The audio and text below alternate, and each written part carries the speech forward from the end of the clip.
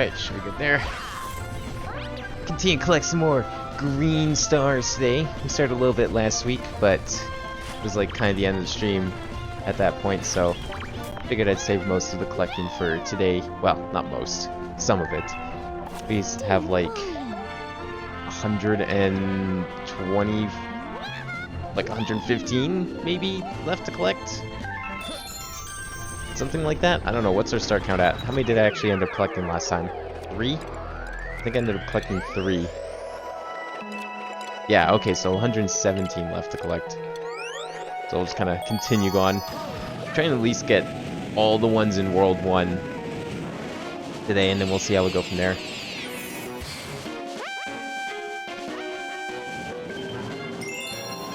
And that's another assignment I'd like to work on later tonight, but it's like a super short one, so I'm not... It probably wouldn't take more than like half an hour. Do it at some point after streaming. I'm not too tired. I wasn't expecting to like beat Katamari in one day yesterday. Honestly, probably shouldn't have. I feel like, I don't know, it just like got past the point of no return where I was like streaming for, ow, wow, fuck off. I was streaming for like so long, I was like, do I really want to make this 2 parts? Because it's like, it means the next part's gonna be like super short, and I can't fucking play for shit apparently. Okay, give me this coin. There we go. Okay, we need to look for green stars. I think we're gonna need Yoshi. We'll see. Can I, like, jump on you? Thank you.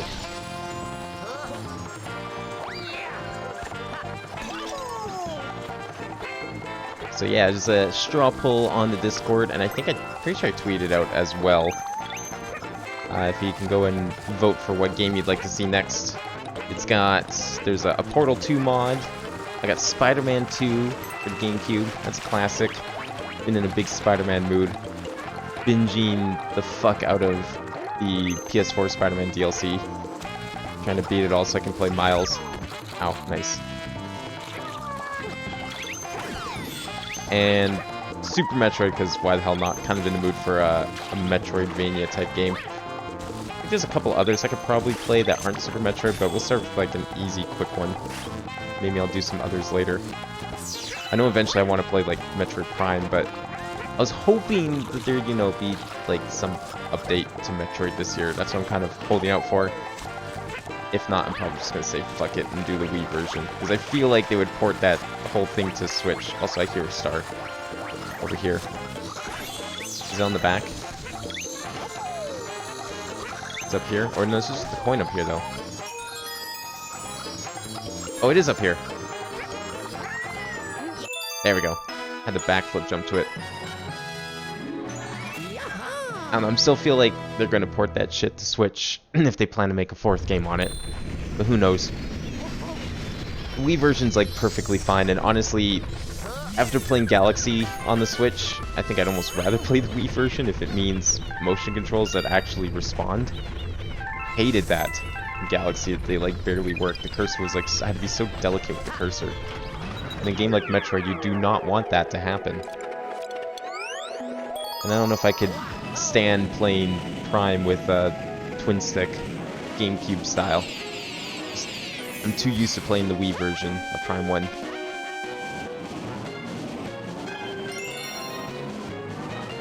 So, I don't know. There's other, like, I have a couple other Metroidvania type games I haven't been yet. Some, like, older ones, some, like, indie ones. I don't know if I do, like, a Castlevania game, though. Like, I've never actually been able to beat one of those. They're really hard.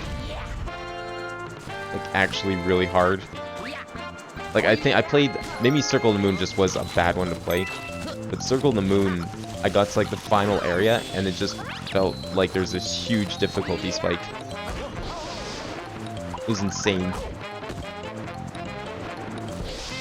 I still haven't beaten it to this day as a result. Even with, like, save states. Just... It was, like, way too hard. Because I was, like, playing it on the Wii U. On the GBA VC. I don't know. I feel like I'm having a slightly better time with... Did I pick Star 2? Yeah, I did. But you cannot tell me that both are up here. Oh no, I can just... No, that's right, because it's... Yeah, that's the one I got, right? Yeah, okay. That's right. I forgot that it shows, like, other stars. So that means there's another star probably up ahead? I would imagine the next planet. You know what? I'm just gonna say fuck it. We're gonna head towards the next planet.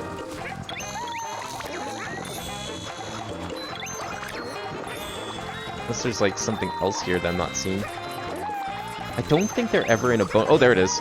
Wow, that's like way off the side. Can you even land there? Oh my gosh. That's a good spot for it.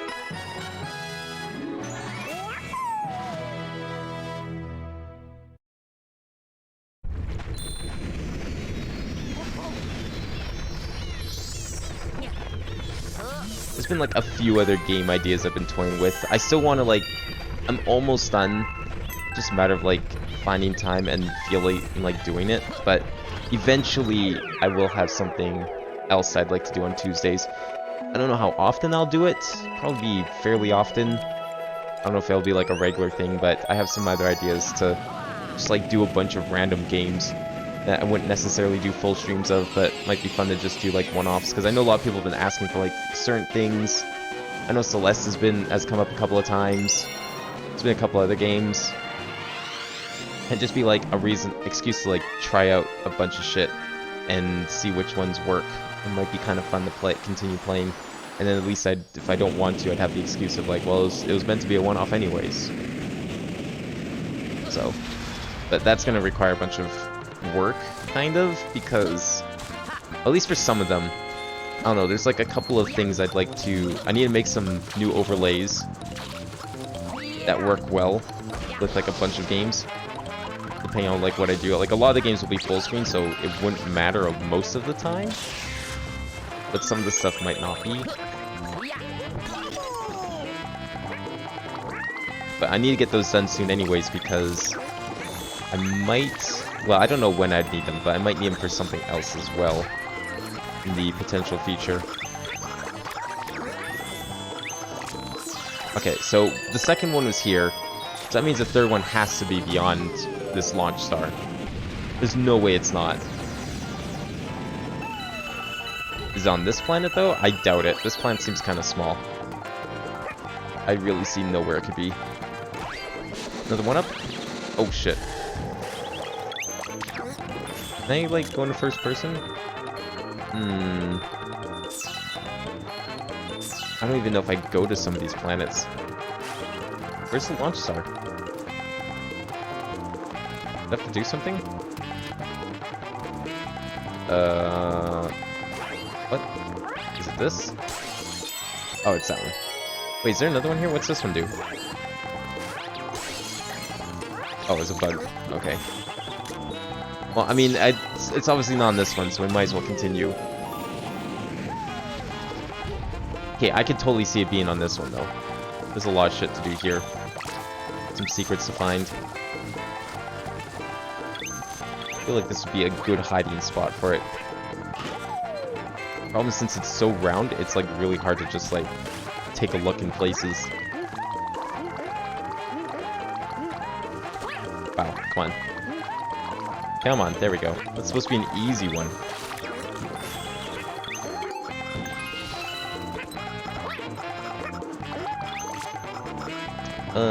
Nope.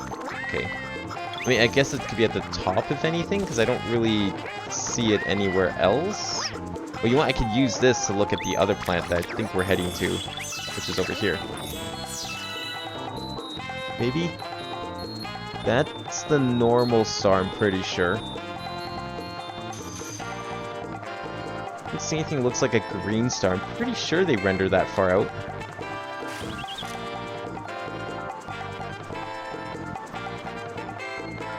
Like, if I were to try and look at the second green star, which should be right over here on this volcano. Oh, can't get a good look in there. Like, would I be able to see it? Oh, it's on the other side. Well, shit. Okay, that didn't work. I can't see the first one, though. I mean, okay.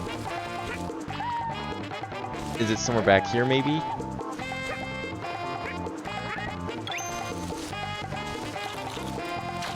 bottom? That's just Yoshi. That just leads back there. That's a coin. Nah, okay.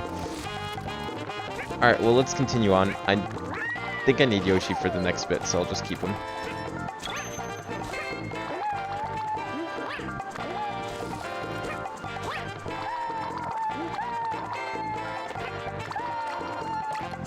Fun. I mean, I doubt it's on this one. There's like literally no room for it. Unless...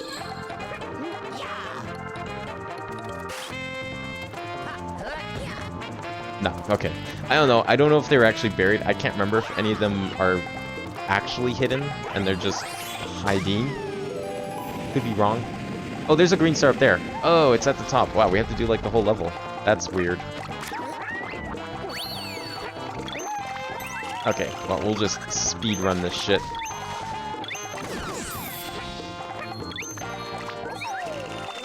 Easy, no problem. Oh, come on. It's going for, like, the record here. That's okay. That's okay. I think I'm starting to remember this one. I remember there being some use for that, like, extra... Like, I confused the other star to be... Yeah, there it is.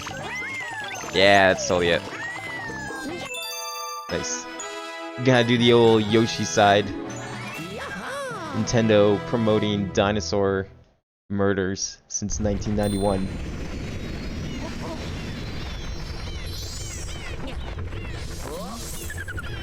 I feel like I've done that in other games where I just like log on and then just do like the most mundane sounding thing possible and then logging off.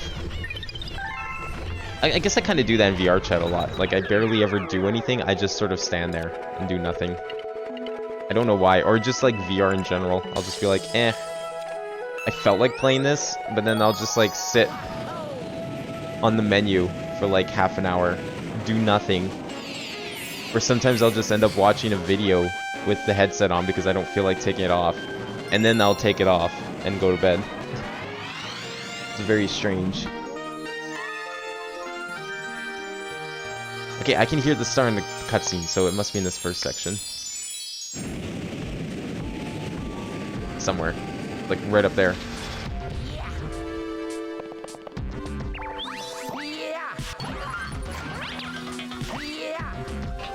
Okay, can we take some sick shortcuts? That'd be awesome.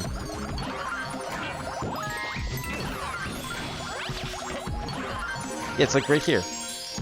There it is. It's a good thing I have Luigi for some of these because I don't know how I'd get these as Mario!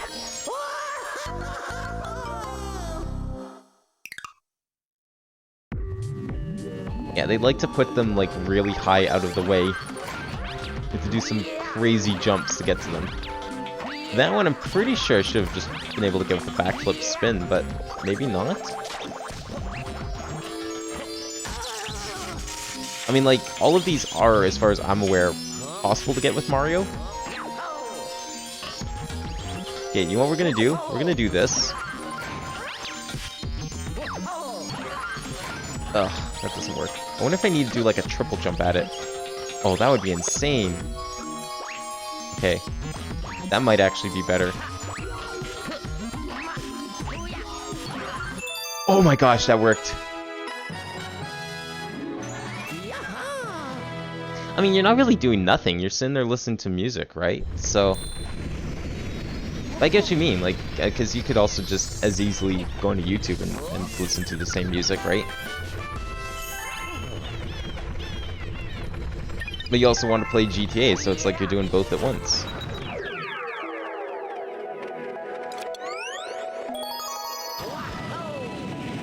Okay, how many do we have? We have like 128? 3, 6, 7, 127. So this will be 128. So yeah, these green stars are, at least at the moment, going way faster than the old ones. Okay, the other one has to just be farther ahead, I guess.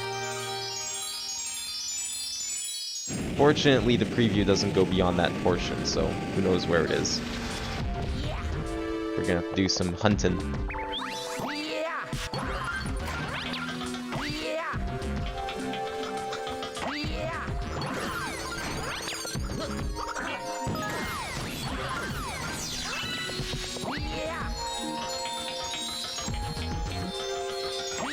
If I had to take a guess, I'm guessing it's gonna be with the chain chomps. That'd be like such a challenging place to put a star.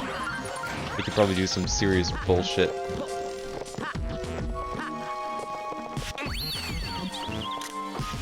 There it is. Okay. Gotcha. Is that with the chain chomps like I predicted? Yeah, kind of. Oh, you have to go like right up to the spawn point with one of them. Oof. Oh, where are you at? Does it turn? Oh, it turns! Oh, he turns! Got it! It's like, it's not quite the same thing, right? If you just like turn on the video on YouTube. At least that's what I think. Like, there used to be a time when I would go... there's a game I used to play. I kind of still play it a little bit, but not as much. It's called... It was like Gmod Tower, and then it got turned into like Tower Unite as like a standalone game. And they had like a YouTube embed inside of like this movie theater type setting. And sure, I could just watch the videos myself. But I think one of my favorite things to do in that game was to just go on the theater and watch the videos instead, usually with other people. Although in recent years it's kind of died down, sadly. No one uses the theater. Everyone's just too busy grinding money in the casino for no reason. They already have like millions of credits. But apparently they need more. Okay, where's this green star gonna be at? Because, like, it's not gonna be up here. No, I don't think it's gonna be on this planet.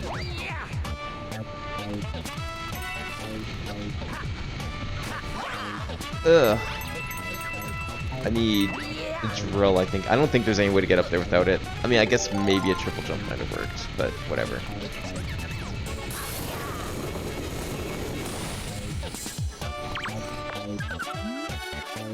Technically, if I wanted to be big brain, just download the entire says MP3. Oh yeah, you can do that too even. Then you won't even need YouTube. Cut out the middleman entirely.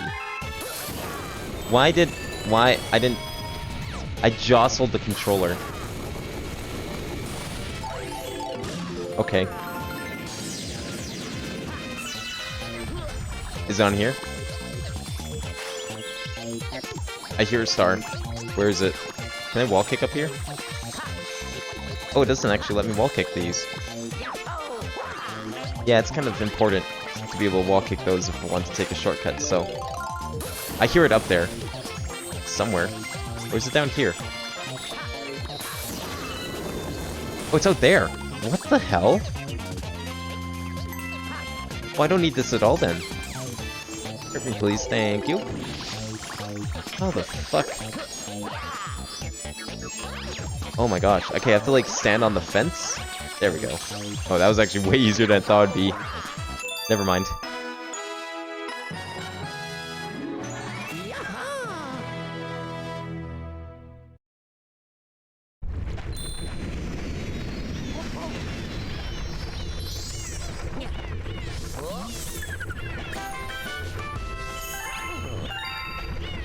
It's just for me, I don't know if I'd ever do that with GTA simply because of how long it takes to load up. Then again, Tower Unite sometimes takes a while to load too, so... I mean, I guess if you're really intent on doing something, it could be worth the wait.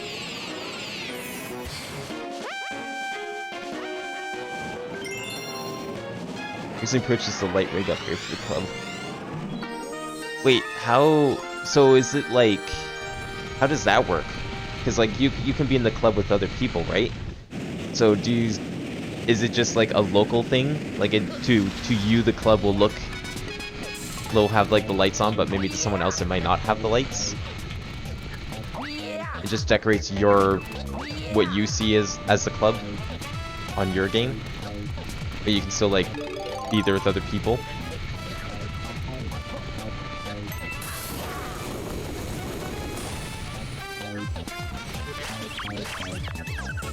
Or do other people like have to join your instance to see those lights? And then they'll get to see them too, even if they didn't pay for them.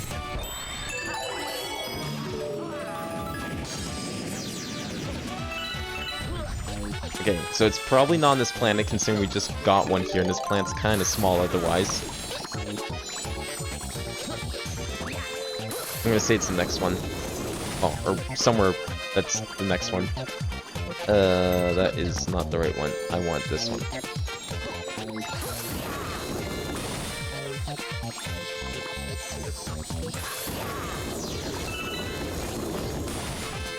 Okay, don't shake the controller again.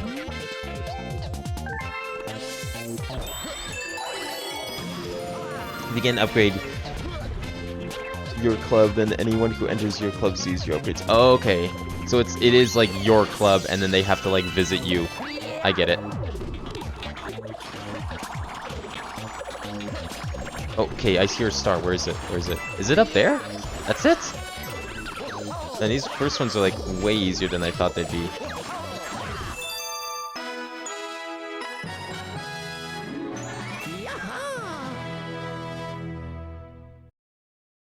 I think we're already... No, that's only start 2. We still have one more in this galaxy.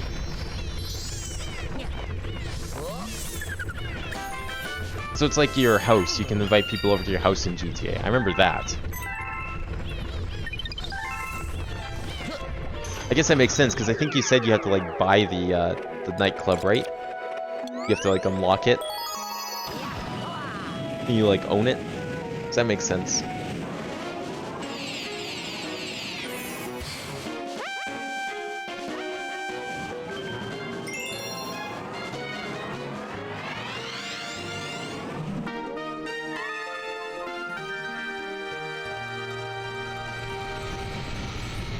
Green Star 3. Ooh!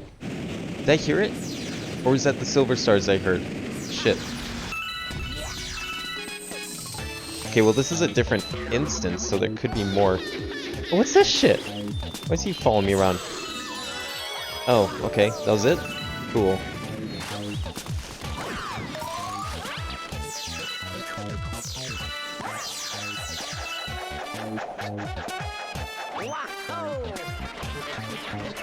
What if it's in here? I'm gonna imagine it's probably on one of these exclusive Star 3 planets. Although if it's in this section, which, there it is. Okay, never mind. That was quick. How does one go about getting that though? Do I have to like lose the drill? I think I needed to lose the drill.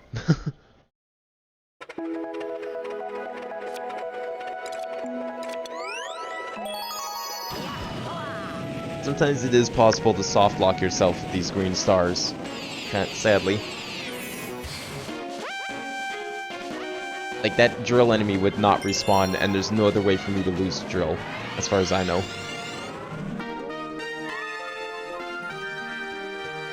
It's very interesting that Nintendo would design it that way. It does make it a lot harder. Oh no, I figured that's what you meant. Yeah, I like some of the music that they have for those.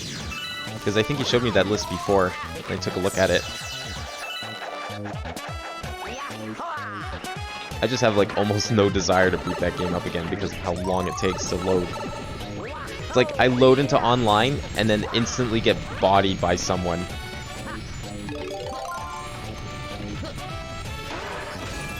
As soon as I leave my warehouse.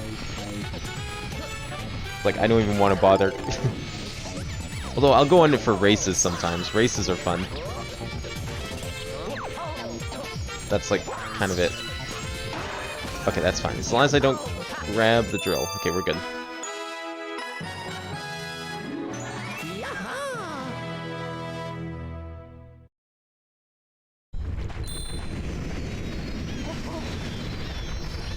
Maybe if I got like an SSD someday, and that somehow improved the loading times. Then I would probably try it again. But that would require me buying an SSD.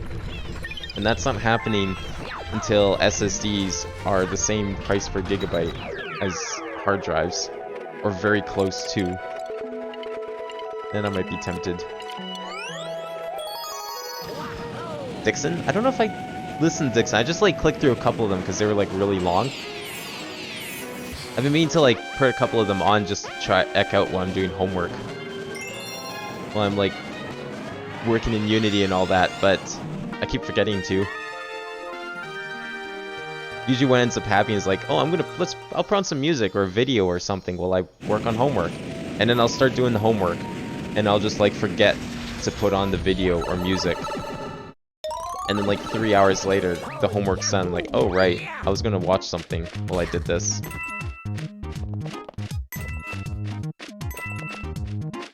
What did this do? Oh, just coins. Okay. Okay, so where would this green star be? I think I actually do remember this one. Or one of them. It's not in here. That is for sure.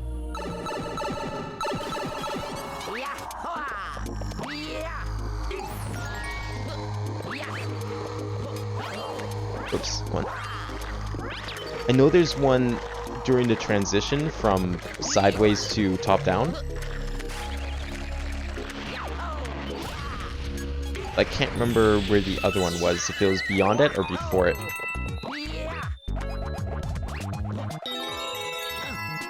Oh, it's not there. Okay, that's good.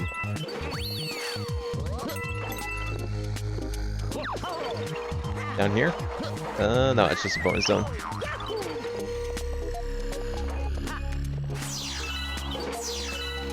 Oh yeah, I'm sure playlists like that would.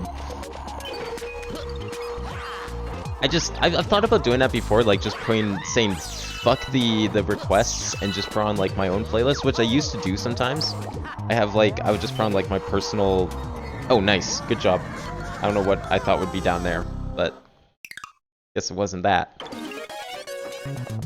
But there was a couple times where I'd just like put on my local playlist of music, like of all the MP3s I have downloaded. But I think, at least for now, I like having the YouTube requests, even if they do get a little crazy sometimes. Ow! Fuck you! How did that happen? And during games like this, I don't know, I just prefer to like keep the game audio on.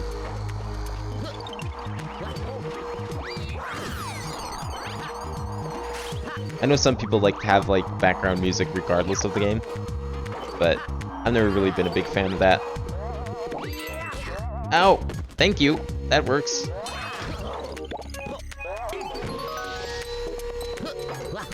Okay, so I need to obviously have done that first. I want to go down here.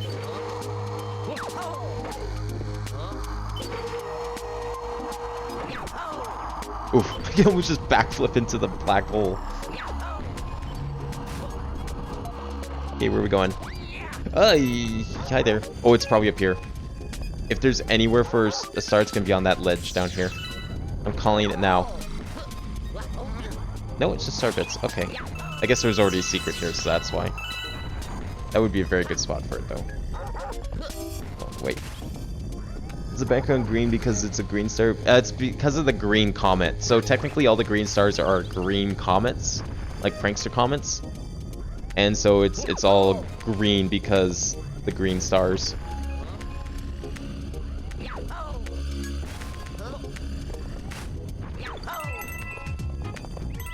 Which it's kind of strange though, because like none of the other prankster comets had exclusive, like had special transition backgrounds or whatever.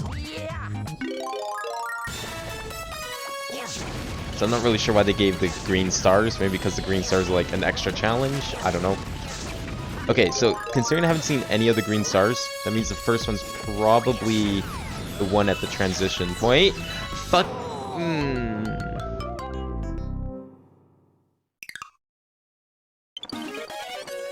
Yeah, there's 120 of them in this game. Every single galaxy has one green star for every normal mission. Or, well, to better say, there's an equivalent amount of green stars to the amount of normal missions in each galaxy. That doesn't necessarily mean every normal mission has a green star in it. Some normal missions have 2 in them. Okay, so this one's kind of weird. It's coming up here very soon. Yeah, it's actually like right up there. So I have to jump over here first. It's gonna put me into top down, and then I have to like try and we'll have to wait for that to run out so I can spin jump, and have to like during the transition do that.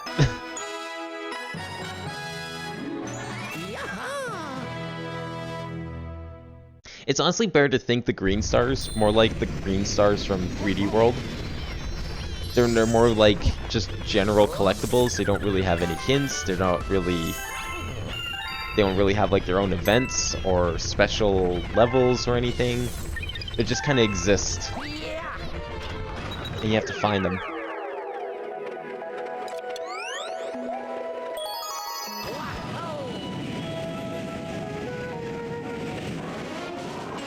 But they are still required for 100% completion.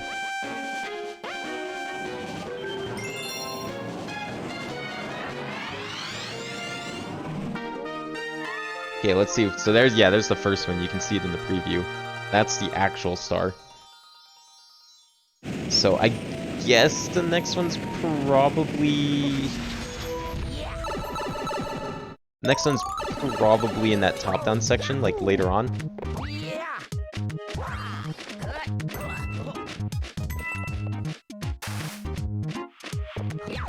Oh, what? I want a long jump. I really like the green stars in this game. They were a very nice surprise when I first played it. I honestly had no idea they existed. And it was really cool seeing, like, even more content for an already really great game. But to find out it was, like, actually twice as long as Galaxy 1, it was amazing.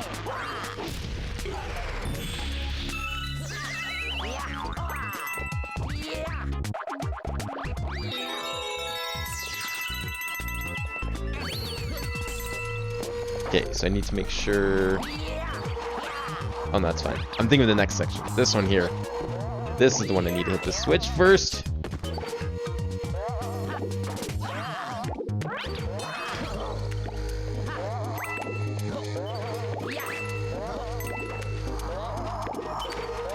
Okay, so you have to make it to the top down. It's got to be like either in the top down or the section right after, because there's not too much of the stage left at that point.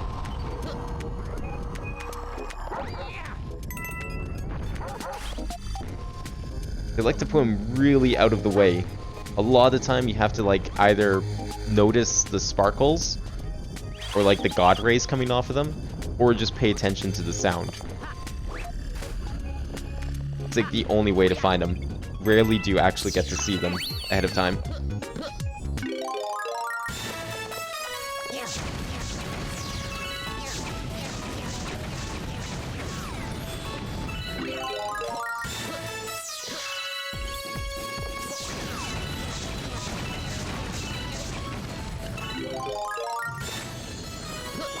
Where did that break? Oh, it broke those. Okay, so that's the first one up there. There's... I mean, it could be over here.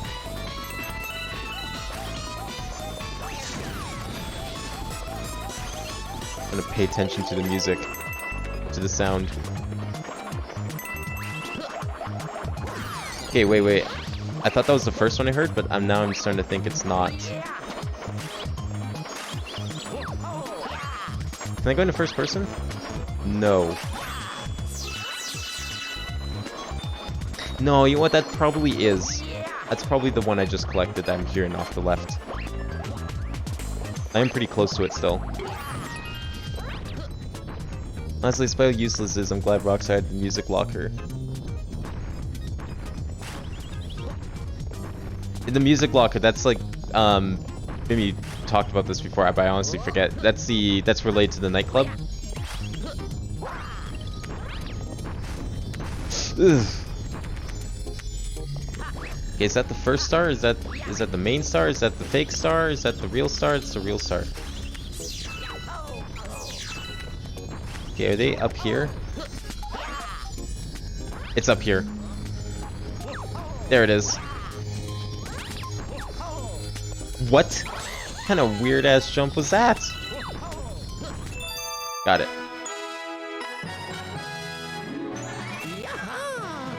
I like that the arrows don't cast shadows. Or shadows can't be casted to the arrows. Like the shadow was behind those arrows in the background. 133.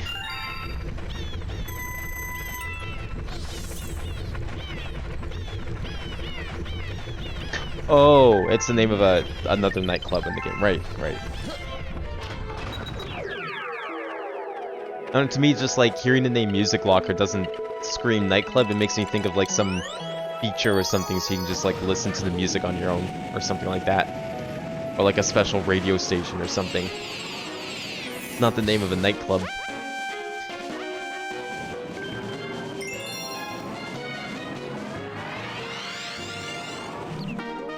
Okay, let's play Spot the Star in the opening cutscene. There it is. Oh, there he is. Actually, that's like close to the end. Maybe that's not the first one? Oh, there's one right on top of me. Ow. Oh, and clouds. Okay. So I think we got the first and third. Just the second one we have to find. Probably gonna want all three clouds, so let's lose the cloud right away. Good stop. Good job.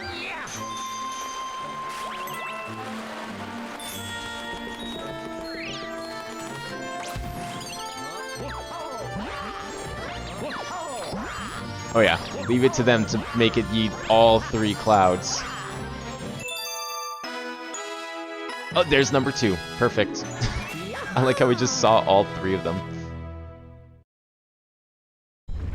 It's great when you get lucky like that, and you can see all 3 stars due to like opening and closing animations.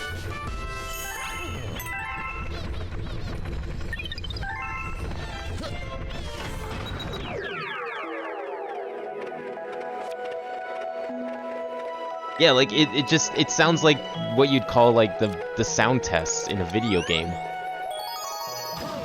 Like maybe there's a literal locker somewhere on like the hub world or something, and clicking on it lets you listen to all the music in the game.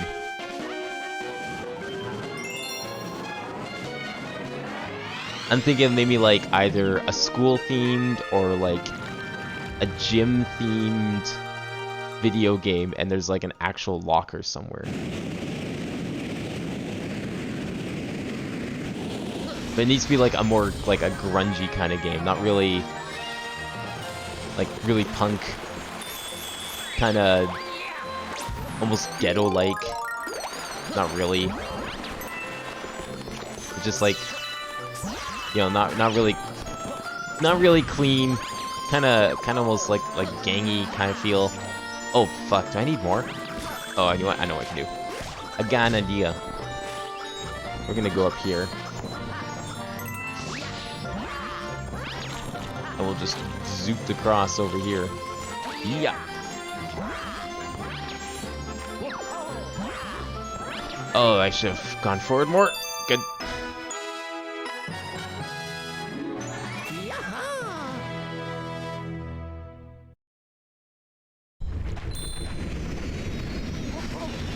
I'm trying to think of like a game that I played that would have something called a music locker. There's a couple, I just can't remember the names of them. Like a couple of like indie games would probably are the ones that are like coming to mind. Would probably have something like that.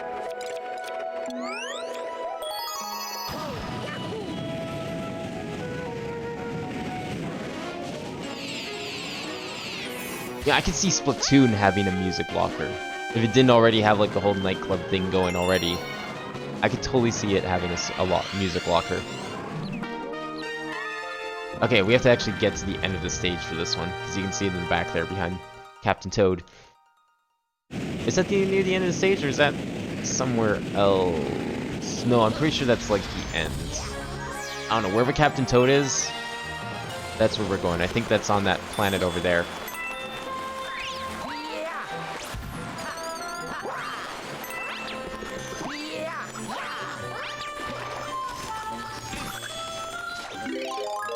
This guy is relentless. Holy shit, look at him go following me around.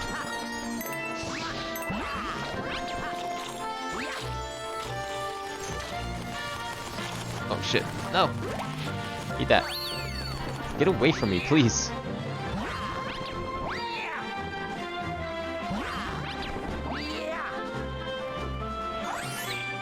Did hear you say something about radios? You mentioned the club does have its own radio station. Oh, and it's even called Music... See, there you go. So, it does... There's a Music Locker radio station. It's perfect. Good, so they knew what they were doing then. They knew exactly what they were doing.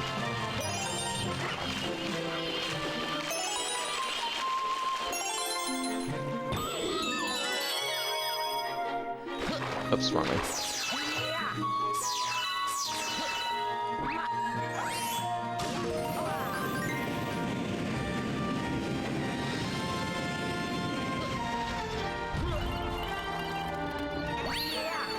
So does it just like, does it play the songs individually on the station, or is it like just shuffle between the full sets and you're like forced to listen to a full DJ set in one go?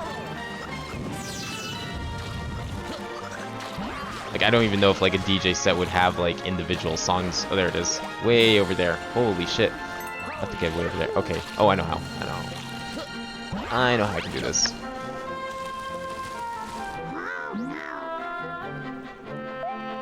Yeah, I don't care about your stupid races.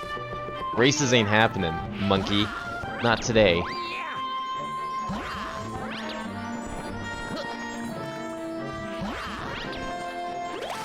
Okay, that's how we're gonna do this. Camera's not gonna cooperate, of course. Why would it? Oh, now it's gonna cooperate. I thought I missed it.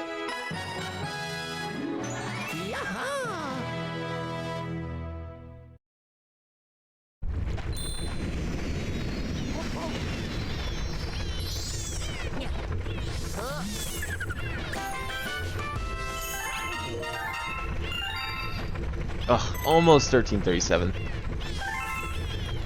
So I've been like really into watching Minecraft speedruns lately, but not just like vanilla speedruns. There's speedruns of a survival map series called Super Hostile, and I think I posted one in the Discord. It's like, I'd say they're almost way cooler than like vanilla speedruns, because just the amount of like tech, and you have to know where absolutely everything is, right down to like the exact coordinate, because they're just like, you have to tunnel through these walls that you have no idea where you're going to end up otherwise, or build seemingly random portals that just port you straight to the objective. But I found out the guy I've been watching is actually the same person who made the Top 10 Anime Betrayals meme video. I had no idea. The guy who made that just happens to be like a Minecraft speedrunner as well. He made the video that everyone likes to use as like in the image template, where they like replace the screen with whatever they want. Okay, I think the green star's actually on this tower here, the wall. Somewhere. Oh, there it is. Yep, over here. I still haven't watched the video though, but I've been curious to know if it was a real video, and I'm glad to know it was. So I will have to watch it at some point and report back. Plays various songs from each set, not the entire set. Oh, okay, so it does like, it shuffles between DJs, and that's good. Gives it some variety. I am a fan of like non-stop album style though, where like you get to listen, you hear the whole set at once. Eurobeat is like notorious for doing that, releasing like non-stop albums. And usually a lot of the time anyways, the songs really meld together in how they transition. Like songs that aren't supposed to play continuously like that, but they make them work. It's always really cool, where it just goes from one song to the next without stopping.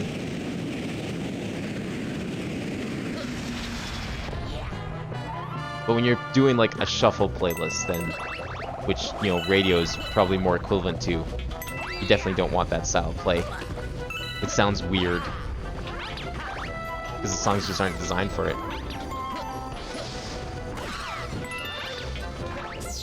Oops, lost my momentum.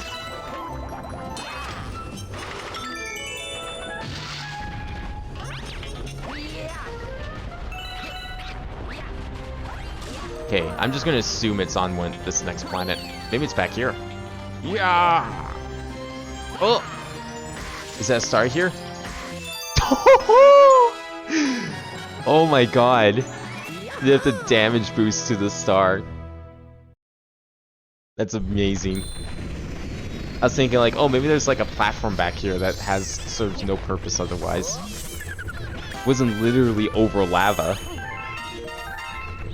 Oh hey, what if we made the player have to bounce on lava to reach the star? And take damage. Deliberate damage. Wait, did I complete it? I did. We are done World 1, so we got gold crowns. That means we are actually done World 1. Puzzle plank. It's 3 stars in this one.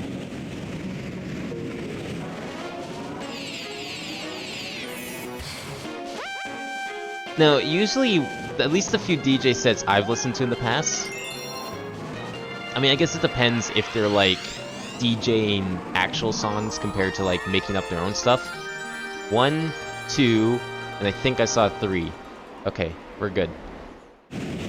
But oh, there's one. That's the actual one. DJs I've listened to in the past, they make up their own stuff, and when they make things, like sometimes they make actual songs too, and they'll edit them down into individual tracks later. But a lot of the time, the stuff they make is like, it's basically one continuous song. Like it feels more like an hour-long song than just a bunch of songs mixed together. Oh, fuck. I don't know if that's good. I think I need to restart. Like, songs would make no sense on their own, and they were all designed to be listened to one set. So are these DJs, like, DJing stuff that they wrote, and that just so happens that the stuff they wrote is, like, individual songs? Or is it more like, are they songs that already existed that they're just, like, remixing together and making transitions for? Because I feel like that's 2 very different types of DJing. And both are perfectly fine. But there's definitely, like, I'd say a distinction between the 2.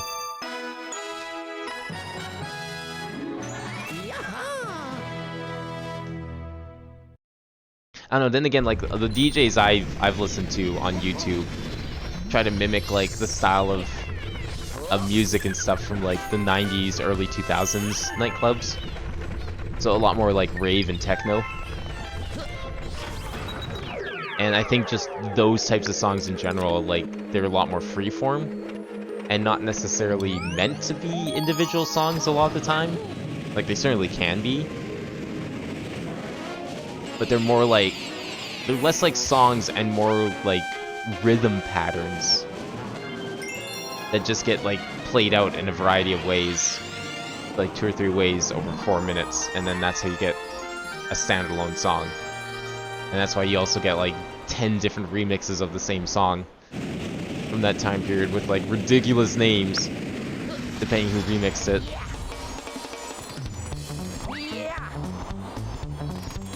Gravity, please. Which one was it? Was it this side? There it is. And was it this one? No, that just does that. I don't care to do that. We got green stars to get. I don't have time for music. He says as he sits here talking about music. So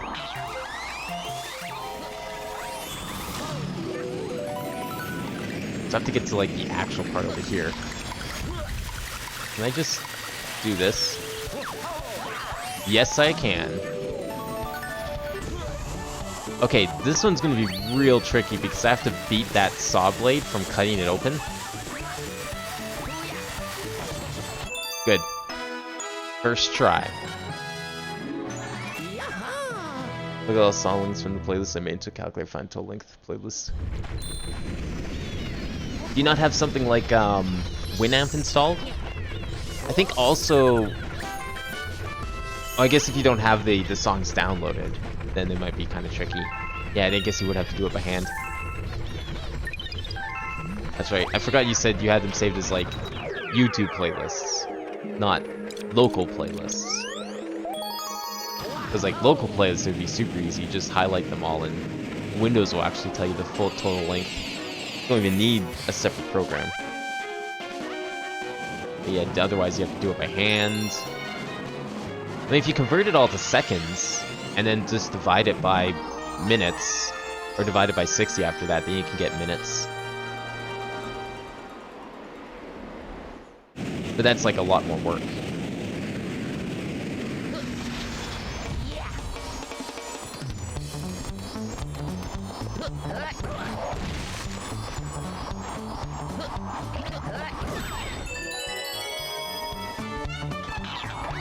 I also remember when I first got this game, like back then I was watching a lot of Mario 64 like blooper. They're called Mario 64 bloopers, and they're basically just like comedic Mario 64 machinimas, and they're all heavily modded. And I always wondered, but I never really realized that too much. So I always wondered, like, man, where do you gain 170 stars, 180 stars in Mario 64? And I always thought that was like really cool. Someone had 180 stars in Mario 64. And then this game comes out. Like it was cool, but it was also like really felt really weird for a Mario game. And then this game comes out and it's just like I finally get a Mario game that lets me have 180 stars. The star counter goes beyond 120 and just it was like the coolest thing ever.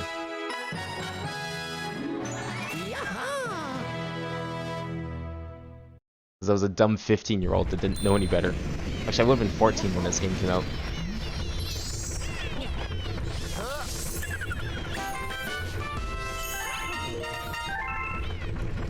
So I think that's already 2 of those down. And this is gonna go real fast. Okay, oh no, that's 1 galaxy in here. I will do this one next. I said that we wouldn't be finishing all the green stars tonight, and I mean it. But I think we'll get a pretty good chunk of them done. Like, I'm actually thinking this game could be done in 2 or 3 parts, honestly, after this. Or, like, 1 or 2 more parts after this. Which is perfect, that'll be just in time for 3D World to come out. We do that.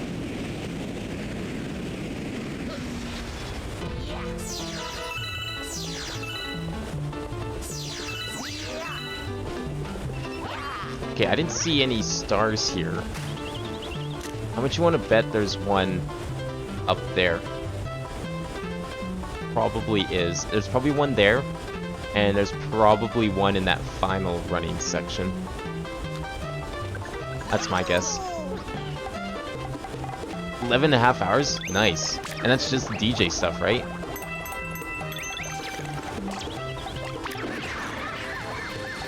It's like, I wonder how much music's in the game overall then, if you combine it all together. 11 is pretty good. 11's probably like maybe 5% of my saved music that I have at home on my computer. But I've also been like collecting music for like the last 10 years, and I don't have to try and fit my music onto a 50 gigabyte Blu-ray disc. Actually, I don't guess they don't anymore because it's all just updates anyways, so probably just adds on to like the hundreds of gigabytes of other files that people are forced to download.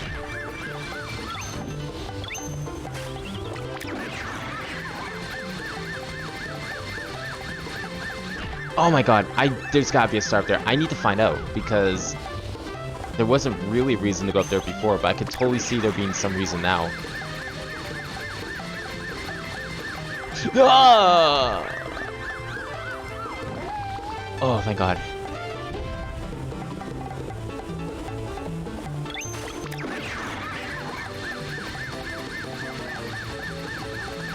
Oh my god, it took me so long to get up here once. I'm probably gonna have to get up here again. I'm pretty sure there's two? I think there's only two in this one, though.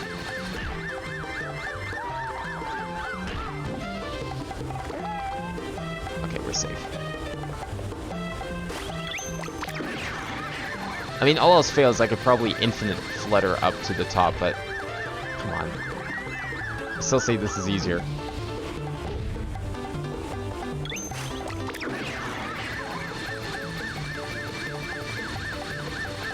There we go.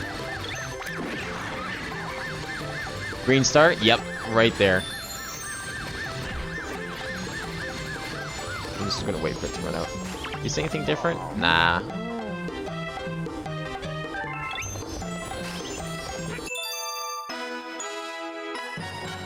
I'm not really sure what he means by that. Coins haven't been as important as I remember them being. This is some crazy old man philosophy, if you ask me.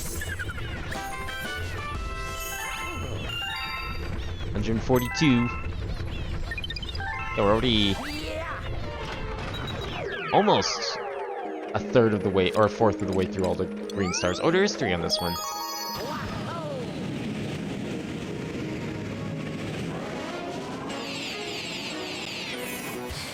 Well, how long have I been streaming? Oh, wow, it's already been an hour. Jeez. It does not feel like an hour.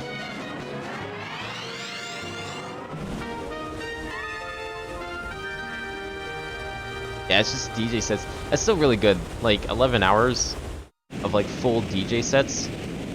I can't think of another game that has something like that.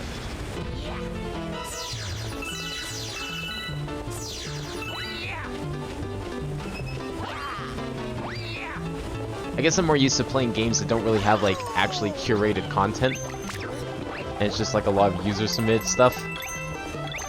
Where, you know, the amount of music you get is, like, practically endless because anyone can just put in whatever they want.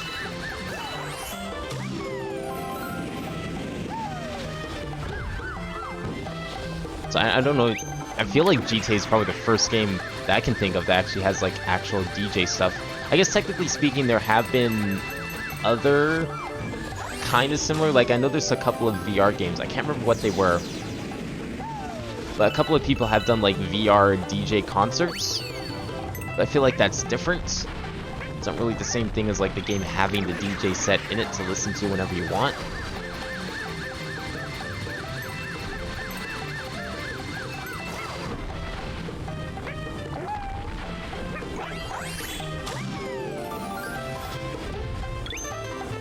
It'd be cool, I'm sure in the future, once VR catches on more, we'll get a lot more stuff like virtual DJ concerts, live virtual DJ concerts. Like, imagine the music effects that they would have on something like that. It's the shit you can do.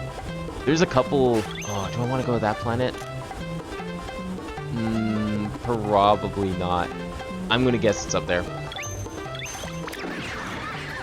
There's been a couple of, like, DJs would sometimes stream on Twitch, and they would have, like... Oh, there it is. There it is. They would have all of the music, like custom visuals and stuff that they made for the music itself. There's one set I watched where it was, like, music styled after, like, early 2000s techno and stuff. Whoa, whoa, whoa, whoa. Is that gonna let me stand on there? Hell yeah, it is.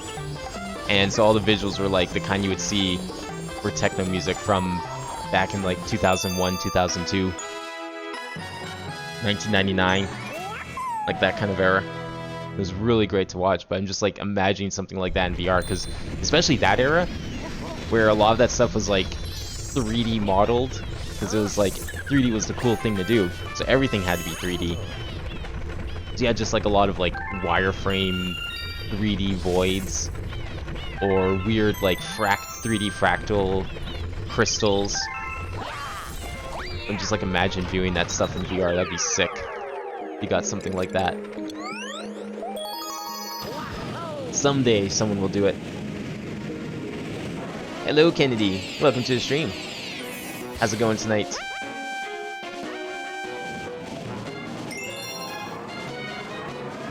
Dixon and Moody Man are tied for 2 favorites. Yeah, you mentioned Dixon earlier. I'll have to check those out. Maybe I'll try and remember to turn them on when I'm doing my homework after the stream tonight. Seeing reaction. MIDI, Lamar, Rose Franklin. Oh yeah. Yeah, no, I just had like, this week will be a lot better. I didn't have like 2 stupidly huge assignments this week. I only had 1 really small assignment this week.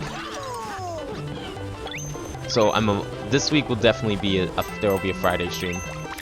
Unless something happens with tomorrow's class and he just like drops an assignment out of nowhere, which I don't think he will, just because of the like what we've been doing in class this week doesn't call for an assignment as far as I can tell. This is just gonna be like a surprise thing at the end, which I doubt, because we just did an assignment and we're actually working on like presenting our assignments essentially the past couple classes. So as far as I'm aware, I just have the 1 little assignment to do tonight, and then so that means I'll like 100% be able to stream unless something crazy happens. It also didn't help that like I had to deal with some family stuff. Nothing major. I know I think I used the word emergency in my announcement, but it's like that was probably a gross over exaggeration, albeit it did get the point across quite simply. But nothing crazy happened or anything like that. But it's just like shit came up that was out of my control, not to mention like stupid long assignments. And here we are. But no, this week there'll definitely be a Friday stream. All the music you want. Okay, so what's the over-under of the star being down there compared to, say, over there? I'm gonna still say it's over there. I know we had one up here in the corner. There it is to the right. Already got that one. Is that the star there? I think I just saw another star. Can I confirm this? Yes, I probably can if I use these. Oh, look at that! Oh my god. Oh, there's 3. No, I'm kind of disappointed there wasn't a stream last week either, because I was looking forward to finishing the Minecraft map I was playing. Because I don't think there's too much of that left, so I feel like if I was able to do like a longer stream, I could probably finish it off. So depending what happens tomorrow, I'm expecting probably I'll just like stream ASAP once I decide to get out of bed.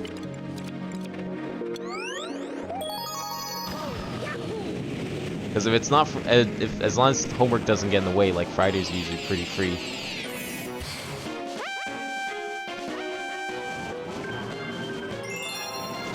Never wasn't really a big fan of this one.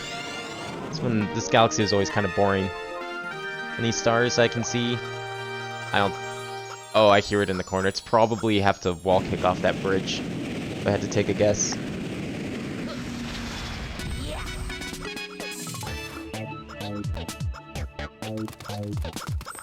Which means I don't have to do anything, which means we can just go right over here. Wait, can I like wall kick this way? Oh yeah. Ugh. I don't know if I can stand on that lip. That's the only problem. I might be able to stand on here. There we go. Perfect. That sounds good. Mix up the memes with the actual music. I like that. I like the idea of that.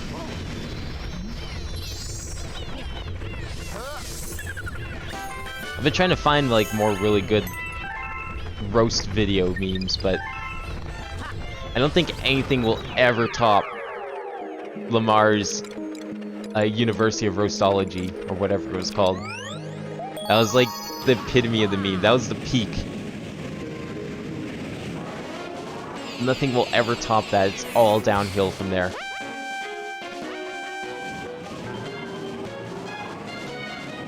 Oh yeah, you did have a couple of times where you're just like submitting like shit tons of that meme.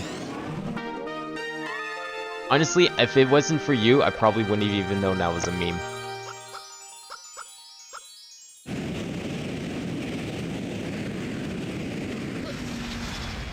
Okay, star 2, where could this be? Is it like back here maybe? Oh, I have to get the mushroom note if I want to get that one. Only the boulder shroom. It is written, only the boulder shroom can defeat crystals.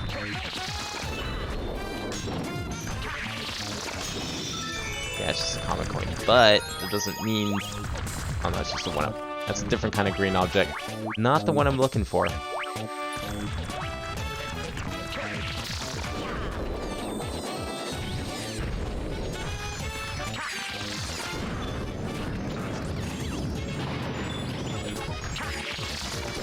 Maybe on the second island?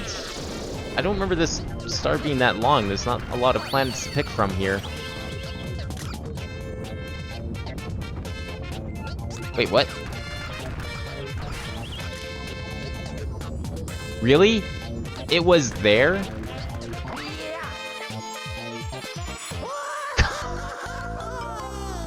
I love that. You can just miss it entirely, like... Oh, okay, we have to quit. Cool. Like, you would have no way of knowing that's there until you already go past it and lock yourself out of it. I love it.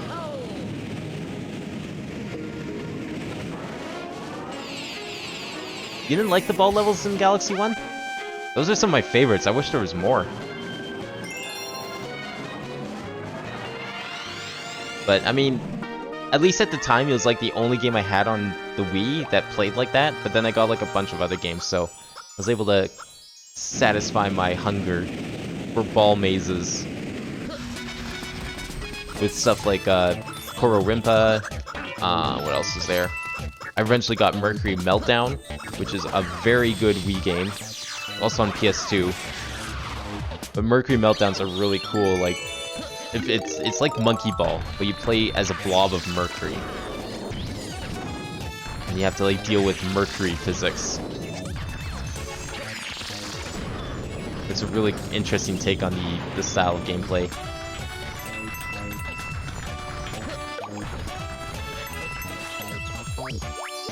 I never did actually get Monkey Ball for the Wii. I wasn't really interested in getting that one. Excellent.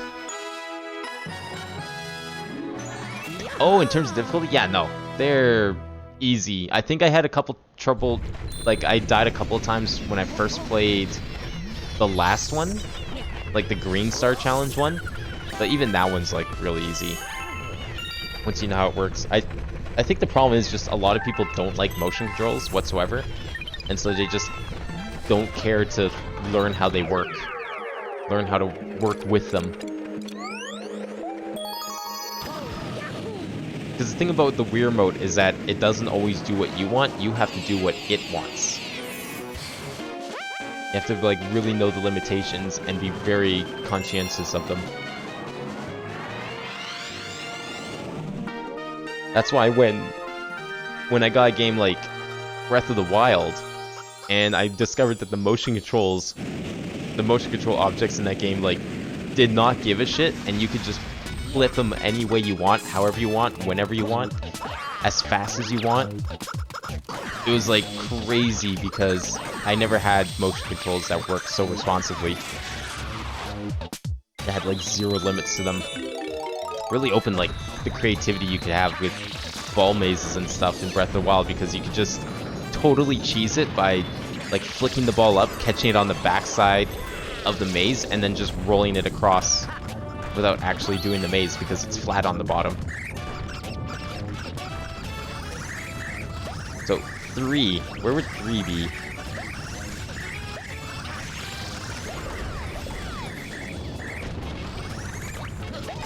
Oh, nice. Okay, that's fine, because I want to actually look around here, because I almost wonder if 3 is not on this planet. Yeah, there it is. I thought I heard a twinkling earlier.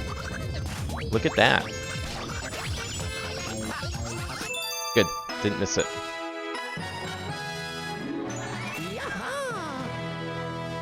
Yeah, I don't know. Like, Daredevil Boulder Guys, I think I just didn't grasp the concept of doing 2 at once. Or figure out how to do it. But Luigi, it definitely, I think it is a little harder just because of the whole traction thing. Because you can't really jump over, you want to be careful jumping over the spikes. It's very risky. Because you obviously, you can't get hit. But you just want to, like, be aggressive and get as many hits on him as possible. Really quick.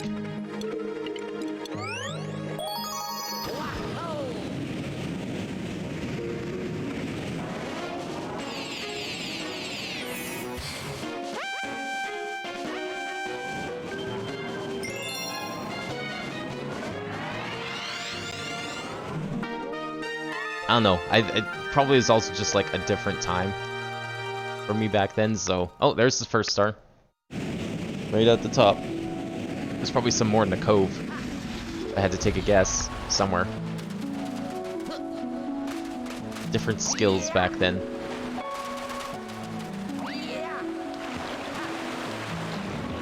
Okay, well, we see the obvious one up there. That could very well be the one I'm looking for. But I'm gonna probably try and look for some others first. Like, I'm sure there's at least one underwater. Has to be. It's too obvious.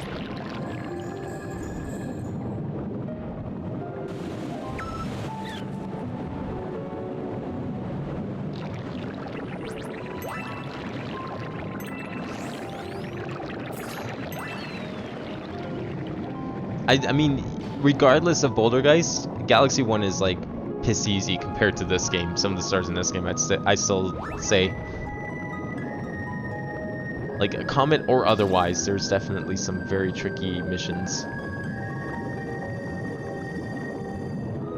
Okay, I think that was the Comet I heard.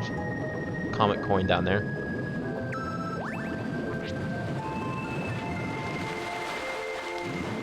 It's just coins.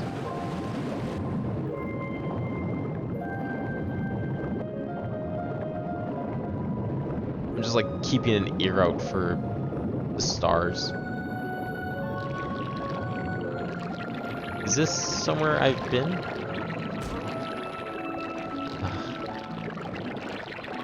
Is this where I came from? Yes, I think it is.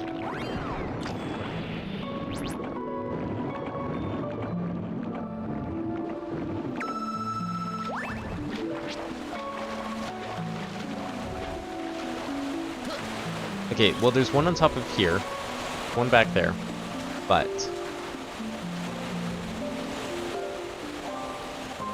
it seems like too good of a place to have another in the water. I could be wrong, but there are 3 in here somewhere.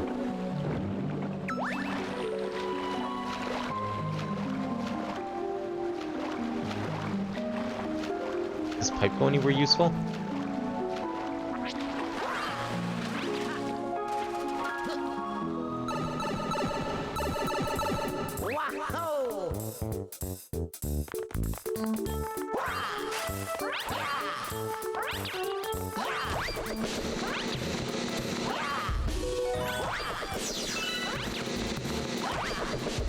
Oh, do you prefer, like, going into the game to listen to the music? That makes sense. I'm sure it's probably, like, a different experience listening to it in the actual game than just, like, putting it on YouTube. I mean, honestly, a lot of music is like that. Like, I feel like there's a lot of music that just listening to it on its own, I wouldn't bother. Like this music, I wouldn't bother listening to this music on its own. Just not really the kind of music I want to listen to. But when it's put on the stage, fuck yeah. It's perfect. I love it. It's one of my favorite songs in this game. I like the more relaxing music in Galaxy games. but it's not the kind of stuff I'd listen to on my own.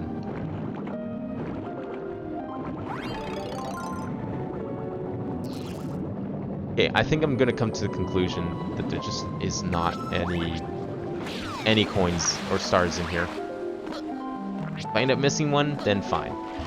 Maybe this pink launch star will have something, who knows.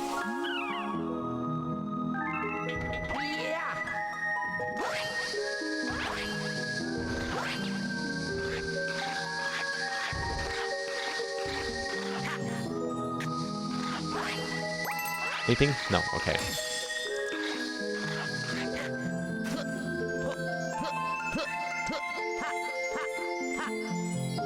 There's that one. There's not even any difference. They just made you do the level again. What the fuck?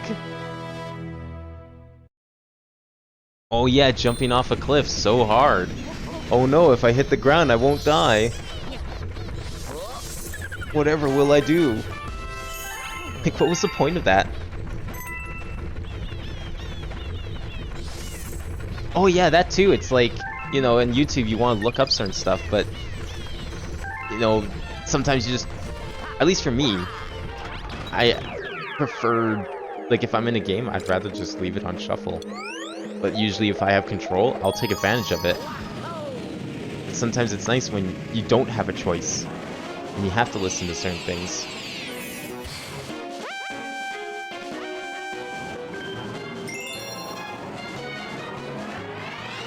Honestly, that's one of the reasons I like doing...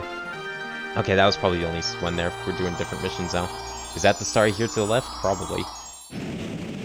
That's one of the reasons I like doing the YouTube thing on Fridays, is because it means I don't have control over it, which means I'll probably get to, like, hear a bunch of stuff that I've never heard before that probably sounds amazing. And I'll probably end up really liking it. It's already happened, like, countless times. More than I can think of.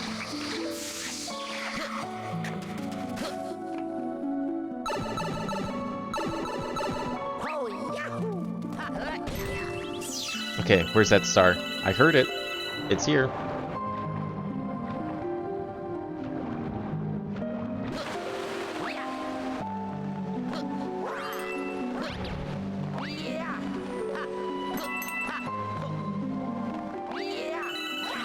Oh, good. Do I need to go down here? Yeah, okay. I remember how to actually do this stage. Oh, nice. Good job. Don't pay attention to the game. Very smart tip. Am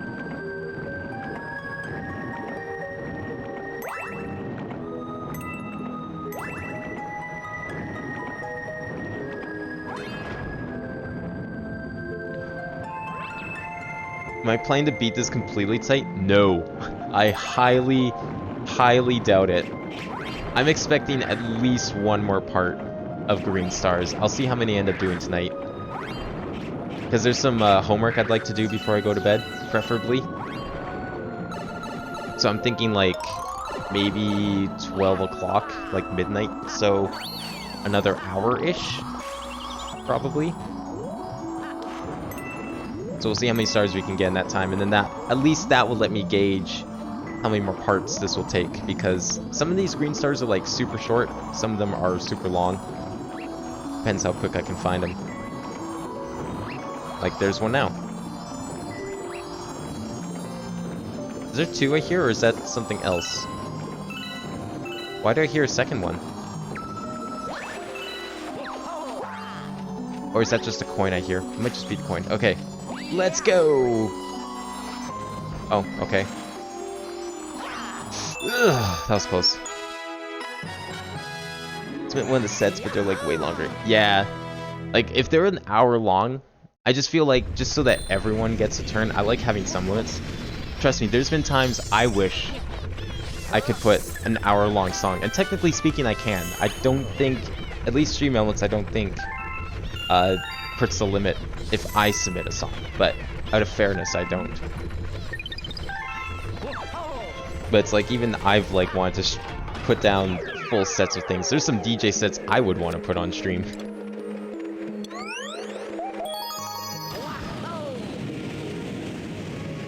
finished this a few days ago, so it's nice to see someone else doing Twitch. Yeah, so I like doing it too. Honestly, my favorite thing to do on Twitch is to go around and watch blind playthroughs of games that I've already beaten, or like just recently beaten, or played for years. Like something I'm really into. Okay, I still hear a star. I don't know if that's the key or the star. Some things, like recently, a lot of time I do is I'll go around and watch people play Minecraft for the first time, which is a little harder to do these days, you know, because it's been out so long and it's like such a popular game. You'd think everyone's played Minecraft, but you still sometimes get some people. It's interesting seeing what, especially since my first experience with Minecraft was like 10 plus years ago. It's such a different game. It's interesting seeing like how people treat the game from a first-time perspective now compared to what it was back in alpha. Just such a different game. But yeah, it's like I love watching people play them. Unfortunately though, I will have you know that this isn't blind. I have gotten all 242 stars before, but it was also like 10 plus years ago, so I mean, take that as you will. I've only ever been in this game once. I've never replayed it. I played Galaxy 1 like twice. 3 times I guess technically, and then the stream was I think a 4th, because I beat it as Mario and then I beat it as Luigi. Oh, I have to switch oops. And then I think I had another Mario playthrough, and then I recently streamed it as well. But yeah, no, this is not truly blind, but it's like, how much of this game do I actually remember blind? And green stars, I don't remember them that well. So I guess you came at the good part, if anything.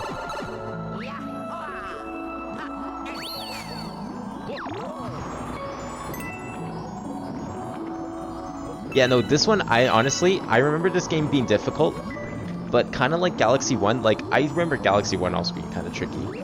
But then I recently streamed and I was like, oh, this game's not that difficult. I'm just ended up sucking back in 2007.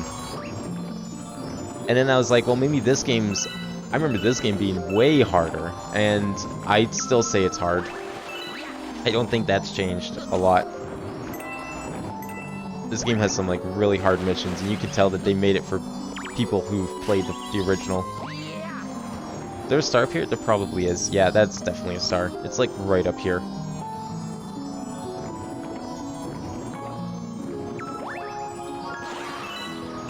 I just have to figure out how to get up there. Oh! Nope. Water. Water. Okay, or not. That's good. I didn't transition fast enough.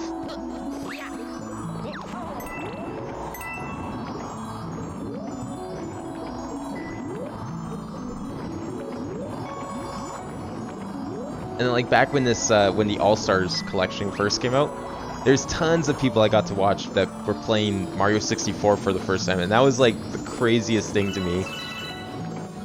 It's like seeing someone in 2021, or 2020, I guess, because it was a few months ago now, playing Mario 64. And that I remember playing on demo kiosks at Toys R Us and in McDonald's. Actually, I might have played it, yeah, I think I played it like once at a demo kiosk at Toys R Us, but that was only because they had a very outdated demo kiosk. Oh, whoops, that was, Okay, we're gonna try that long jump again. This time with 100% less cutscene. It was like cool seeing people get really frustrated with the camera controls, of course. And just like a lot of other minor things, like no one knew how to triple jump. There's a couple people that had trouble grasping the idea of a side somersault, or didn't even like think to try it. Like just a lot of like other stuff that anyone who's played Mario, like 3D Mario, would take for granted. And like, oh yeah, of course, a side somersault. Of course I'm gonna do that. It's just, it's cool.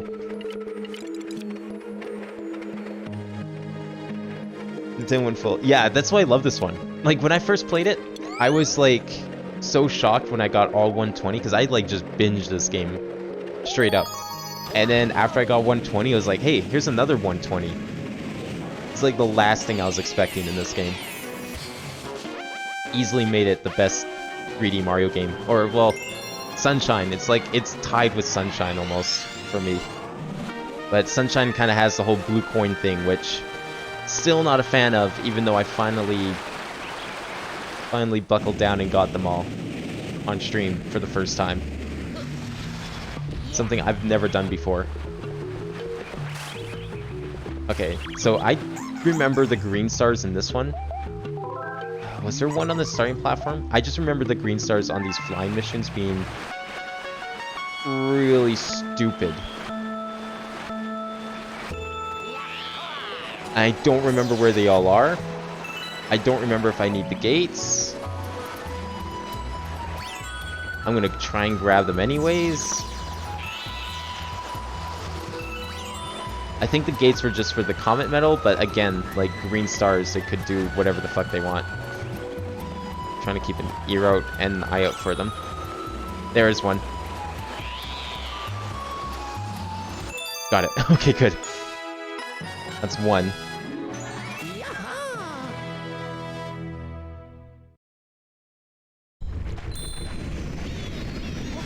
Yeah, I don't know, like, a lot of the missions in this game are so hard. I did find all the green stars on my own. I don't recall using a guide for them. At least. I just remember it taking a while. Like, this part of the game took way longer for me than, like, the first half.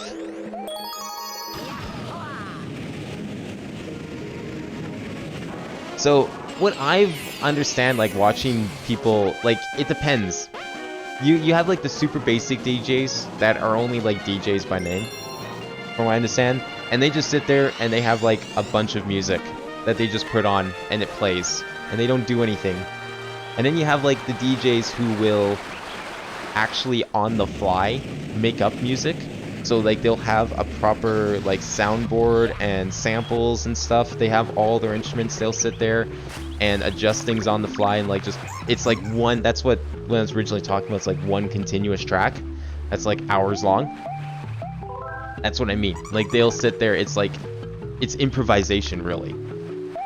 And it's insane what those ones can do. Like, you have to really know your stuff inside and out to do that kind of thing. It's extra impressive. Because, like, I suck at improv music. Like, I used to play piano for... I played piano for about 10 years. Sadly, don't remember too much of it. I'm sure it'd come back to me, kind of like riding a bicycle. But I have to actually sit down and do it. But even then, I was like, there's no way I could improv on this. Or whenever I did drums, I was like, there's no way I can improv drums. I need sheet music, damn it. And then there's like the in-between where they'll take actual songs, but they'll figure out ways to like mash them together so that they sound good and have good transitions. Where do I go? Down seems hard. So I feel like it's the most likely. So I'm gonna go for it. I know we had one down at the bottom in the last choice, but we're gonna find out. It may have been the wrong decision. Maybe it's in here. Okay, I was hoping I could like turn the camera down at least so I could see. That's okay.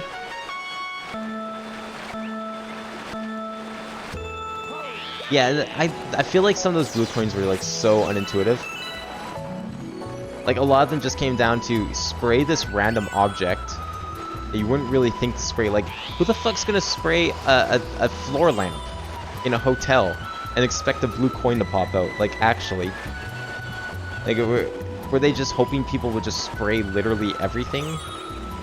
But at the same time, too... Oh, shit, I can't grab that one. I don't want to grab that one again. At the same time, too, it's like, if you spray an object that's supposed to have a blue coin, but you just don't spray it in just the right way, or you don't spray it for long enough, it just doesn't give you a blue coin.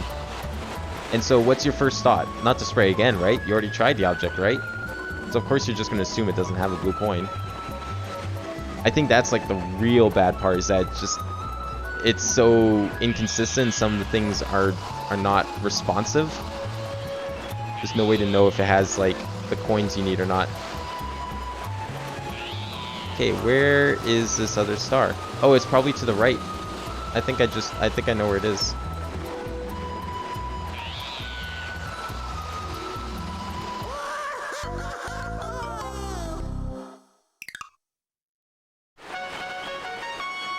Which star was that? Like, in this game, you mean? Which star did you have to look up? So, curiosity.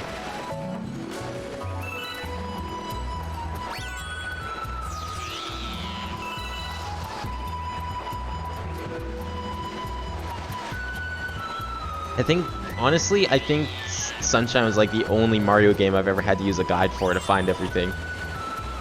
Even some of the regular stars I had problems with. I mean, to be fair, I originally played the game when I was like 7. So, I mean, some of the regular stars I had to look up anyways. And it was also like shortly after I discovered GameFAQs. So I kind of got addicted to it for a little bit. I didn't like it. I didn't want to have to look stuff up, but it was like, man, when you're stuck on a star for like literal weeks, it's like, come on. How do I get past this? I just gotta know. I don't see any stars up here. I'm gonna find these things. Oh, I see all these like green flecks flying around. There it is. I knew it was off to the right. It had to be. You! How did I miss that? Can't believe I missed that. I think don't like about 64 is that when I'm trying to jump kick. That means I don't know how to control it does. So, it's really hard to explain, but there is a way you can control it. Basically, how what determines if you jump kick or if you dive determines on your forward momentum.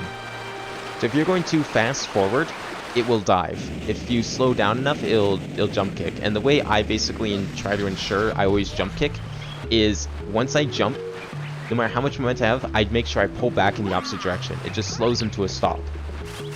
And then you can pull off your jump kick.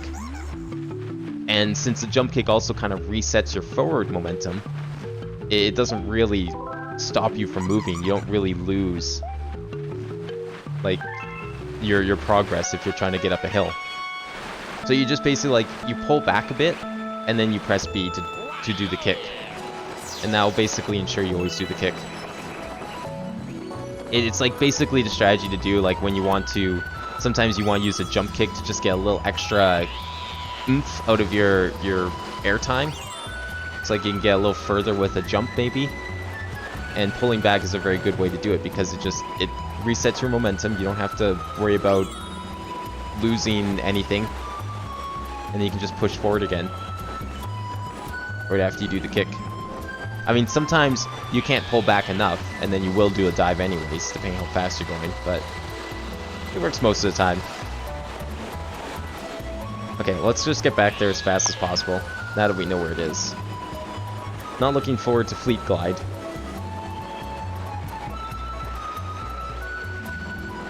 That one's got a lot more places to hide the stars.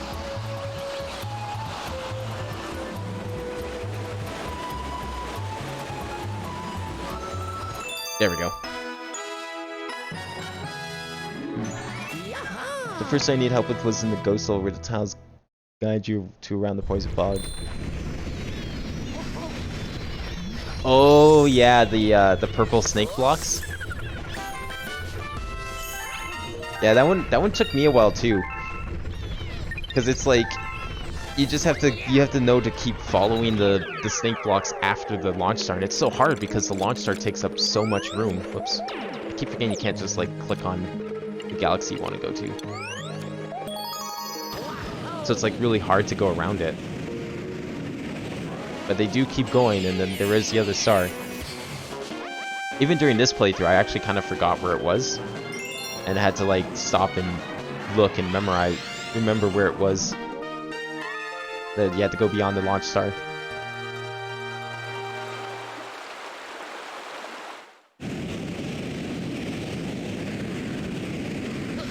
Yeah, there was another game. Like back in when I played Sunshine for the first time, it was kind of the same thing. Where's this one gonna be? I wasn't paying attention to the start that well, so I'm not sure where it is.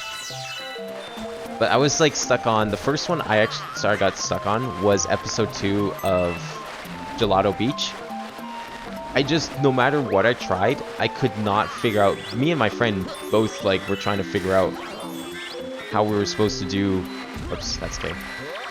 How we were supposed to like get rid of the cataquacks that were like on the mirrors. And we tried ground pounding and everything. Like we tried spraying them, they would get stuck at the edge. And then we tried ground pounding, but we couldn't like put the fact that they were off balance together with the idea of ground pounding from the opposite side. So we ended up looking it up, and I like felt really stupid afterwards because it should have been. Oh right, this is an actual star. Won't be in green stars there. I felt really stupid because it seems so obvious in hindsight, and that's usually what happens with a lot of puzzles. Is I'll like overthink them, and then I'll like feel really bad about looking it up because it's definitely something I should have been able to figure out on my own. But even if I do look up a puzzle answer, I'll end up spending more time trying to figure out what the logic was behind the puzzle, because sometimes the guides don't really explain, just like, oh, do this thing, and they don't really say why. And so I'll end up like going around and trying to figure out what exactly was the intended route, to try and like figure out what the hell the game designers were thinking and what I was missing, and if it was my fault, or maybe perhaps the game just wasn't that well designed. And I'm not an idiot for having to look it up because it's just stupid.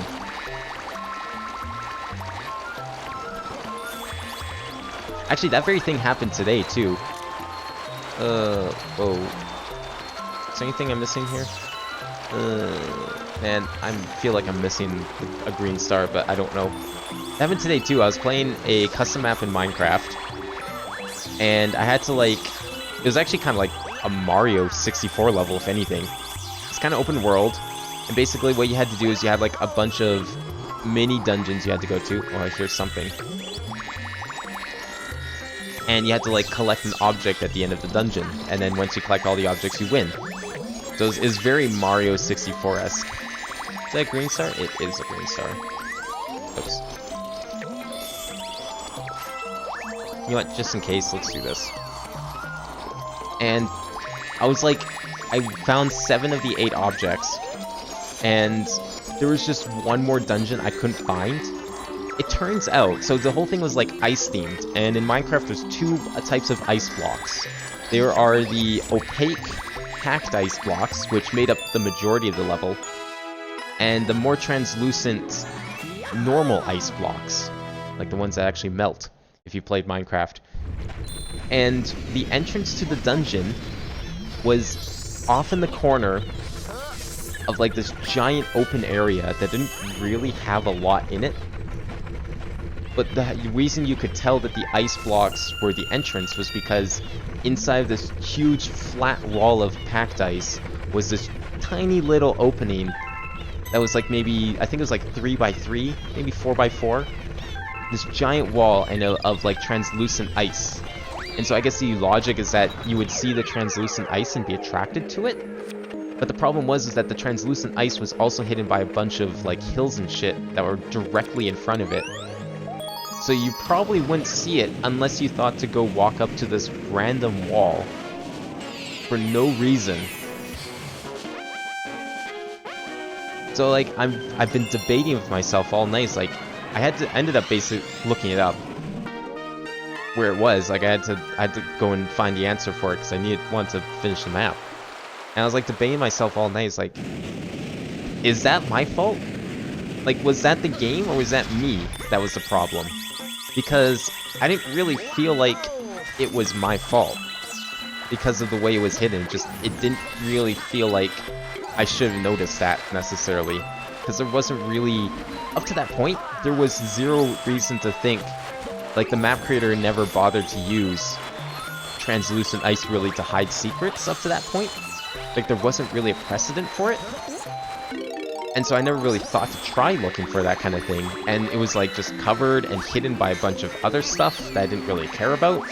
Like it was hidden by a bunch of hills of like random ores that I didn't need. So like I saw the ore, I was like, oh, iron. I don't really need iron. I've got tons of it back at the base. I don't think I'll need any more to complete the map, so I didn't bother to like even check it out. And so I had no reason to walk over that wall because like in front of that iron was another landmark that was easy to see. It was like a giant building structure or whatever that potentially had treasure in it. Didn't have treasure in it, unfortunately, but it was something that I would have looked for and thought to check for treasure. And it was close enough to the wall to make me think, well, if this is here, probably isn't anything else here. Or at least, I wouldn't think there is. And so I just kind of walked away and ignored it for like the entire game. You know what the funny part is? That's the final dungeon I was missing. It was one of the first ones I passed by, without even knowing.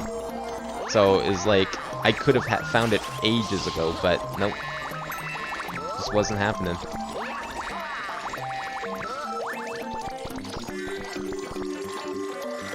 Well, I mean, like, it can be my fault, because, like, you know how you were saying with the snake block thing, right? Like, you're saying how you looked it up, but how you felt afterwards is like, you should have, it felt like something you probably would have found, right? Or you would have figured out if you just looked a little longer. But I don't know, I make video games, like, that's kind of my thing, is I don't really do game design. Like, it's not really the focus. I prefer the game programming aspect. I like physically making the games. That the other green star is good. But I'll like sit there and think about my own games. I like making puzzle games. I love stuff like Myst and like a lot of those old point-and-click adventures.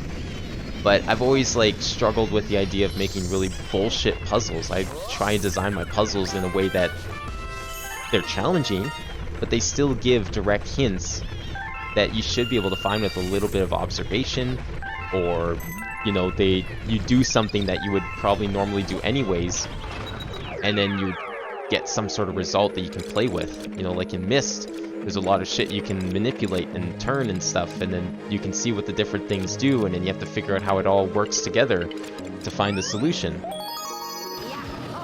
So like, you learn the language of the game and what the game's trying to tell you, and you can sit there and figure it out. And sometimes it's nice having hidden objects, but at the same time, you know, you need to like, it's like a really careful balance between hiding an object in a place you think is clever, but is like anyone gonna notice this object? Like, is people gonna even know it's there? And so when I play other games, you know, especially puzzle games or anything that has any sort of, is that the star down here? Did I see a star down here? Oh, okay, no. I thought I saw a green star down there, but the death plane's pretty close to the platform, so it's fine.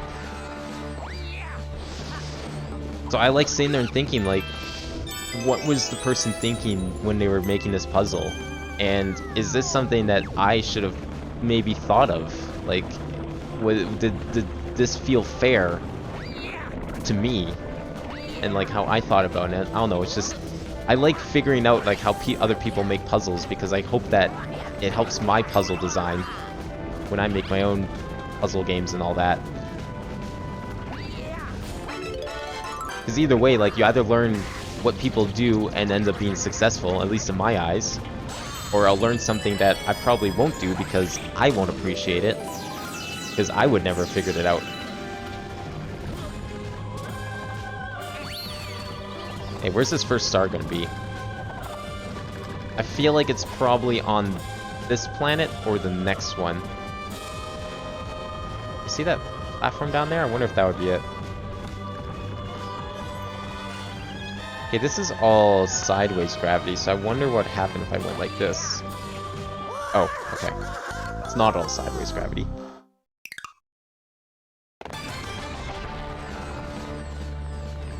Oh yeah, Professor Layton, I love that.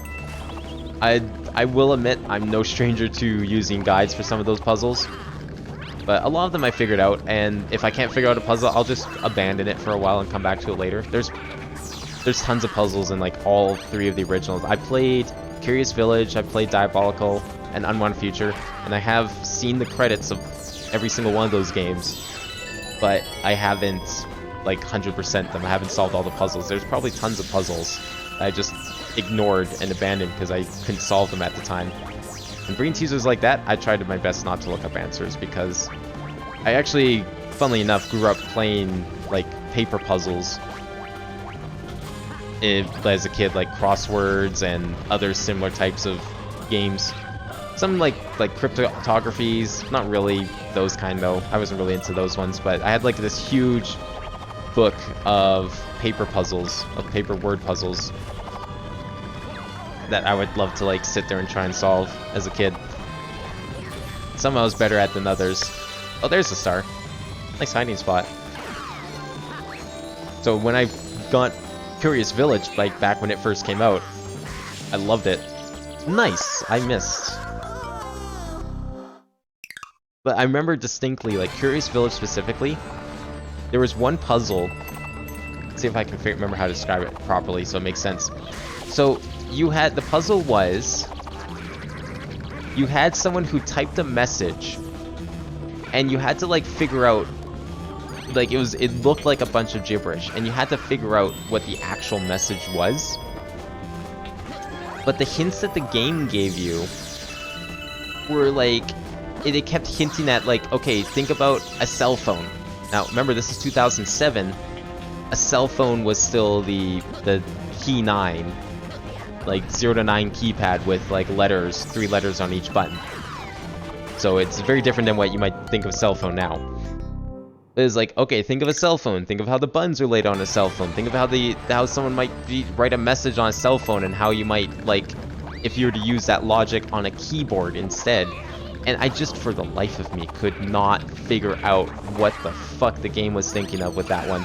Because, probably didn't help, I didn't have a cell phone at the time. When I played that game, I didn't get a flip phone until like a year later. But that was like one of the puzzles I had to look up because it was like, it was a required puzzle to beat the game, but it was just so, I could not understand it. And I think even when I looked up an explanation of the logic, I still couldn't understand it. And I think to this day, I still don't understand what the hell it was trying to get at because it didn't really make a lot of sense. It had some like weird connection between how like the num line lines up with certain keys on the keyboard. So how like the 1 key is kind of close to Q, A, and Z, like if we're talking about QWERTY. It's something like that, like really strange. I couldn't figure it out at all. But that was like the one puzzle I remember distinctly. I just could not figure out for shit. What do you think of the green stars just being all over the place with no sub hints? Level opening if you're lucky. I kind of like it. I think these levels are short enough that's fine. It's honestly, it's not any different than, say, New Super Mario Brothers, or hell, how the green stars are handled in 3D World later on, where it's just like, it's a collectible. It exists on the level. There's X amount of them. Go find them all. That's about all there is to it. And it helps because, like, a lot of the time you have a very loud and distinct sound cue that tells you that you're close to a star, and you know, since you've already been in all these stages, you should have an idea of where the yellow stars were, so you can at least like deduce where the green stars might not be, although there's been a number of green stars so far already that even the opening you could have seen that one. There's been a number of green stars that like basically just make you beat the stage again, and they put the green star right next to the yellow star. But I think there's short enough levels. There's like only so many places the stars can really be. I mean, there's been a few really tricky ones where you have to like basically commit suicide to find them. Like they're off cliffs, or I had to like actually bounce off lava twice to get to a star. But it's just like, you also have to think about it. They're also smart about it. Like they're in places you might think of them being like, oh, here's a lava plant, I'm supposed to go this one direction, but I bet if I go the other direction, where you're totally not supposed to go, there's gonna be something. I have a feeling I missed a star already. Maybe. Oh, there's another planet coming up. I bet it could be over there. I'm willing to keep going.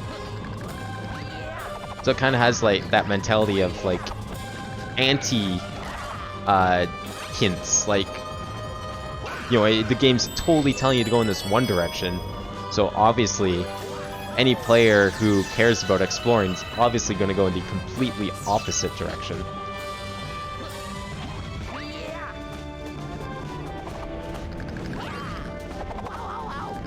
Oh, that was close. I don't know why I decided to do that kind of jump. It was not worth it. Like, see, you can hear that star all the way from here. So, and then you can obviously see the god rays just behind the rock as well. I think it's perfectly fine because they do it so many in other games, and everyone does this kind of thing in platformers. It's like the standard. So I see no issue with it. If anything, it's like Mario 64, kind of. Like, I mean, that game... Oh, there it is. That game kind of gives you hints, too, for some of the stars, but a lot of them are like, you know, wall kicks will work. Oh, where the fuck is that star, right? What's that tell you? That doesn't tell you where the star is. The 5 secrets of the wet and dry. Fucking hated that one. But even like 64 doesn't always tell you where the stars are. Sometimes you just have to kind of find them. Like, they'll give you a very vague hint, like, okay, well, wall kicks. Where can I wall kick? And then you have to just go find it from that. Okay, I think that's it for that one. Yeah.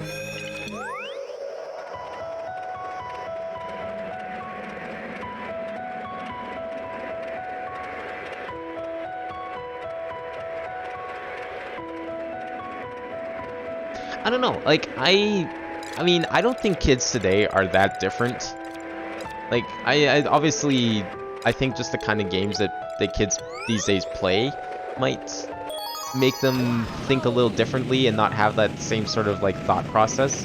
Like, there's even games that I grew up with at the tail end of the N64. My first console was a Game Boy Advance, and I did have a GameCube as well, like a couple years after the Game Boy.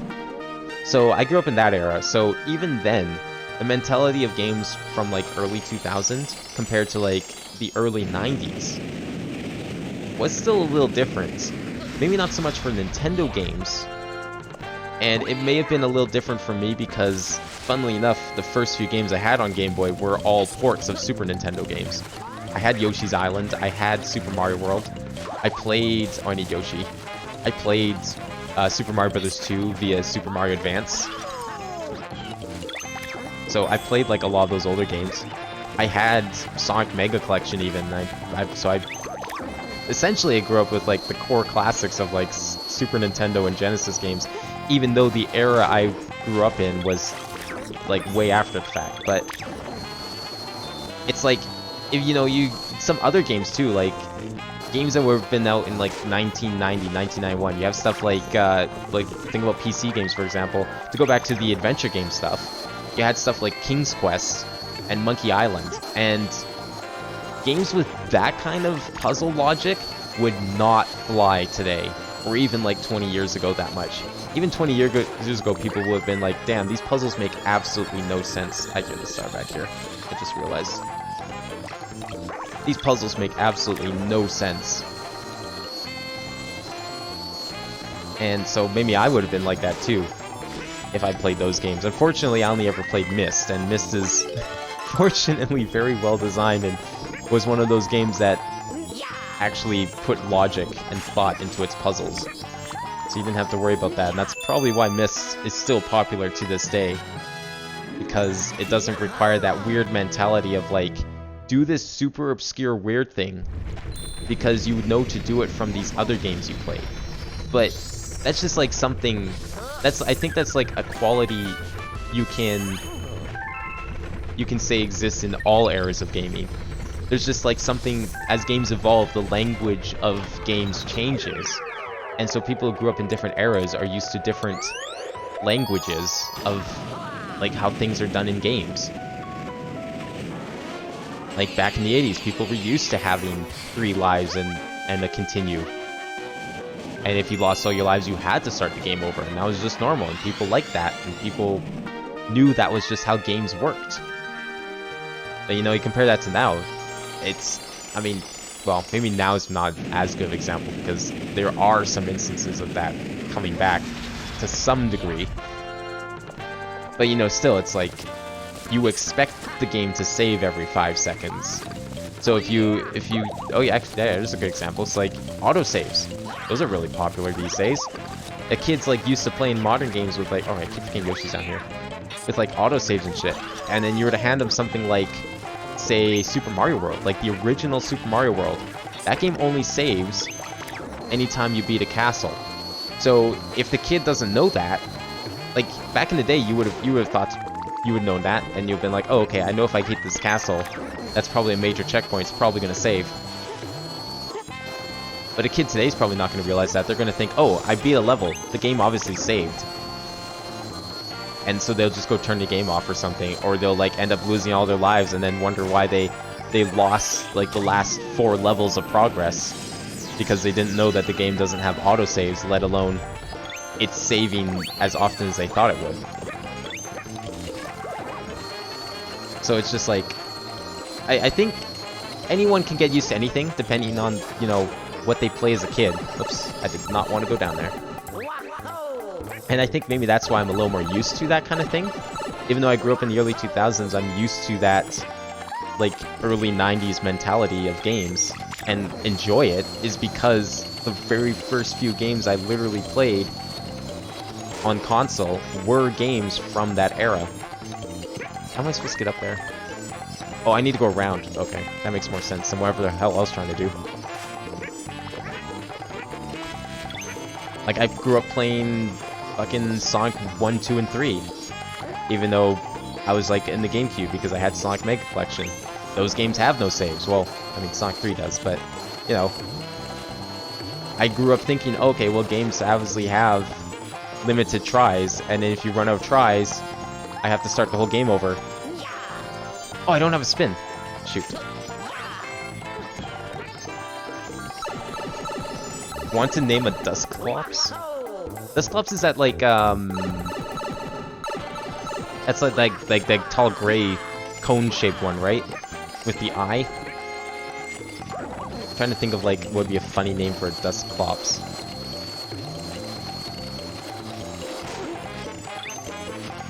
I was thinking like, I mean, if we want to go for a basic name, we could just name it Dustin, since that's one of my names.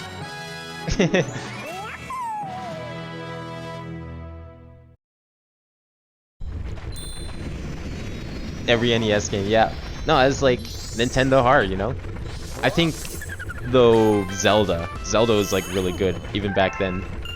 I think that's like why a lot of some of those games still are popular now, is because they were, in some ways, if you think about it, ahead of their time. Because they're like, they did things that weren't really common then, but ended up either setting the standard for the next generation of consoles and video games in general, or they were just like, whatever, that's just a thing that game does, and then years and years later, someone else will think of the same idea, and it's like, oh, look at this old game that did the same thing. I bet I'll like it because it plays like this other game that I just recently played. This newer game that I've played.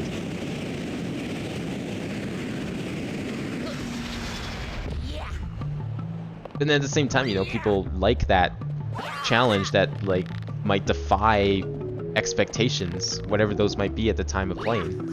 So, NES games being popular, sure, it's probably a lot of it's nostalgia. It's probably why a lot of older people play them. But, you know, kids might play them too because they want that challenge. I like the idea of... Oh, I need some water. They like the idea of it being so different to what they're used to.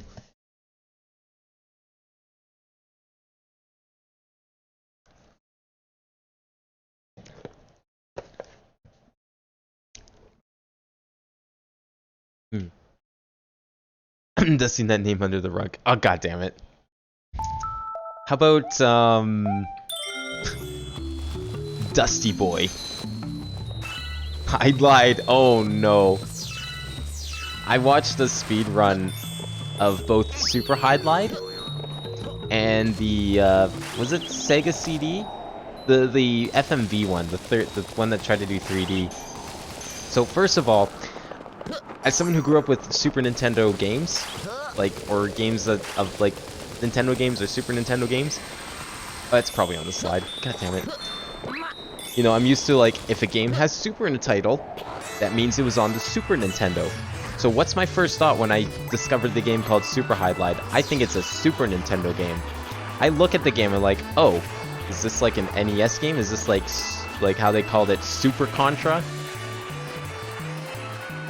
Even though Super Contra is on the NES, and I still to this day keep forgetting it's an NES game when I hear the name. And like, no, it wasn't on the NES. It was on, it was a Genesis, right? I think it was on the Genesis, whatever system it was on. And then I look at the graphics, I'm like, oh, okay, I see what's going on here. So that really caught me off guard when I first saw Super Highlight. And I see what it looks like, and I'm like, I can see why they had this issue, because they tried to do this super cool thing of having a freaking day-night cycle on a Genesis game, which is crazy, and actually kind of impressive in some ways. So, but unfortunately, it led to the issue of, oh no, the start! It led to the issue of the game having a really shitty color palette because it was the only way to make it, like, simulate a day-night cycle, because the colors were so limited on a Genesis.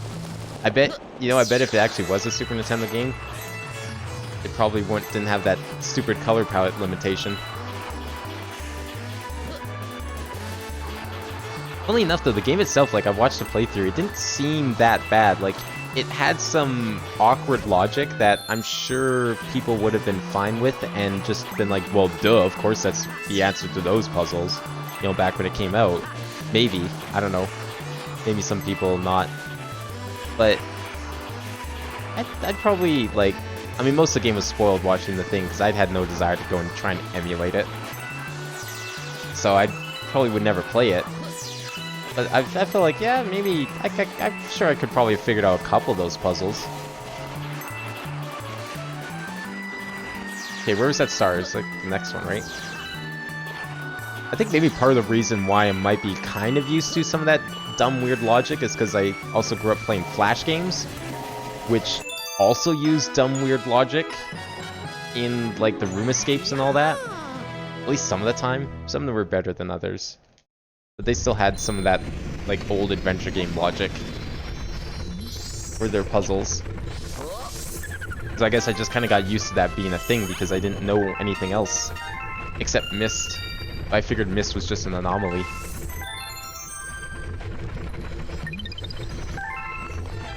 You name him Highlight. Oh no. Is this Dusclops gonna be any good? Because I mean, I don't think you want something that's named that to live up to its name. I feel like that would be the last thing you want.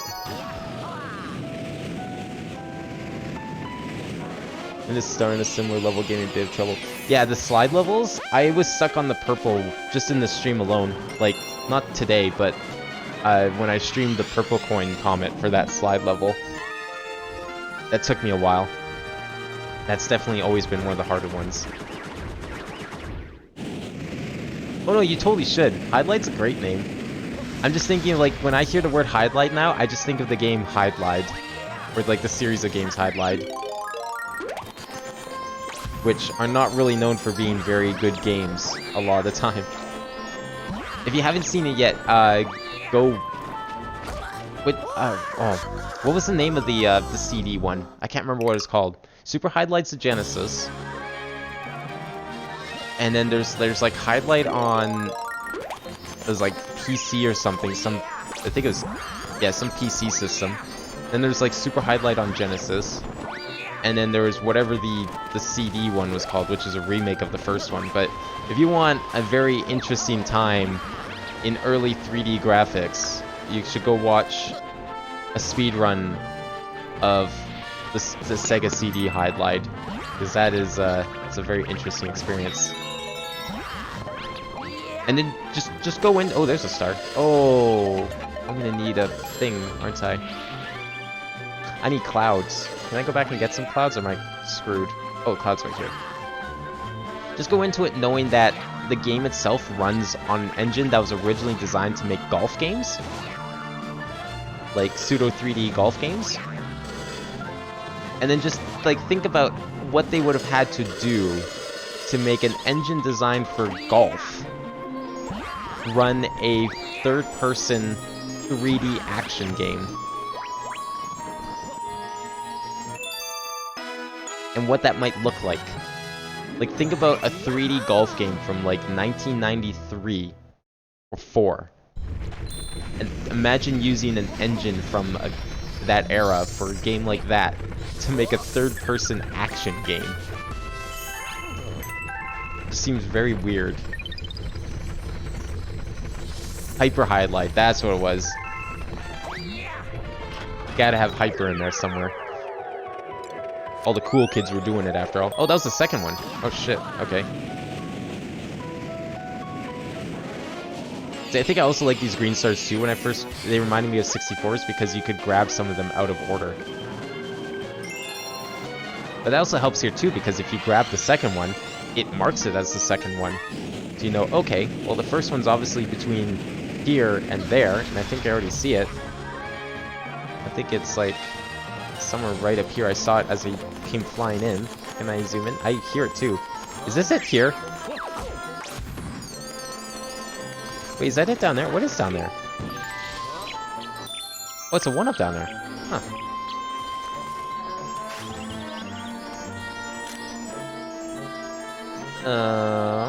I hear it. Is it right behind here, maybe? I thought I saw it in the sky.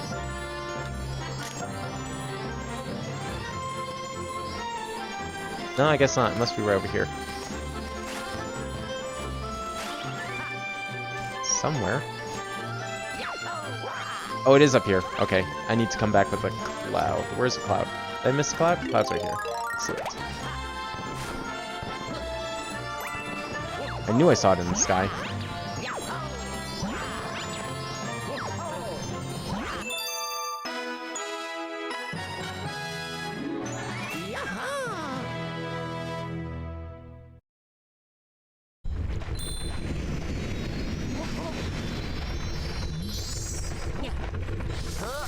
I think it was. It was something like, I don't know. You know what? I'm curious. Let me look it up. I need to know. Hide.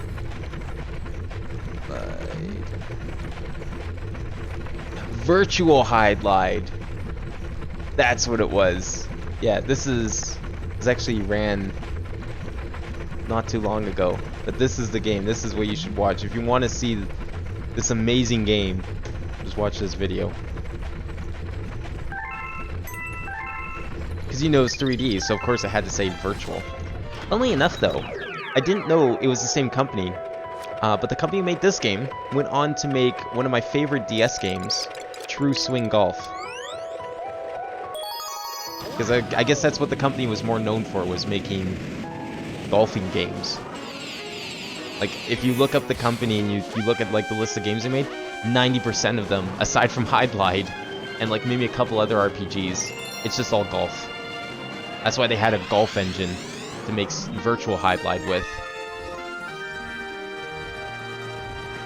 Anything? No hints? Nothing? It's probably in that cloud platforming section at the end. But yeah, they went on to make True Swing Golf for Nintendo, which is honestly probably one of the best golf games on the original DS. Because, I mean, there was no... We never got Mario Golf for the DS, that wasn't until the 3DS. So of course I wanted some sort of golf game, because I was like a huge fan of Toadstool Tour. And I was very upset that the Wii never got one. Or didn't get one yet, and then ended up never getting one. Because, heaven forbid, Nintendo do the no-brainer idea of using a Wii Remote as a golf club. After already proving that they can use a Wii Remote as a golf club.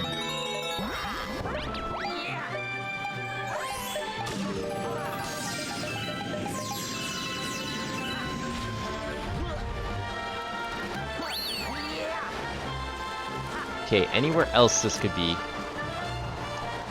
Anything I can see from here? Not from down here.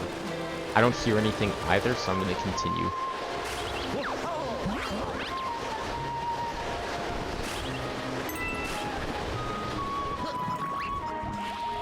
Still don't hear anything. Get rid of you first. I need a refill anyways. Ah! That's good enough. It's really funny to watch if you ever seen it. Speedrun Two Worlds 2? Isn't that an MMO? I thought that was an MMO.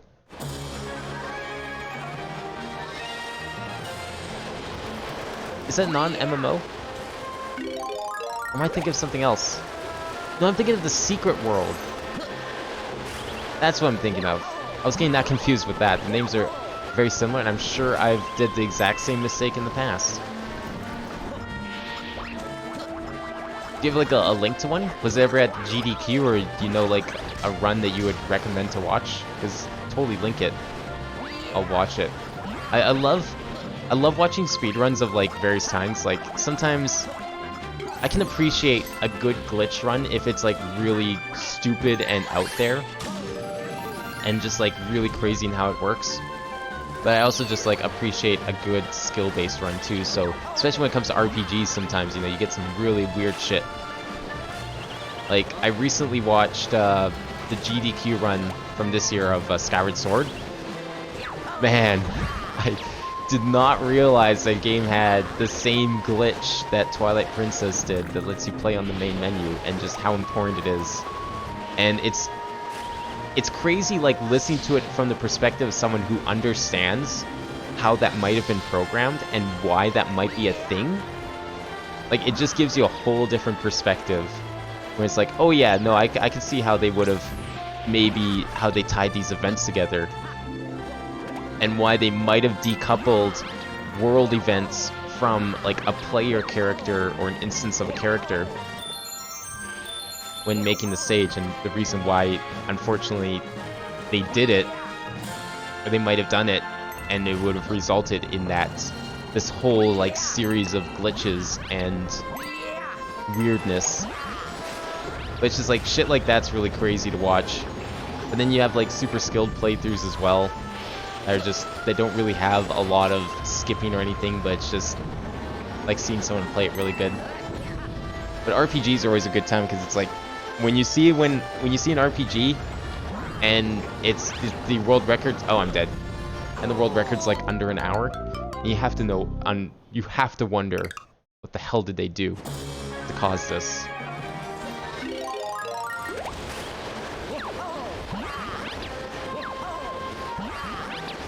Oh, it's 2 minutes. Oh, well, even better. Yeah, if you got a link to one. Yeah, there we go. Good. I see the link now. I'll take a look at that.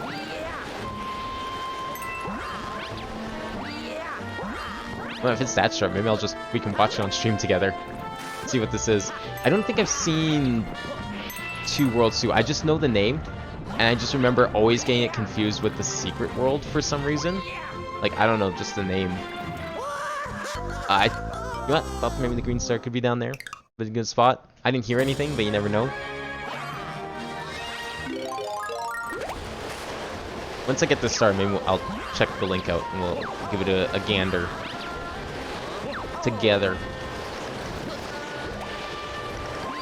Yeah, just some games like have really funny playthroughs to watch. Like I think still to this day one of my favorite playthroughs or speedruns of all time. And unfortunately it's not really the optimal strat anymore. But it was like what was considered the optimal strat for a Paper Mario Thousand Year Door like 4 years ago, where you basically had Flavio follow you on your adventure for like the entire run. It was great.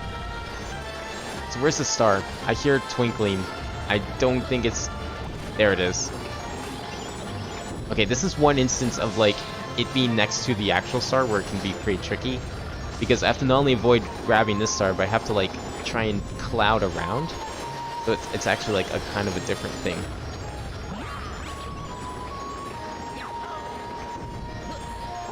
And also the clouds still get sucked. There we go. By the wind.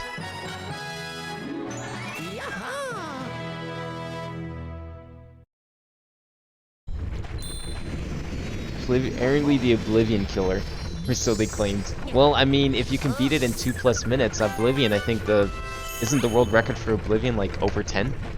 So yeah, definitely better than Oblivion. Let's see what the world record is for Oblivion. World record is 2 minutes 59 seconds as of today, actually. Never mind.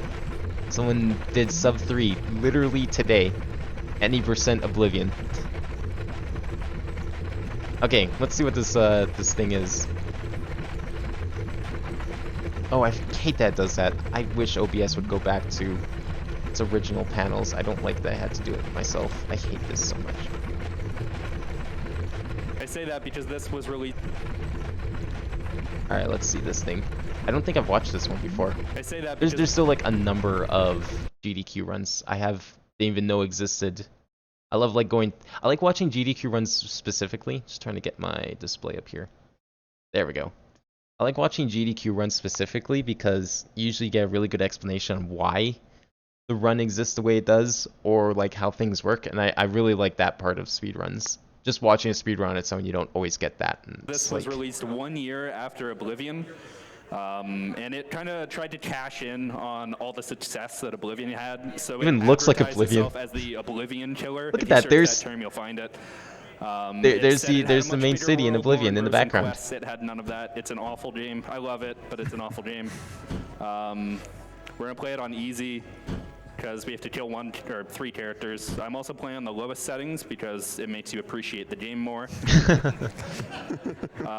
Of course it does. Yeah, I'm gonna get a quick introduction from my couch.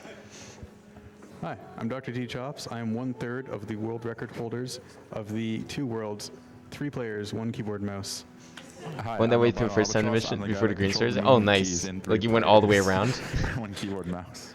And I'm Alt the Biscuit, and I pressed all the other Where's buttons. the Congrats, dude. Oh, there's no like. I mean, it's so Yeah, short. I don't actually hit care. the record for this category at exactly 2 minutes. I usually try finding the timestamp to It's skip within to this 1 run to start, second but of my whatever. sum of best, so it's It's very short. Who optimized. cares? Will probably never be beat. If someone wants to beat it, go for it. It would be great. All right, we're gonna get started. Timing starts when I skip this cutscene. Get ready for some really this isn't precise cutscene percent? tricks. There's Unfortunate. A lot of them. And this takes about 2 to 3 minutes. There's a lot that did go wrong, but we'll see. So we can watch this cutscene. It's like 7 minutes, or we'll just start in 3, 2, 1, go. Oh. I was gonna say like the game. I mean, I know he has on the lowest settings, but I was gonna say like, oh, the game looks like that much worse than If Oblivion. you just saw Oblivion a bit ago, you saw it beaten in Like like it 7 minutes. hold like it looked like it was of its era, So the not sewers, of which is its the era. tutorial area for that of the era thing, 2 took eras like before 5 it. minutes, right? Well, we're done. It takes 20 minutes for our tutorial. Okay. Up here, if you see at the top of the screen, it says don't go even bother inside and to find your tutorial. employer. This is our employer right here. It wants us to talk to him. We're just gonna walk around him though. Oh my god, what a god. That was amazing. This game obviously gives you lots of choices. You know, it's a very open-ended RPG. So we're gonna have a little short walk can here. choose While to I'm talk doing to your this, I wanna boss, thank 2 or people. not. I want to thank Durak, who did some routing for a different category of this game, and Straightburn, who also did some routing for that. And I guess Nick Nime, who kind of got me into speedrunning this and ran it that at poppin'. ESA last year. So I mean, it's coming up probably is a 'cause he has the very LOD important trick. really low, but this is a fence, and, still. we need to jump over it. Amazing. Oh my god. No animation, no hard fall. So if you actually screw that up, you will get an animation that'll lose you about a second. So why this game is so great is because the final boss. Why does it look like the character's stop motion animated? You can't see me pointing. So we're just gonna attack him with a fireball, and then we're gonna talk to this guy because he Like can it talk to us doesn't later. feel like there's So any this is the final tweening boss. between I the got bad luck here. the model try to do it movements. anyway. It'll be fine. So final boss, I might have to. I better save actually. Just Was in he gonna case. clip through the ground? He did attack me. Pulling an Oblivion? So Oh. I trick him into throwing a fireball at me, and the fireball actually has splash damage. So the splash damage, if I stand close enough to a town member, the splash damage also hits the townsperson. Oh, no. And it turns out that townspeople don't like that. They get super pissed off and attack Oh the my final boss of God. the game for me. So this guy That's has. sick. Oh, this is really bad luck so far. They are all missing their attacks. This might be. Yeah, a that's risk. actually sick. We'll see. Anyway. Could you so the imagine doing final that in a boss normal of this game is RPG? That would 40,000 actually be health, cool. Which is actually quite a bit. For reference, our sword attack does about 10 damage. Our fire attack also does, I think, 13 damage. So we can't kill this Like guy you could just alone. like But with the convince help an of entire our town to buddies come over with here, we you can. and rally And we play this behind on the you to like original path of fight the game big bad. because there's a glitch Or just where like trick him once into this guy doing it like dies, this. the game ends. So get ready on time. Time. Oh my god. That's amazing. What a god. I actually kind of like that as a gameplay idea. Like you can just get Imagine if like the next Elder Scrolls had something like that. You could just get a bunch of townsmen to trick them into fighting the like a boss or something for you. That'd be sick.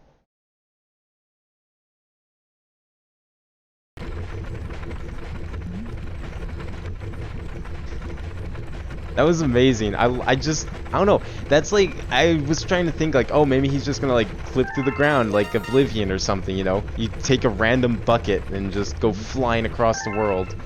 Nah, just get all the townsmen to fight the final boss for you. It's cool. And of course, someone just had the idea of like, well, no one's gonna ever fight the boss, so let's just put the game end flag on the conditional that it triggers when the boss dies. Because there's absolutely no way anyone will fight him, right? Let's do this one first.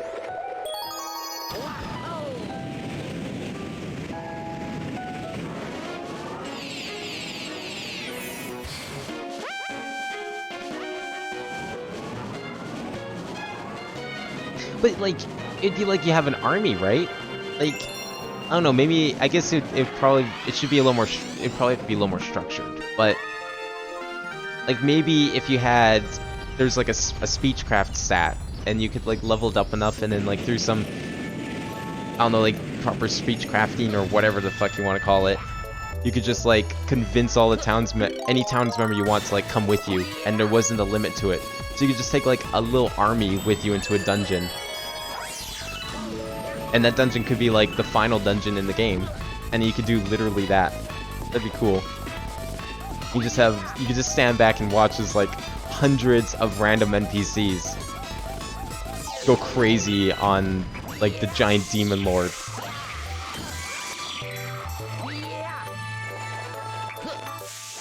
Get them to do the thing that they asked you to do at the start of the game.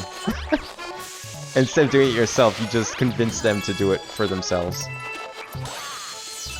That could be kind of cool. I wonder if a game's done that before. I guess Dragon's Dogma, kinda? Maybe? But you're like limited to like 2 people? It's not really the same thing?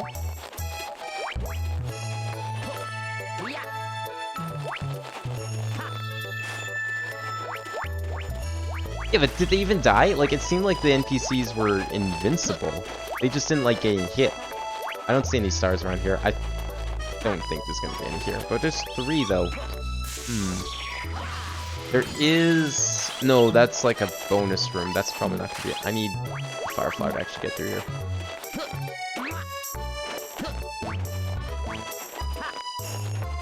It seemed like they were invincible, because if the final boss does like that much damage, then surely all those NPCs would have been dead at some point.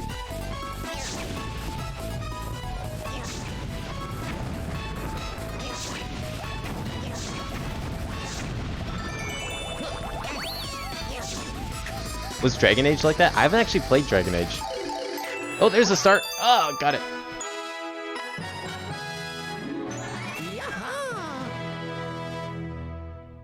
I do have Dragon Age. I think I have Origin on Origin. And I'm pretty sure I bought Inquisition on PS4, but I haven't actually opened it yet. Thought I did. Where is it? I bought some Dragon Age on PS4. Where did it go? I don't even see it on my shelf here. Yes, I did buy Inquisition. I do have Inquisition on PS4 because it was like $5 and I thought, what the hell? Never played Dragon Age before. Might as well give it a try for $5. What could possibly go wrong? Electabuzz. Buzzkill. That's the first thing that came to mind. I can't think of anything else. Good, everyone you've helped to fight the final battle. That's actually cool. If Dragon Age kind of did that, that'd be neat. Which Dragon Age does that? Like all of them, or just like a certain one? Because maybe it's something I can look forward to whenever I get around to actually playing those games.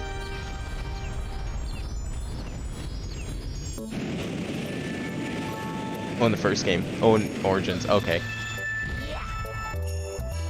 Yeah, I think I'm pretty sure I got Origins for free at some point. I think it was like back when EA was doing their like their free game stuff to get people to download Origin. I think that was like one of the games they're giving away. Joke's on them. I already had Origin installed because I had to play The Sims. It was the only way to play Sims 3.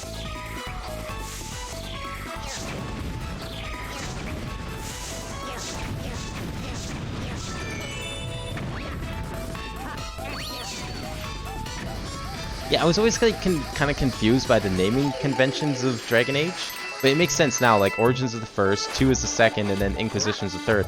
But I always thought there was like actually 4 games, and Origins was like a prequel game made later on, and not the first game in the series. Okay, this seems like a perfect place out. There could be a star in here, although I think the coin's in there, so maybe not. I don't hear anything. I just hear the comet metal. Well, let's find out. Oops.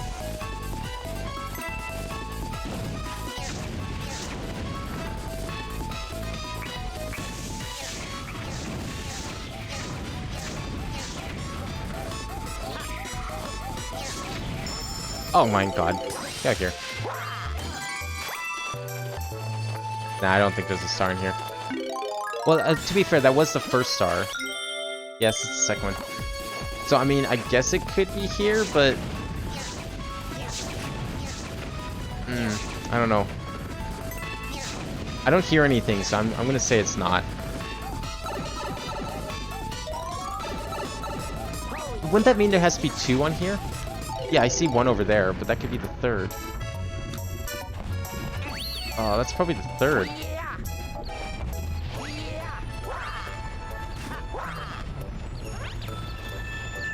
I don't think that was a really worthwhile shortcut. I guess it was.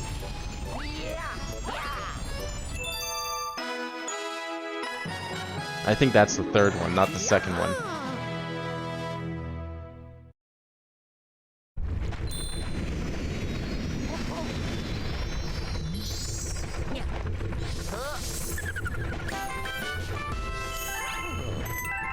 Yeah, I've got like, I love playing RPGs. I've got so many I've already started. So it's like, I've started so many, but haven't completed any of them. So I'm trying my best to not, that's the 2nd one. Oh, the 3rd's probably in a separate mission, that's why. That makes sense. I've been trying to like, not start more RPGs and just play the ones I've already started. If possible.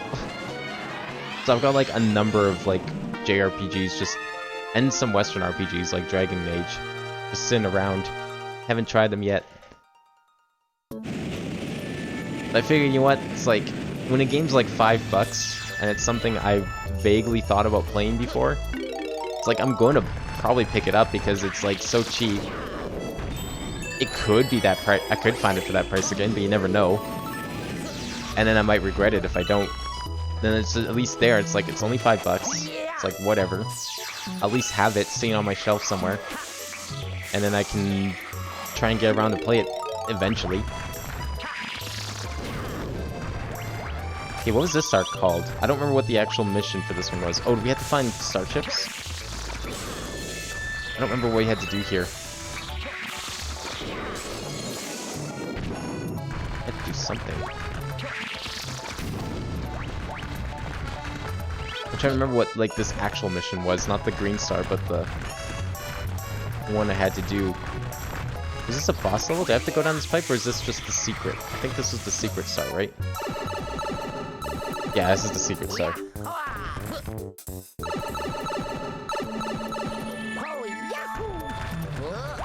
Like currently I've been mostly focusing on finishing the Final Fantasy series, because I've actually, until I got around to playing the first game, I've never played a Final Fantasy game.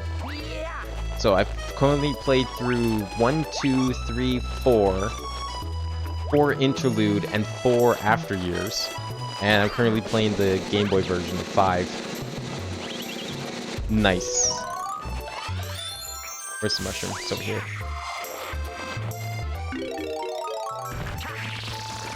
So I've been like playing. I knew it was Star Chips. So I've been playing that. I've been playing East. I've been trying to play through like the East series a little bit. But I haven't played that in a while. I haven't really felt the desire to play it. I've thought about streaming the third campaign of East Origins. Because I haven't gone around to doing that one yet. So that might happen at some point. Where am I missing?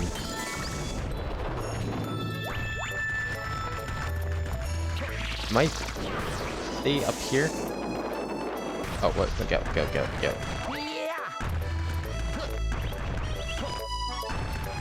There's some other like RPGs I've probably been playing. I guess I've been playing a lot of Pokemon thanks to the stream, if anything.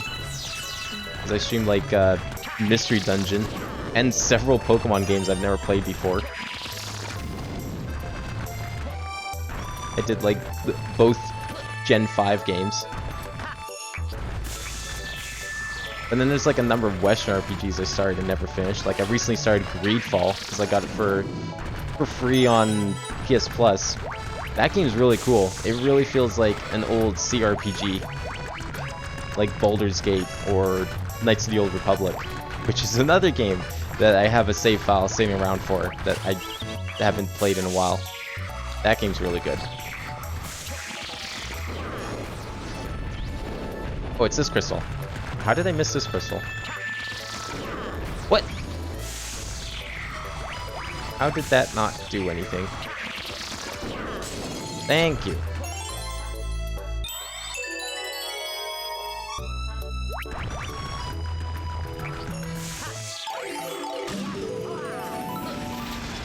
Is that the star there? Yep. Okay, I'm hitting this checkpoint first. Oh. I hate that in Galaxy. I don't know why, but like sometimes once in a while, depending how you turn your camera, if you're going forward or whatever, or in some direction, pressing continuously holding that direction will just make Mario and Luigi run in circles. Oh, there's like a whole island down there. Huh. Interesting.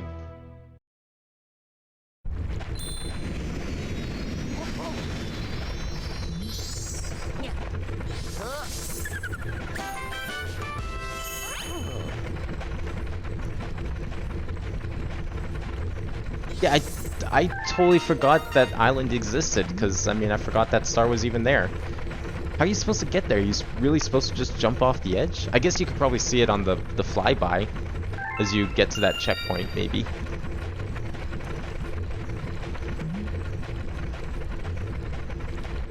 Wait, sorry, what? A new one of... what was coming out? Or...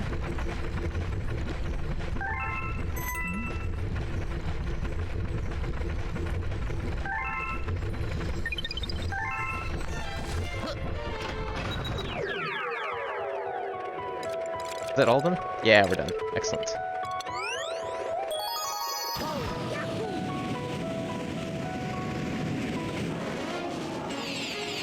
There's one thing the Green Stars did for me in Galaxy 2 is show me a lot of new areas and things you didn't know. Yeah, like, some of these stars are just like hidden off cliffs, but then other ones are in like these secret areas that you may or may not have discovered beforehand. Or even thought about like going to. Because usually, you know, if you try going towards them, there might just be a platform that's designed specifically for the Green Star. There's a couple like that. Like there's that one little section on the Yoshi Star Galaxy. There's one of the green stars that's like to the left of the actual star. Is the star over here? Or is that just this thing? I can't tell. Nah, it's just that thing. There's like that with the flower swingings that you use Yoshi's tongue for. There's like the section to the left, and you wouldn't think to go like. I went that way first, thinking the star was over there, and I was like, well, what am I thinking of? And then it occurred to me, it's like, oh yeah, that's where the green star is. It was over to the left. The actual star was over to the right, because I was like confused as to why I couldn't find the star. Oh yeah, new East game? Yeah, I already have it pre-ordered. See, that's the weird thing. I have like almost every game in the series. I haven't played a single one of them except Origin, which I've had for years. I even went out my way to buy a Vita just so I could play, was it E6, I think? Because it was like the only one that wasn't on Steam. So I have a Vita because of that. Although, to be fair, I also bought a Vita because Persona 4. Mind you, this was like 2 years ago now, so this was basically... Okay, Persona 4 is basically exclusive to Vita. Might as well go get one for it. No one even thought that there would be a PC port of Persona 4 at the time. That was like a thing that happened like literal months ago. Which is another game that I've started and haven't finished. Is both Persona 4 and Persona 5. I have save files for both of those sitting around, incomplete. Yeah, Monster Nux, East 9. I see that the newer ones play very differently than Origin, and the ones that also play on the Origin engine. Like the top-down bullet hell-esque ones. I don't know if the new ones have like the bullet hell nature, but I think that was one of the things I liked about the East series, about when I just... Oh, there is one here. I knew I heard a twinkling. God damn it. How am I supposed to get that? Oh, not like that. I messed up the spin. But I liked how it combined bullet hell gameplay with Secret of Mana, is basically the way I thought of it. And that's a pretty good way to describe Ys Origins, is bullet hell Secret of Mana. Although Origins is like way more linear as well. I did it again. I got caught on the wall. I think like I bought a PS4, and I think most of the collection is just JRPGs at this point. Like I bought a PS4 just because it was like, you know what? I've had Nintendo for years, and there's some stuff on PS4 I'd love to maybe try and play that just doesn't exist on PC. So I bought a PS4, and I was like, yeah, this is cool. It was a PS4 Pro I got used at EB Games for like $200? I think it was like $260 actually.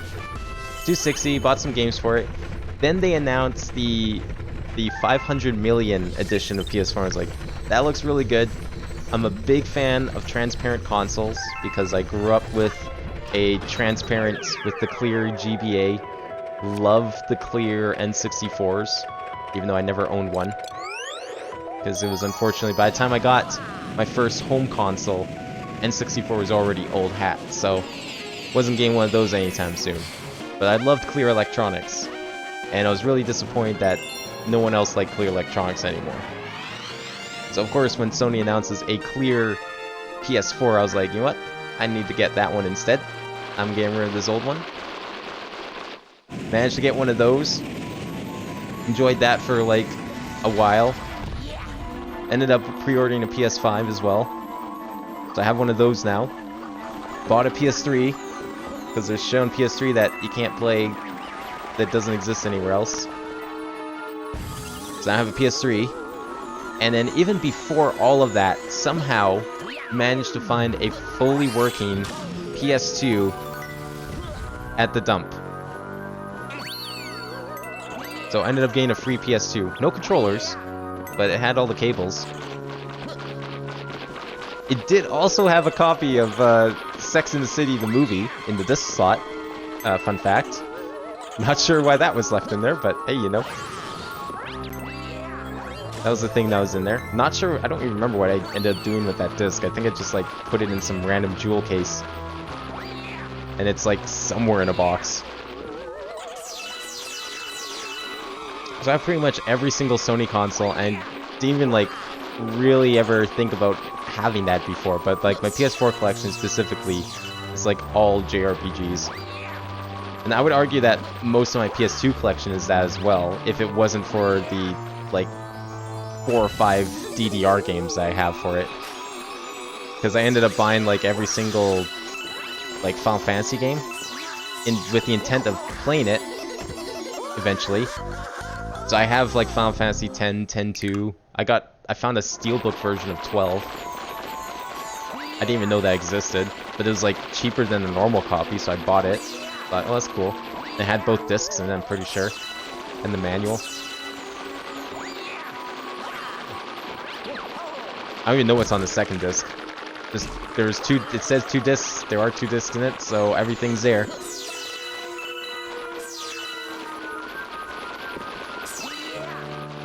Yeah, no, my PS4 is like, it's got such a good variety of JRPGs on it. A lot that I've played, some I haven't. I think one of my favorite series on PS4 though is probably, oh come on, come on, nope, nope. It's probably the Atelier series. I started getting like a few of those, and I thought the idea of it was really cool. It's like a game that had a actually in-depth crafting system that actually made sense and was actually encouraged. And it turned out that was a good idea, because I love that series now. Yeah, it was in the dump. I don't ask. I found, the only reason I own a PS2 and a Sega Genesis is because both of them were at the dump. On the same day, no less. I don't even know. They're perfectly working condition. The Genesis even had 2 games and 2 controllers. The only minor issue with the Genesis, oh, I need some more water, was that the power ports, one of the soldering kind of wore out, so I just had to get it resoldered.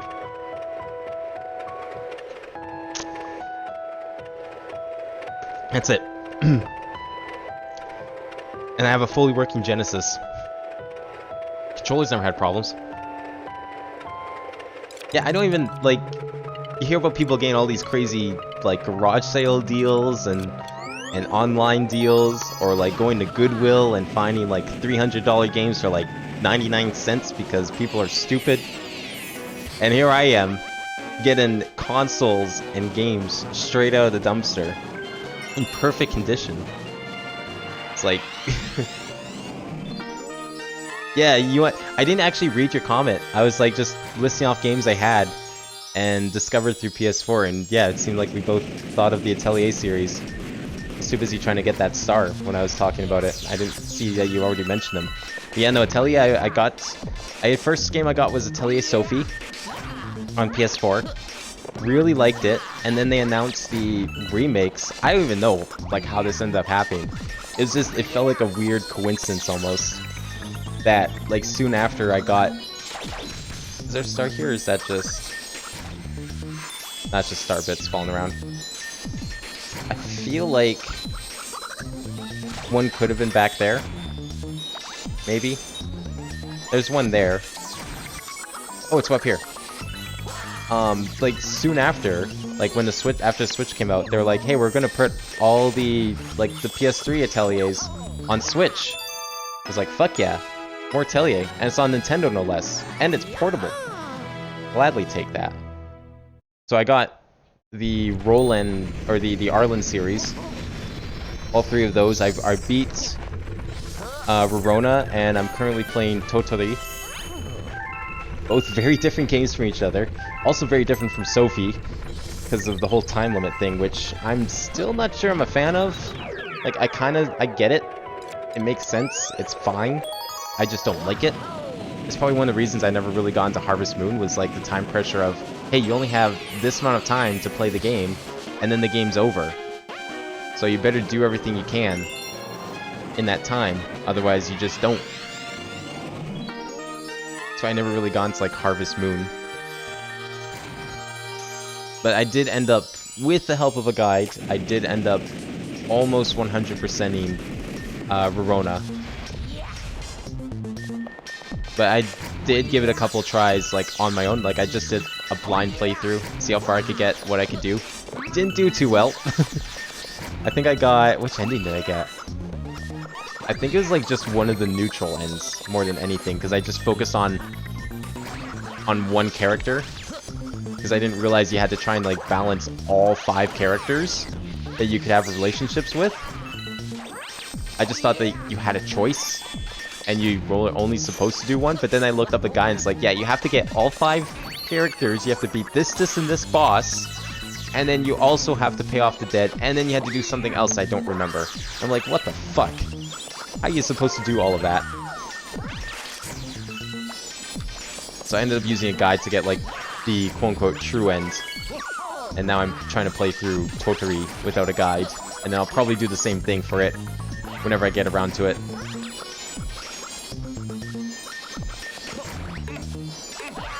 Because I know Toturi also has, like, the whole time limit thing. In fact, I'm pretty sure, like, the whole series does. Same with the Dusk series, it also exists now on Switch.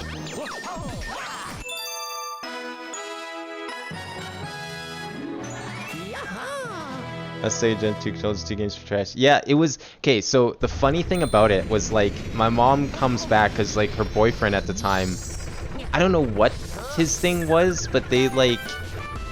They had a lot of, like... They would go to the dump. Like, they were fine people. But they would go to the dump to, like, find... You know, because obviously, as we find out, people throw away really good stuff. And, I mean, we were no strangers to that either. There's been a number of things that my dad's found in the dumpsters behind our houses over the years that have been good. Like, we found... Oh, we did this one. That one's done. My dad found, like, entire, like, Kinects. If you haven't heard of it, it's like... Think Tinker Toys, but smaller and better. It's like a plastic construction system of, like, rods and these, like, connectors that you put together in various ways. But you'd find, like, entire sets of that stuff. Like, usually $100 sets. Just entirely tossed away in the trash. I don't know what people do. But we were no strangers to it. And my mom comes back one day with, like, after going to the dump with her boyfriend. Because that's a thing he did. And it's like, hey, I found a PS2 and a Genesis. And I'm like, the fuck? Like, there's no way this works. But I took him anyways, because, I mean, hey, whatever, you know. Free shit. I might as well give it a try. Wait. I think I missed the star already. I feel like there's a star back here. Maybe? No? Okay, cool. And it was like... ended up working, which was really cool. But what was funny is, like, it had the controllers, had the games, and the games had 2 cases. There was a case for Soccer 2, and a case for Sonic 2. And I was like, if this actually came with Sonic 2, I would be amazed. So I opened up the cases, I opened up Soccer 2 first, and I was like, oh yeah, there's Soccer 2 in there. And then I see the Sonic case, and I'm like, holy shit. I opened up the Sonic case, guess what was in there? Fucking columns. It was like the worst bane switch I've ever had to deal with. It's like, oh, you want Sonic 2? Here's columns. Honestly, columns isn't that bad of a game, but you know, when you see a Sonic 2 case, you don't really think columns. Oh yeah, my favorite game, Columns, with Sonic the Hedgehog. Yeah, and I ended up getting, like, I made it my goal, now that I had a Genesis, my goal became to, like, just get every single Sonic game, because, funny joke, they're the only good games on Genesis. So I wanted to, like, I wanted, quote-unquote, complete my Genesis collection by getting complete inbox of every single Sonic game. So, I mean, at least I had the case for it. So it was a start. Okay, where's that star? I hear it. I hear it here somewhere. Where, though? Where is it? I'm, like, looking for the sparkles. I don't see anything. Is it underneath this? No? Where is it? Okay, if I, like, go back to somewhere safe and I go into first person, am I gonna see it? I can't go into first person. Cool. Okay, maybe it's above. Maybe I need to take the elevator.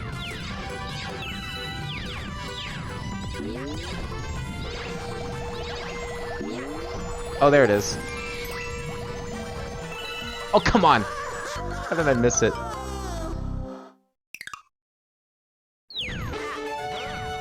Have you got the series in general has been positive? Like, Atelier? I think it's good. They're all, every single one of them is, like, so different. I like that they do the trilogy thing where it's like you plays a different character each time. Did I just click through the star? That's a load of shit. You plays a different character each time, but the story kind of, like, builds off the last. So it's a good way of of giving an excuse for you to have to start over every game. And it's one of the things that makes me really curious about Ryza 2, because it's the first time in the series where you play as the same character twice.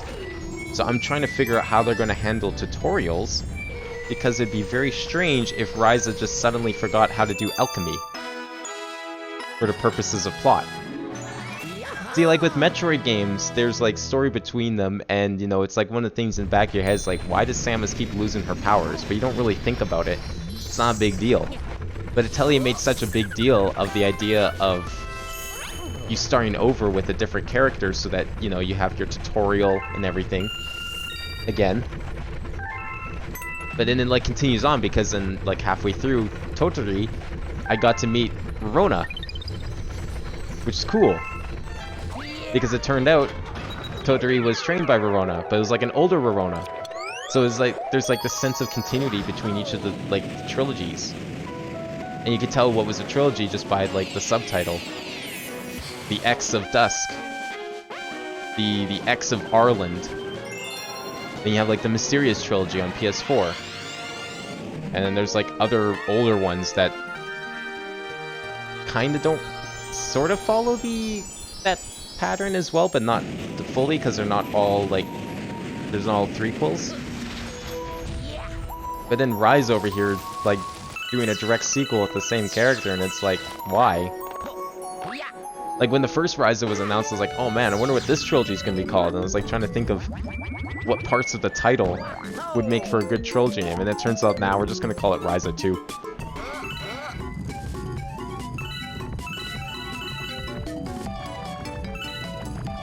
Where's that key? That key was here. I don't think there's any on this planet. Because I'm playing the second one, right? I picked the second one, right? Yeah, this is Green Star 2. So it's probably beyond that point. But they're cool games. Like, I can really see, like, the whole crafting system is really neat. I like it more in Sophie. It feels like more like a puzzle, but it still has like the same strategy of like, if anything, it feels more in depth than Verona did. Because Verona, there's like a very set like thing where it's like, all right, make sure your skill is high enough, and then make sure you pick the right, you have high quality items, and your skill is high enough, and you're like guaranteed to do the same thing every time. But in Sophie, because of like the whole like jigsaw puzzle thing, you know, there's like different ways you can combine the items together. Even if they're like the same items, same quality, same stats, depending how you combine them together, you'll get different, slightly different results. So you have to like strategize, keep that in mind when you're crafting stuff. And I think Ryza keeps that system intact somewhat. I don't remember if Ryza changed it or not. But they're all really good games, and if you don't mind, if you played Harvest Moon and you don't mind like the whole, or games like Harvest Moon to have like a set time length of the game, so you have to like manage your time, and you have to try and beat the game in so many whatevers, days or turns or rounds or whatever, then you'll probably be fine with the older ones. But if you just want to like experience that type of gameplay where it like focuses on crafting and all that, then Sophie's probably a really good start, because it even does one better and makes it so that Sophie is actually like really weak stat-wise. Like, the only way Sophie can do damage in battles is by crafting items, and crafting really good items at that, I found out. Although it ends up getting somewhat offset by like your party members a little ways into the game, because at some point you get a really good like DPS kind of character that has really good like attack stats and all that, and you don't have to worry as much. But I mean, you know, obviously one character is not going to carry you through the whole game. So it's still something you have to like worry about. But Sophie's also good because it doesn't have that set time limit. Like, you can play as long as you want, take as long as you want. Doesn't matter. It's like Sophie is to Atelier what Pikmin 2 was to the first Pikmin. It's like, it takes that whole, the limited time thing you know and love, and just kind of gets rid of it. But it's okay, because you know, it's a different game, it's fine. Some people say Sophie's better, some people say Verona's better. Because it really just comes down to, like, do you want that time limit or not, really? And honestly, I can appreciate the time limit, but boy, do I like Sophie more because it doesn't have the time limit. Okay, where's the star gonna be? I heard it. Oh, there it is. I thought I heard it in the cutscene. How the fuck am I supposed to get this? Very carefully.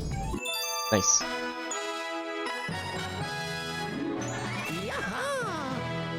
Yeah, Furious, for some reason, took fucking forever to find. Fortunately, at least like before when it was still cool to go out randomly during the day and you didn't have to worry about anything, I would go to like every single, on my days off from work, I would go to every single EB Games in the city and just see what they had, because I have found some of my best highlights of my collection over the years from EB Games. It's the Canadian GameStop, essentially. And you never know what you're going to find there. Sometimes you'll just find like a really rare game that you can't seem to find anywhere else, and it's a good price, because EB Games doesn't like really, if it's like a Wii game, Wii games are going to be like a certain price regardless of their rarity. Like, I think I got, what did I get? I think I got some like kind of rare Wii games a while ago, like some Okami I got from EB Games a few years back. That's usually a pretty pricey game, but since it's EB Games, they're like, it's 20 bucks. Which, I mean, it's a little bit, but you know. And then I just like randomly go into one day, kinda partially looking for Atelier Furious. I happened to find a copy and it was like 15 bucks. I bought it on the spot because of course I'm going to. It's also how I ended up finding Odin Sphere, which is a very expensive game to buy online. It's like I mean, if you buy it from digitally, it's like $60, $70, and if you buy it from like Amazon, it's also $60, $70. But I was able to find a copy at EB Games for, I think it was 20 or 30 maybe. And that game is definitely worth trying to find, because boy is that a good action RPG. It's like, imagine a game like Devil May Cry or Bayonetta, but as a side-scrolling action RPG. Actually, the game you might have heard of, if you don't know Odin Sphere, you might have heard of Dust: An Elysian Tale, which took a lot of inspiration from Odin Sphere. And it's very similar kind of gameplay, although that one's more of a Metroidvania. It's not like structured levels. Okay, any stars around here that I could have missed at some point? Ow! I'm trying to look for stars, damn it. Get back here. Oh, I can't believe you can still shoot at me.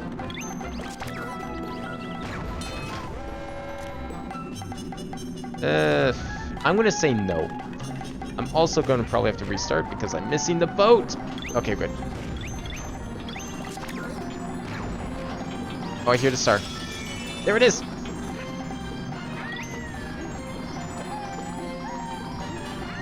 No! I was trying to infinite flutter.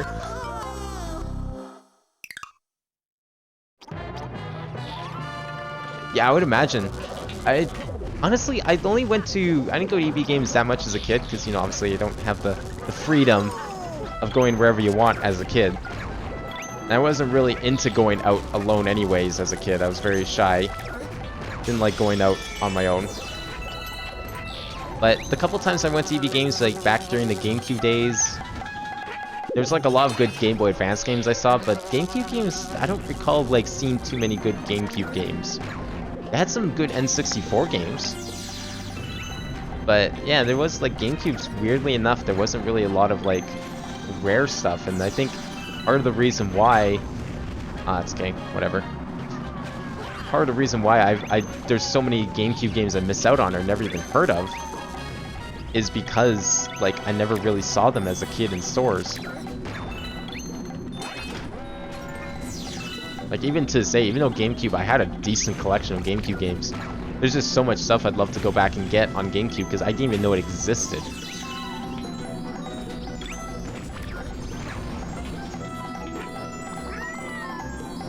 Oh, there we go.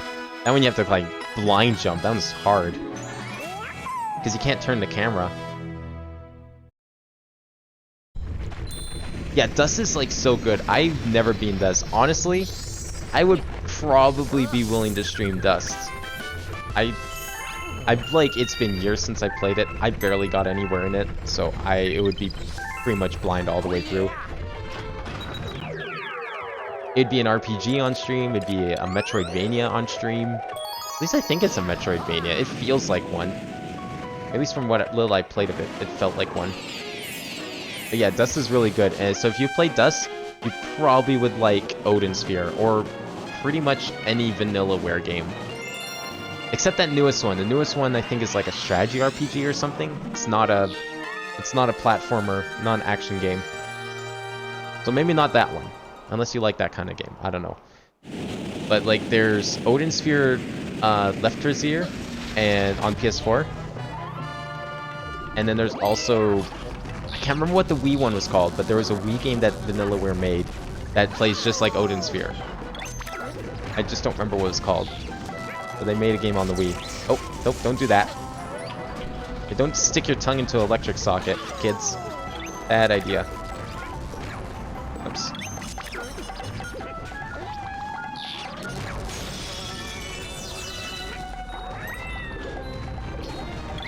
I will say Odin Sphere is pretty easy because it's like, it's really easy to like abuse the combo system. There's a lot of infinites in that game. Let's just put it that way. There's a lot of moves you can do that are pretty much infinites, and the only reason they're not infinites is because some enemies, especially bosses, have guaranteed get-ups and immunities after like so many hits.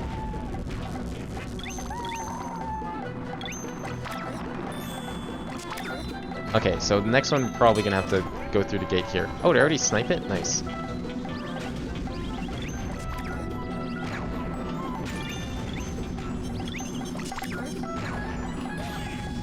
Oh, I guess I could have done that. That would have made it easier. I don't know what I was trying to do.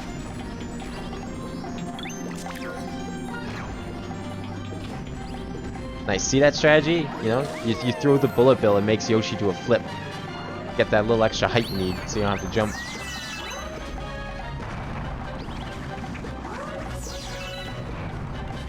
Yeah, I just like, I don't know, part of me is like, I just kind of like discovering them over time. Instead of like going for a deliberate list. Like, I'll just like stumble across a random GameCube game like, oh, this sounds cool, what system's this on? Oh, thanks, that was helpful. And it's like, oh, it's on GameCube. Well, I'll just add that to the list of games I'd love to look for. So, is the star up here? Because if there's anywhere a star is going to be, it's going to be on one of these ships. Oh yeah, it's on this ship. Oh, well, that ship has sailed.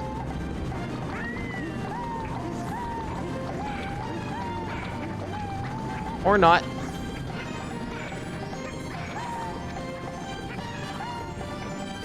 Okay, how the fuck am I going to get this? Do I want to try walking up? I can't walk up here. Okay, I want to give her this hammer, bro. I don't like him tossing shit at me.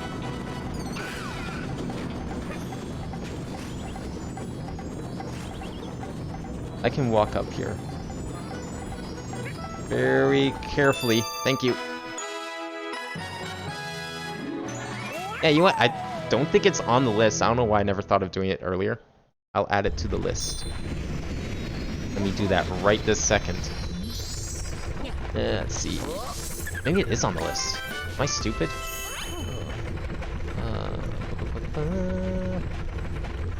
Games. Dust. It is not on the list. We will add this to the list. I don't know if like any of the more recent releases add content or whatever, but it'll probably be the Steam version from whenever it came out, like a decade ago, just about.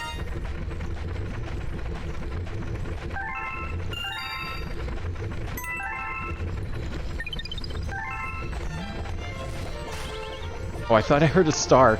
I'm like, been looking for all these green stars, and I just hear the sound like, where's the star? Of course there's no stars in the hub world.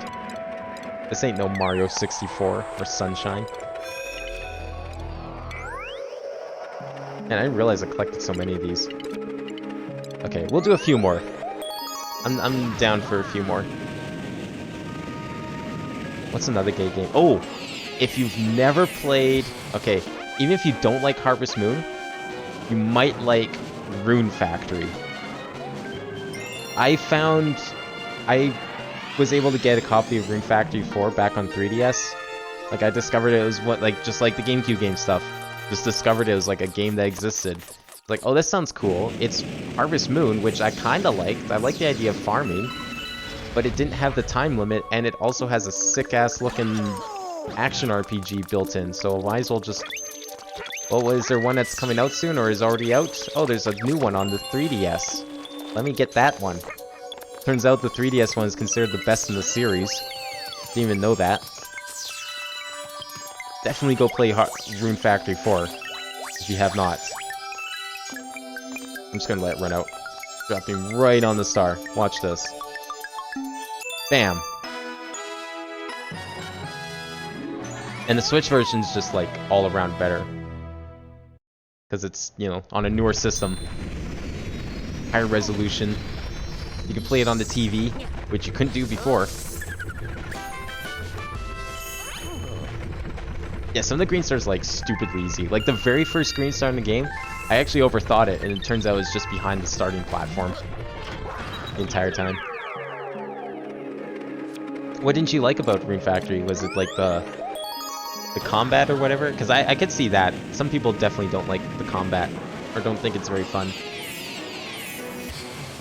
And it's definitely a big part of it. Like, the farming system is actually technically more in-depth than a lot of Harvest Moon games. Even the older ones. But it definitely, the focus is the combat and the dungeon crawling.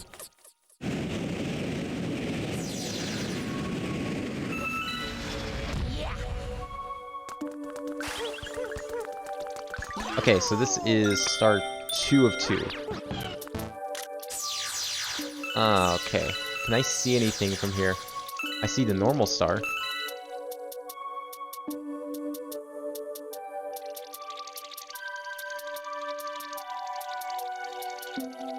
That's the one I just collected.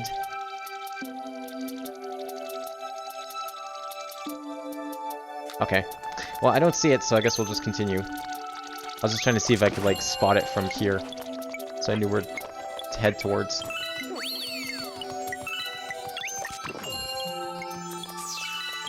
Oh, we'll take this route.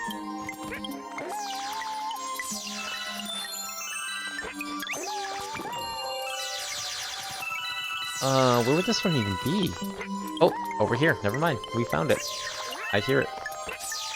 Oh, that's the comic coin again. God. I don't know. I love using that trick, the infinite flutter glitch, because it's like so easy, but at the same time it's like, it's so easy. I don't want to abuse it. It's just like, you know, sometimes you make a really stupid jump. It's like, we don't need that to happen. Surely we can just undo that with a good old infinite flutter. Oh, it's back there.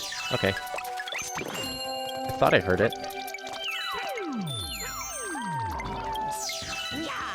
Ah, that was not what I meant to do.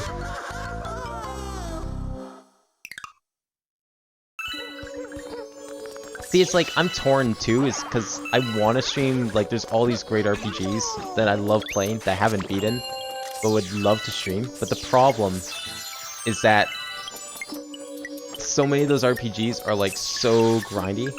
Oh, it's up ahead. Okay. And I've already ran into this problem. Oh, because that's that star here, and I forgot how far back I was. I've already ran into this problem with Pokemon. I don't know why I decided to jump that way. That was not the right way. Where I've had to do a bit of grinding, and it's like, this isn't really something I need to stream, but I don't know how much I'm gonna do, so it's like, I'm already started streaming. I had no idea I was going to need to do it.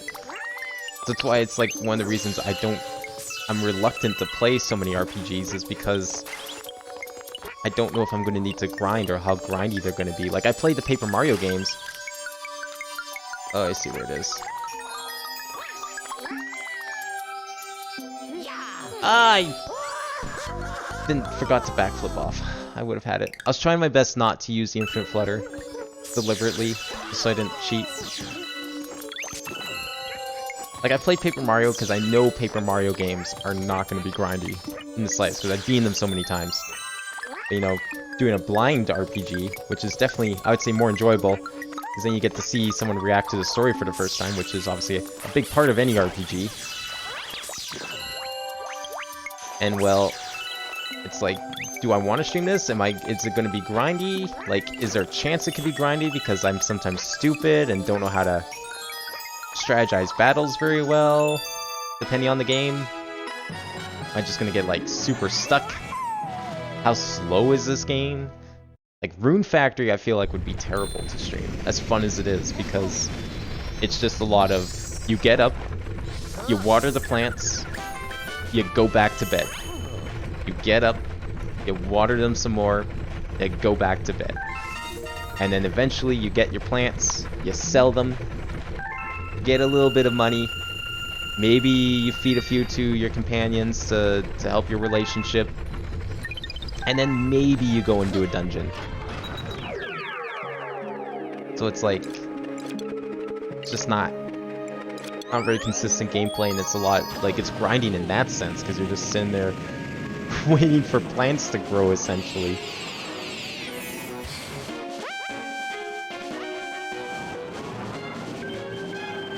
Yeah, like a lot of games do. I mean, even this game is like, oh, let's go get the star, and then we'll get the next star. But, like, you know, at least action games, it's like, it feels less repetitive.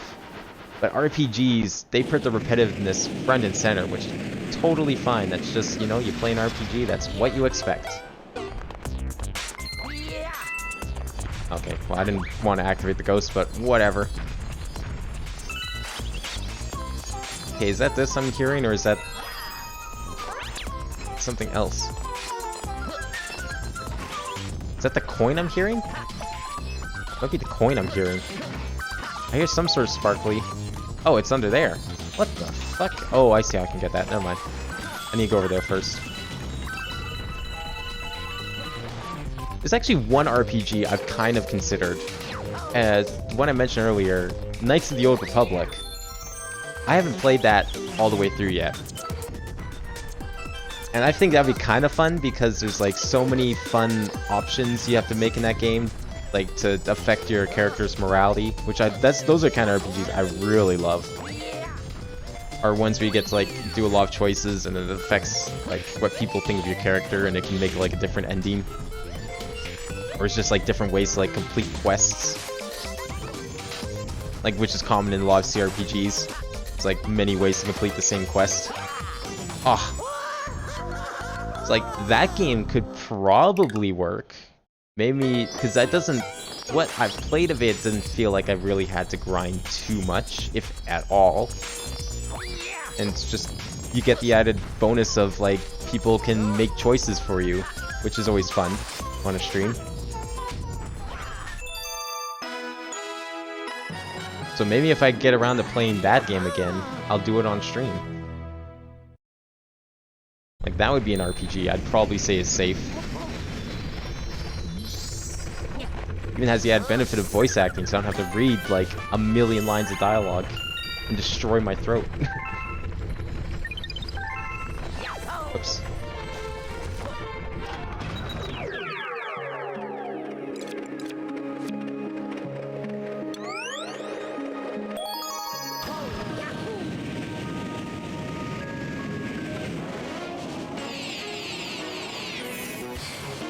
Alright, what time is it?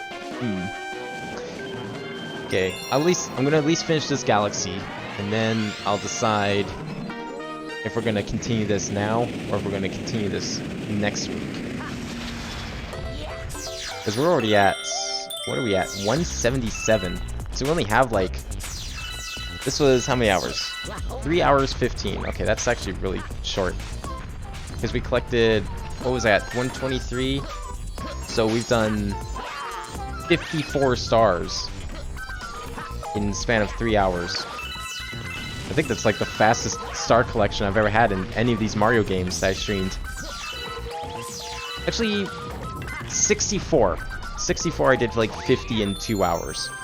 So it's about on par with that. So I feel like we could probably do like one more stream of this, I would say. Yeah. Probably one more stream would be good, which is great because that's just in time for 3D World.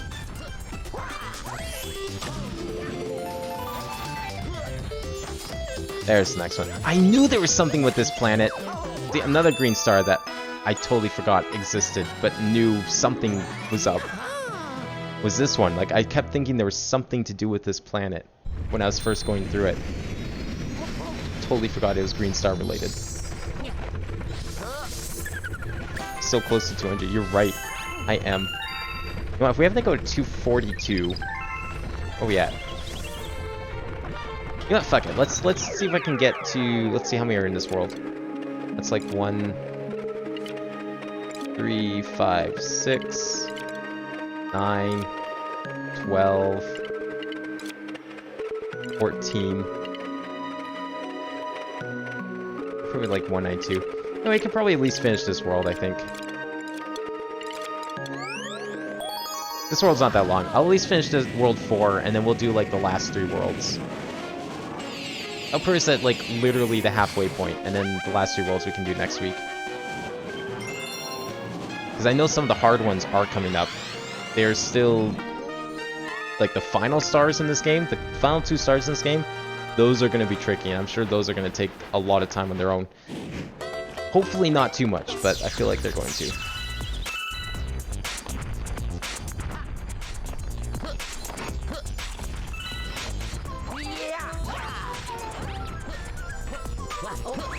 Like, if you want a hard Daredevil star, just look.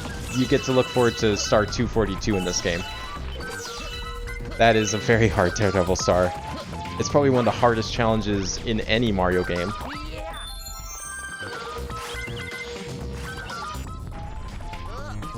At least any 3D Mario game. I don't know. I'm sure people would argue that Lost Levels is harder, and they'd probably be right. But at least in Lost Levels... Oh, nice, I skipped the checkpoint. Whoops. At least in Lost Levels, you can get hit. And there's also, like, an ability to get easily grind lives at the start. And there's checkpoints.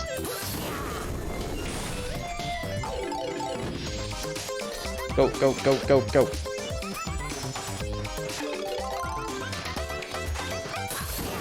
Okay. Now? No, no, don't do it now. Don't do it now.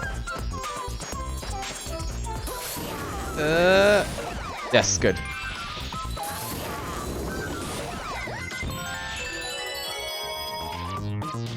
Must finish challenge. Yeah, I'm sure we'll get to see it. I'm sure we'll get to see it. I hate that you have to... You can't just, like, leave it up indefinitely until people pay for it. I kind of wish that wasn't the thing. But at the same time, none of the command-based point systems have like this community pot type thing. So it's actually pretty unique to Twitch. From what I've seen anyways. I can't really complain since they're the only ones doing it. I just don't like that feature. Okay, where's this last star? Do I have to like jump off some edge here I don't know about? Oh wait, was it in the, oh, you know what, it might have been inside this Wiggler tunnel. That could be it.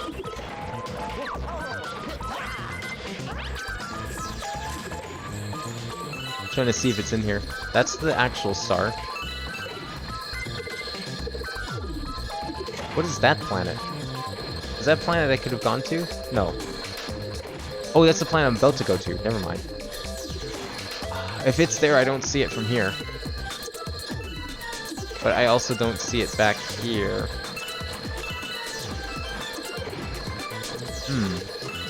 Well, I might as well keep going. Yeah, if I like absolutely forget, I'll you can totally give me a hint. Oh, wait. What was this? What was this? I see something. Oh, that's this one, right? This is a secret star. I forgot about this planet being related to something else. That is irrelevant to the current situation. We need to find that green star.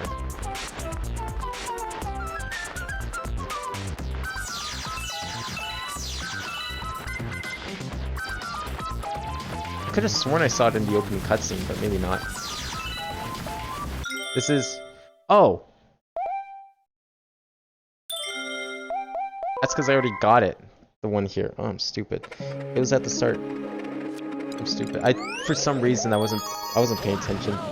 Doing all talking, I wasn't paying attention to the fact that it was the first star that I'm missing, not the third, for some reason. That's where I made the mistake. So that means the one that I got underneath the thwomps is the second, which means it's probably like right around the start. Yeah, that's number 2 under there. I already got number 3. So that means number 1's like right here somewhere. I don't hear anything though. That's the Luma, right? Like Lumas make the same sound as stars.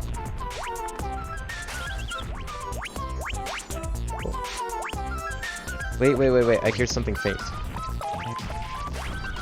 Oh, where is it? Is it under here? No, it's not under here. No way it's under here. How would you even get there? Okay, because I kept hearing something around here, but I thought it was like the coin, or what?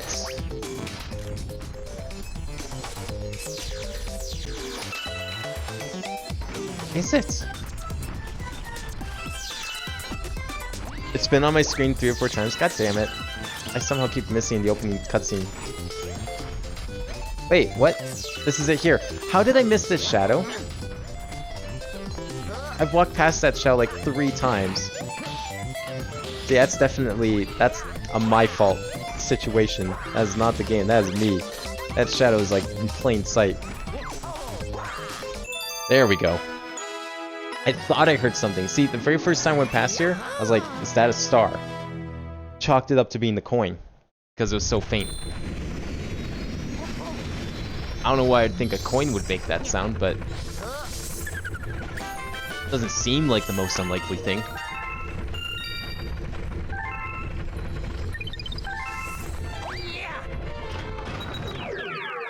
It's like usually I have like the backseat allowed tag in, and usually the way it ends up working, basically because of the way I work and how little I sometimes pay attention to chat, I'll just end up like sitting around trying to figure shit out, and then people will be yelling at me in the comments, and it's like, you know what, let's see if anyone's told me where to go, and I'll just look over and lo and behold, I already have the answer. Or I'll just, by the time I decide to do that, I'll just magically find it as well.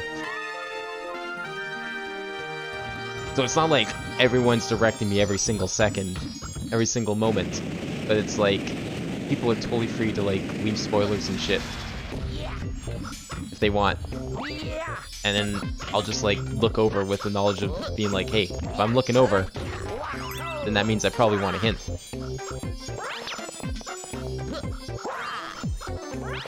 Usually people are pretty good, like they understand that I also enjoy figuring shit out on my own, especially when it's a game like this where I played it before and totally just forgot everything. Okay, I see what the puzzle is here. We do that, and then we do that.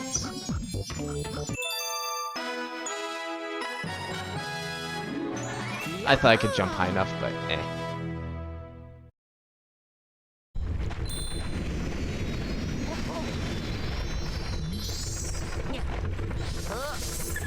When challenge ends, you can extend it. Okay, I'll have to keep that in mind if it doesn't go on.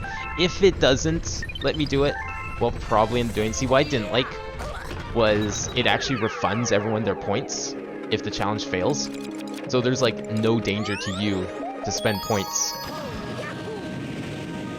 because you can add points to the pot with the knowledge of that if it fails, doesn't matter, you'll just get them back. So like my idea was, before I found that out, was like, okay, I'll just set it at 100,000, whatever gets added, and then I'll just do the challenge again, but subtract that amount. But I think what I'll just end up doing is I'll just like decrease the total amount by X amount, depending how close it gets, until it happens.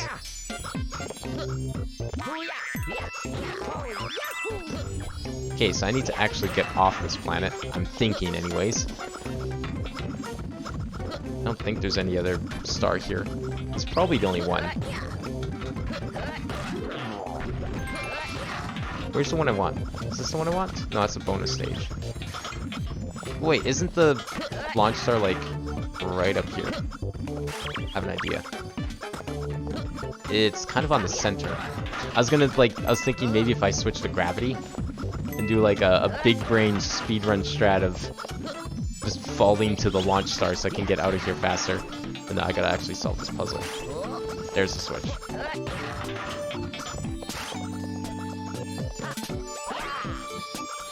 Oh, okay, cool.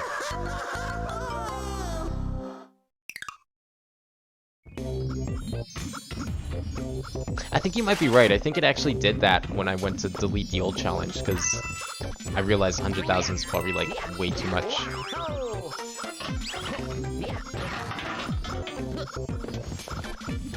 Oh wait, what am I doing? I did this before already. I just like went around the corner. Like I did it so casually the first time.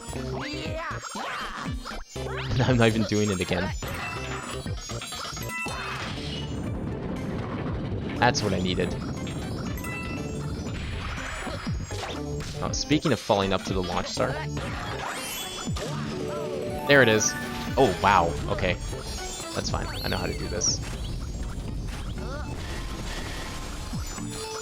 I just need to get in here first.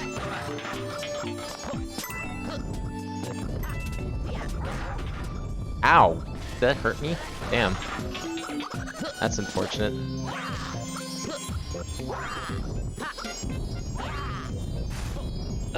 Come on. Yes.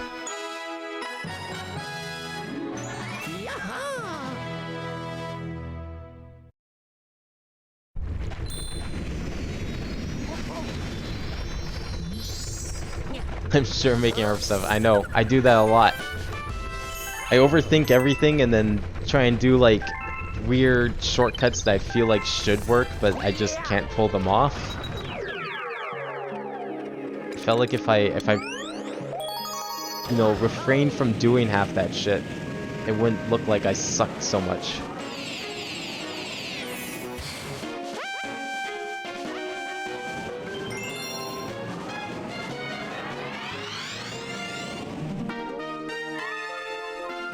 Okay, where are we going next? I'm paying attention.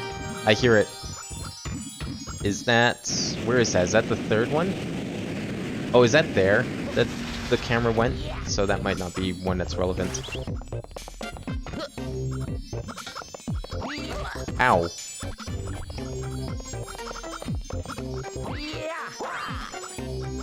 Oh my god.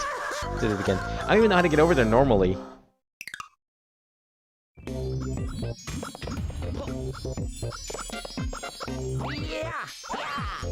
Whatever. This is pretty consistent. I'm fine with it.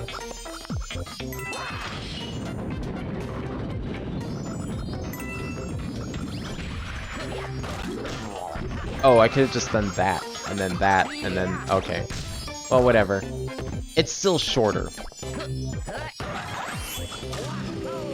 Okay, so we got that one, so I need to just get through here. I'm so tempted to like jump around the wall in this one, but it's like way harder. Not gonna try.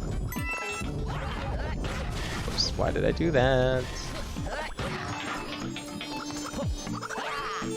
Wait, what am I doing? I can just go in here. Grab that. Oh, thank you, fence.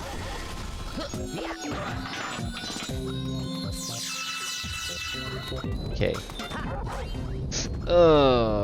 Push me into fence, please. Thank you. Okay, I'm hoping there was another one there.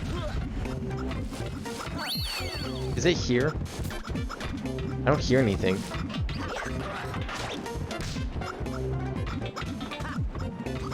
See, it's weird. Like, I don't have any desire to speedrun like any video game, but I love trying to like at least pull off the strats, because like, you know, when you play video games when you play the same game like so many times, it's like you want to get faster because it's like you've already done all this. So like you have this like subconscious thing of like, yeah, just get it over with for like certain parts. Or if you like, even if you haven't played a game before, if you end up like repeating the same section like so many times, you just have this like mentality of like, yeah, I just want to learn how to do this fast. And it actually just ends up becoming easier sometimes to do like some crazy weird thing that you would never do otherwise. Is it up here? No. It's over there. Okay. And with this game, it's like, it's just really fun to try and take shortcuts because of the way gravity works and the physics. You sometimes get some really cool shortcuts. How the hell am I getting up there? Okay, yeah, I need to be careful doing that there because I could just get caught in the launch star. Oh wait, can I just like fall to it like I did with the first one? That's probably the strategy. Right? Is it like in the corner? I can't tell. Good.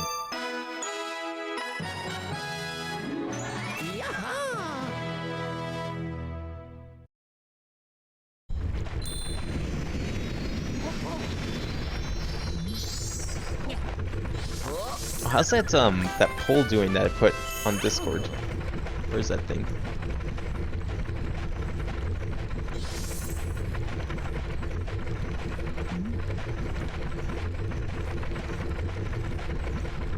Wait, I just noticed I just saw your stuff on Discord, Jonathan. Is that, did it like, it didn't delete your maps, right? Or are they still there? Oh fuck.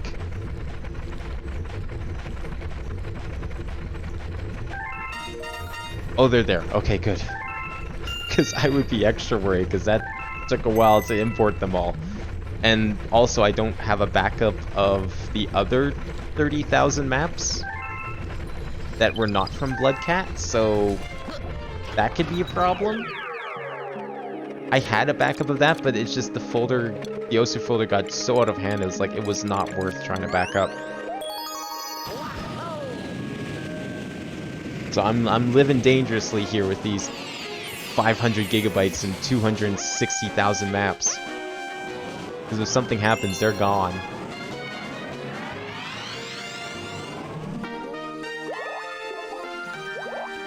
Oh, did it like just reset your file path, maybe?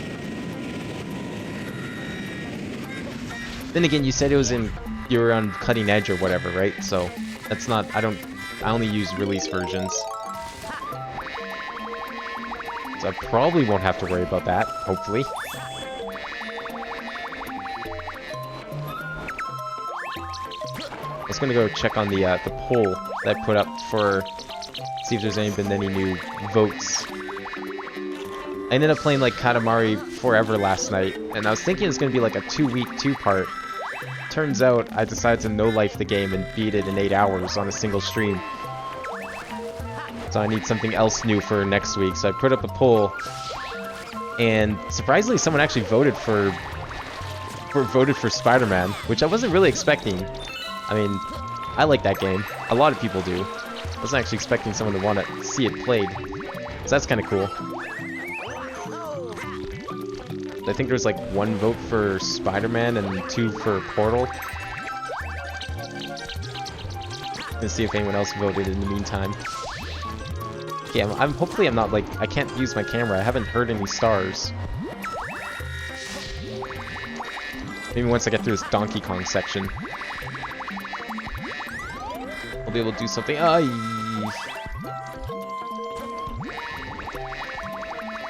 Go. Oh, get out of there. I feel like there's going to be 1 on this planet, and I feel like I'm going to miss it. It's only 2, though, so it's a shorter galaxy, so maybe not? Oh, here we go, 3D section. Oh, I hear twinkling. Wait, can I go back here? Sure can't. Sure can't. I don't know what's worse. What would have been worse, dying or this? That sucks. I mean, I guess dying I would have had to do it anyways. I had to redo it all. There was no checkpoint. That's okay.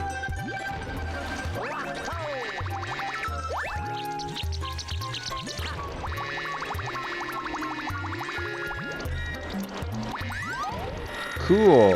Oh, thank you.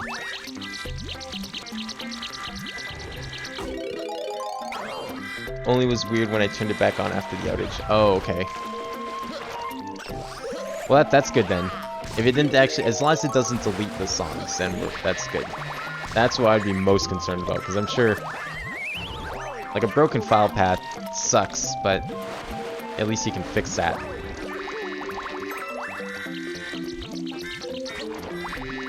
I mean, considering I got to back up the Blood Cat stuff, I should probably just... Wow, nice. I should probably just back up, like, the whole folder into a zip. But that's going to take, like, another... Oh, whoops, I forgot the mushroom. It's going to take, like, a whole nother weekend just to zip another 600 gigabytes like I did.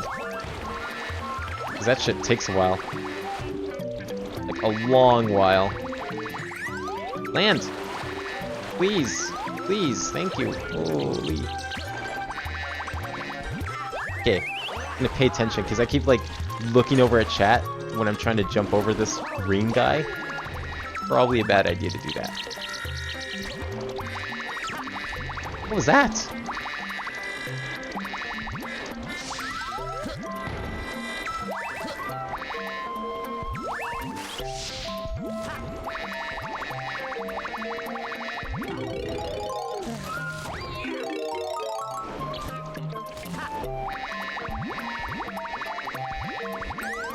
Yeah, that makes sense. The only reason I keep them together is just because, like, the hard drive Osu was on was kind of full. I guess now that I have, like, 2 big drives that don't really have a lot of stuff on them, I could probably split it up.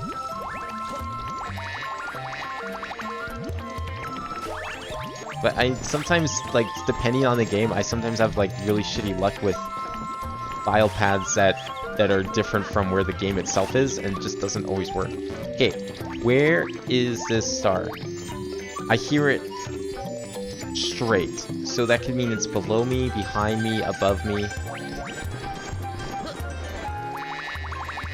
Okay, we know it's not below. I think we can determine with general certainty that is not below, which means there's a green star up there too. You see it? It's like right in front. I'm pretty sure that's a green star, not the actual star.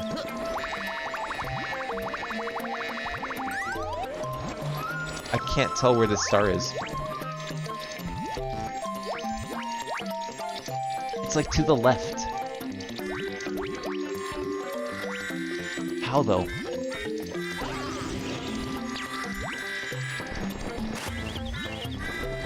Oh yeah, I'm sure Osu's works fine, but like even stuff that's supposed to work fine, sometimes something happens. I don't know if it's just like the way my shit's configured on my computer.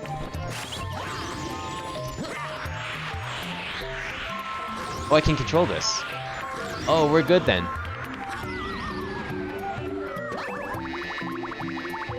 How high can I climb? That's pretty high, but I don't see any stars. Oh, nice. That was intentional. Totally. See, I saved myself, so I don't have to climb this whole thing again. Problem is I still don't know where this fucking star is. It's like I hear it right here.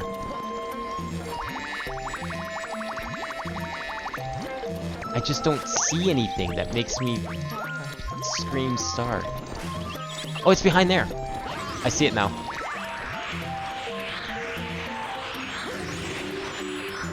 Holy shit. I did not see that at all.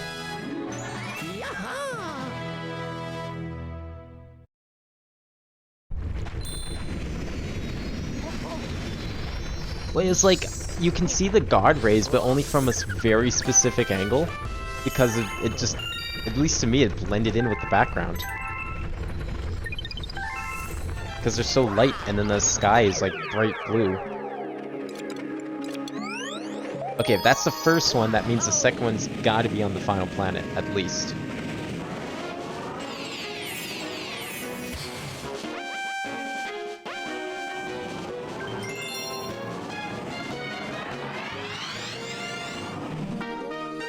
Yeah, but that one's different, because it's like... Yeah, this one, I already knew where this one was, because I saw it earlier. It just shows you front and center. That one was different, because like, I just kept walking past the shadow, the super obvious shadow that could not be anything but a star.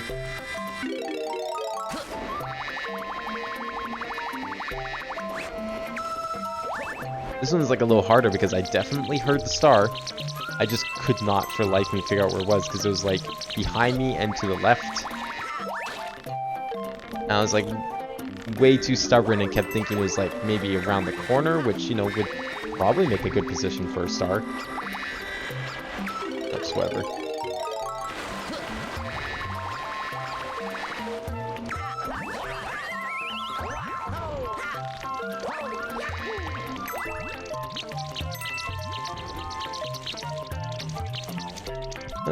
Go.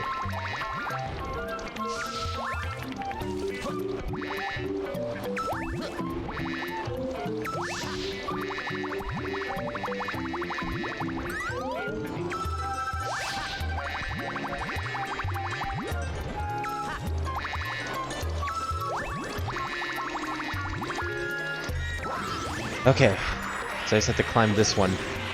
Watch out for that star, don't want to grab it again. I have done that before with green stars. Accidentally grabbed the same one twice.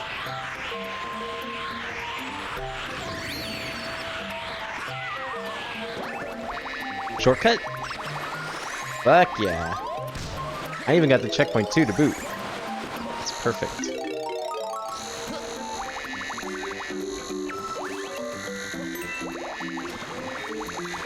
Okay, we just have to climb to the top.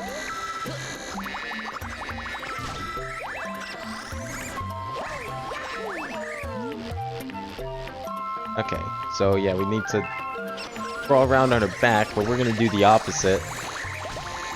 Use the front, grab this one. Perfect.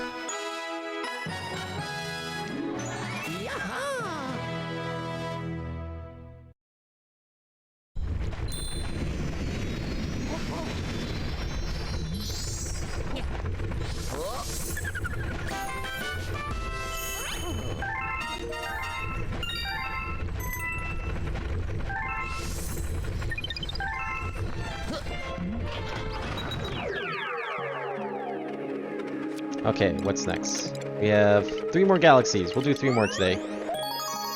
And we'll do World 5 to S next time.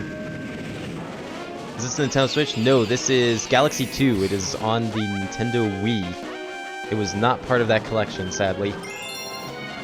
Hence why I'm playing it. Because I played the other 3, so I might as well play this one too.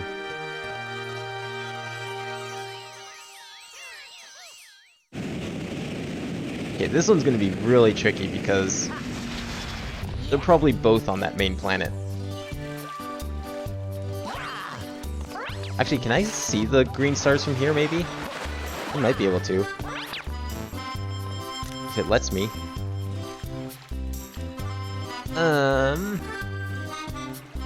I don't think so. I mean, for all I know, they could be, like, underwater in that cave or something, too. I'll definitely never see him in that case. I think it's safe to say they're not on this planet, though. It's too small. That'd be way too easy. Oh, but you know what would be a good place to see him? The top of that hut. That's probably a good place to look for him.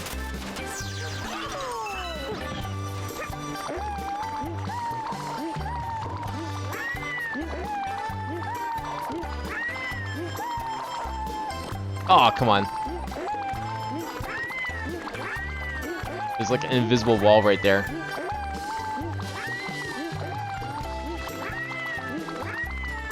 Oh, there's a green star. Right above the tree. And there's the other one. Okay, we see him. That's, you know what? That's exactly what I was trying to do. I was trying to locate the stars. Oh, but there's 3, isn't there? Okay. Well, we see 2 for now, so that's good enough. Yoshi can even swim.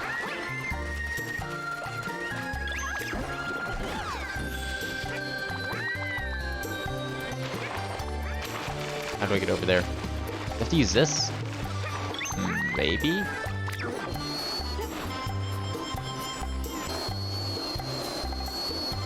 That seems to work. Oh, come on! Ah, whatever. I think it looked higher than it was. That's why I thought I needed the Blimp Berry.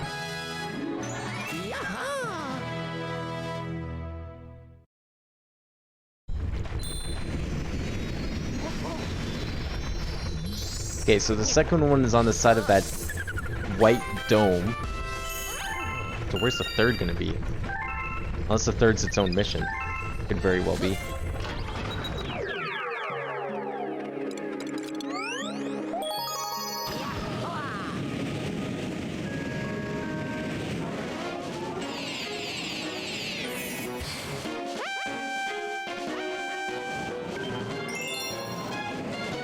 I'm pretty sure that's number 2. I don't see how that would be number 3. Oh, it doesn't quite show it in the opening cutscene. It's like just a little further around. Now you can actually see it from here. Oh, I could have seen it from on here then. I just didn't realize it was a star. Ah, well. Totally rendered from here.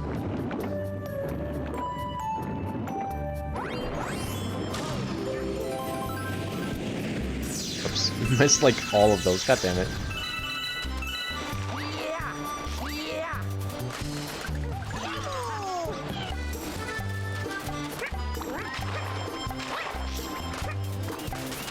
Okay.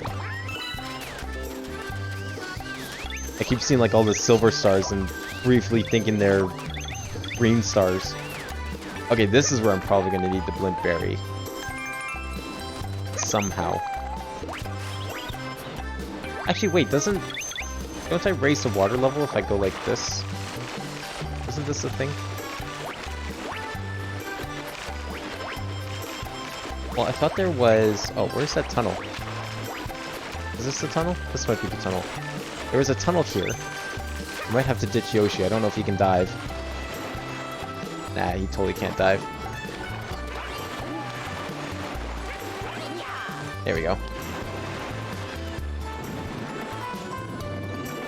If I swim through here... Was it here or was it somewhere else? There was a switch somewhere that I hit. I remember hitting, and it rose the water level in here. Maybe it's down here.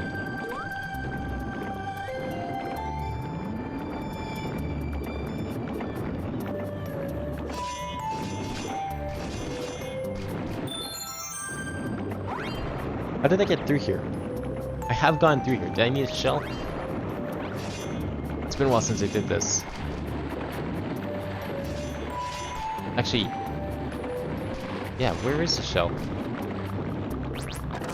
Oh, nice.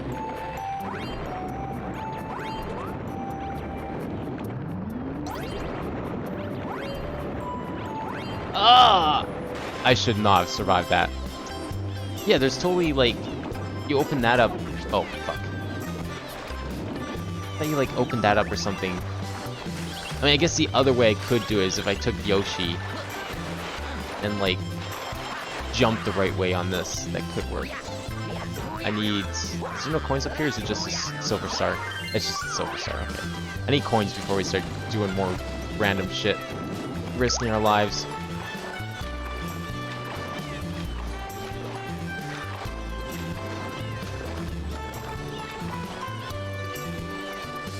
Could have sworn there was like a way to raise the water or something. Have I played Hand Time? I played it a little bit. It is on the list of games to stream already though, because I never finished it. As I was like saying a couple weeks ago, it's like there's a lot of platformers that I have kind of in mind for this year. That's why I'm thinking I'll probably like do 3D World, take a break, do something that's not a platformer. And then maybe we'll do some of those other platformers that are not Mario. And Hand of Time's pretty high on the priority list, I would say. We're gonna just do this. Oh, you know what? I bet I could totally do that. I thought there was a way to raise water. Maybe it's already risen. I don't realize it.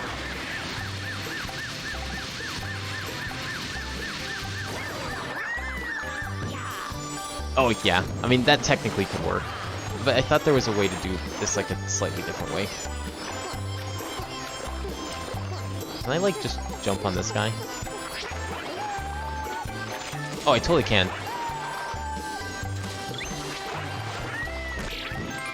Oh, well. I mean, I can. Doesn't do anything. Okay. All else fails, we'll infinite flutter. But I'm gonna keep trying this strategy a couple more times. Oh, okay. That totally will work. It is a plausible strategy.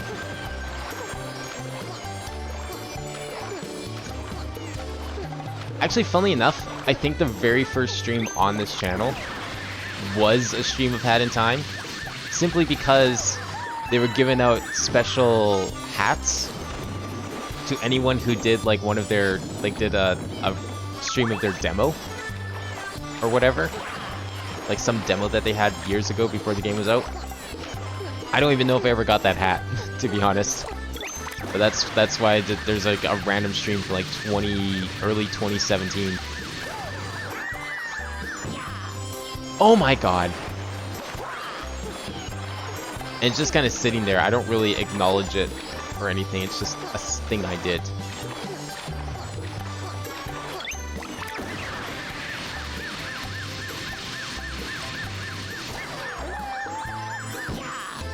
I keep missing it. Fuck it. We're doing the flutter. But yeah, I'd love to do it. I mean, I haven't beaten it, but I have played some of it. I got to the... Oh, I can't do... Oh, wait, what? I can just jump? Excuse me? I can jump. Okay, I want to try this. I mean, I'm thinking that's probably the strategy, is to like run around with the pepper and then just try and like jump up at it, but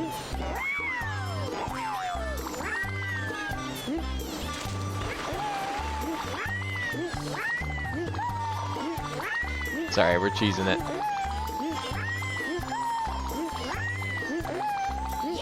Or not. Okay, fuck it. Let's try the pepper one more time. I don't think a blimp's gonna reach all this way. But I got to like the movie world. But I only did like some of it. And I know there's like a lot of DLC. I own some of that DLC. Oh. But I've never like 100% it. I barely did anything to like even bother 100%. There's a ton of that game. I just kind of beeline to the end of it, so I think it'll be a worthwhile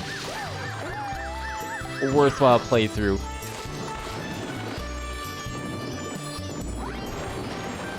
Come on, give me back Yoshi. I don't have another way to do this. Oh, okay. Cool, thanks. Totally didn't need him.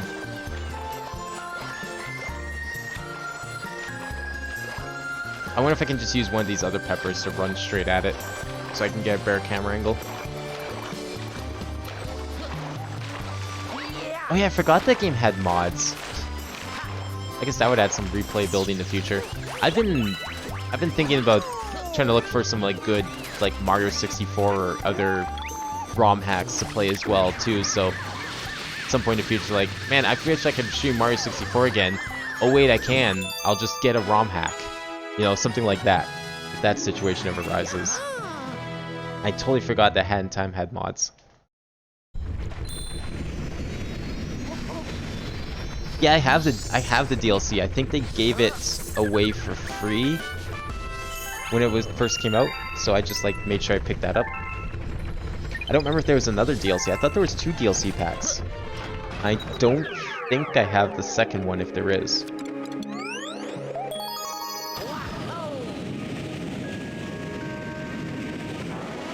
Yeah, I can't remember if I got the second one or not. I don't think they gave it away for free. So I think I ended up not buying it because, you know, I haven't played the rest of the game yet. I didn't feel a need to get it since I wasn't playing the game right at that moment.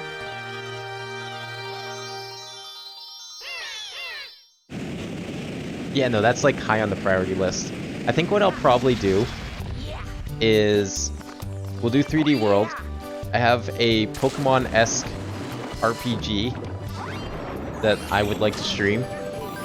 And then we'll probably do another platformer or something, and it'll probably be Hat in Time.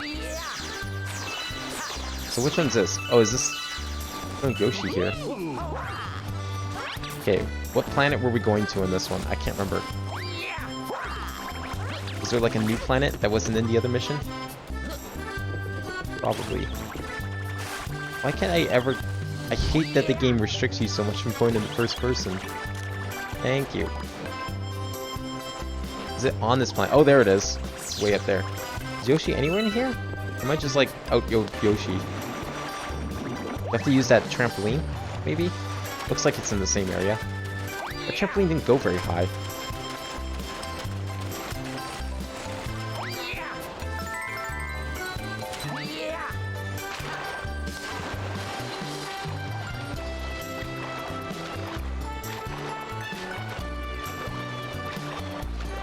Yeah, same. Like, that's why I bought the Hat in Time, was I just wanted basically 3D platforms, and that's also why I backed Yooka-Laylee. I don't really care for rare style platformers that much, but you know what?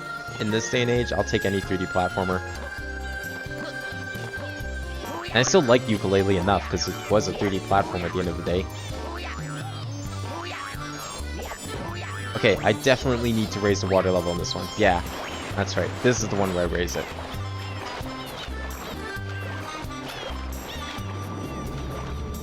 There's been a couple other 3D platformers I've played over the last couple years as well. I made sure to get a copy of Ratchet & Clank, because I do like me some PS2-esque action platformers, which are also a dying breed, but have also started to make a comeback. Looking forward to that sequel.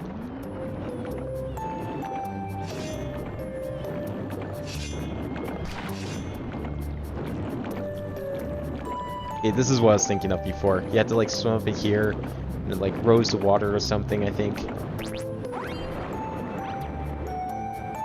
Come on, give me that. Thank you. Yeah, it's the switch up here. This is what will get me that star. Or not. It'll just give me that, which is, I guess, good enough because it's way up there. Except, wait. How do I get it all the way over here? I have an idea. Don't know how well this is going to work, but I think I know how this is supposed to be done. I think the problem with Yooka-Laylee is that it's too much like the old games. People don't realize that. Like, a lot of it's... They wanted the old games, they got the old game, and then now everyone's like, well, we don't want the old game anymore. And maybe it's a little different, but from what little I played of and seen of Banjo-Kazooie, Yooka-Laylee feels very similar. Like, very, very similar. You have to, like, line this up perfectly. You're just gonna, like, magically become super powerful.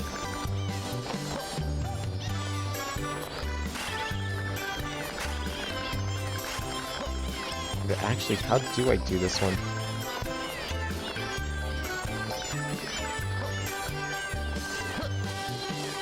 I needed, like, 3 classes to get back over here. Oh, the water is risen. I don't know.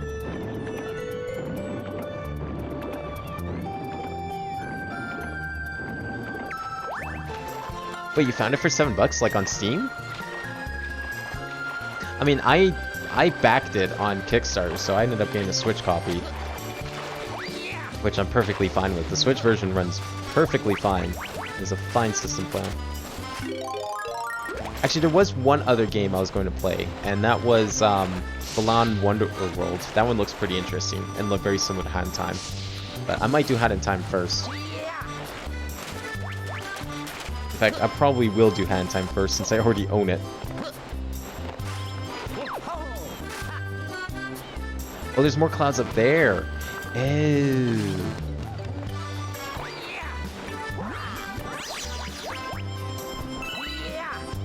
That makes a lot more sense.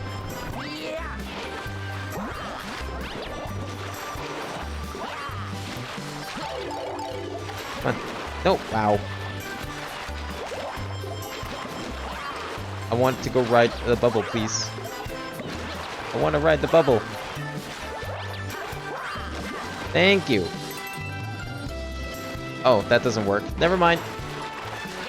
I need the cloud to stand on these clouds, right? Yeah. Okay, I see what I messed up on. Alright, this is where we go. So we get that cloud, and then that cloud probably can get to that star, if I'm careful. I don't know how else to get up there.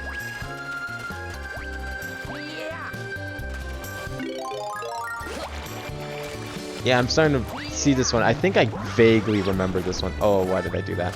That's okay. This is where it like actually starts getting hard for the stars.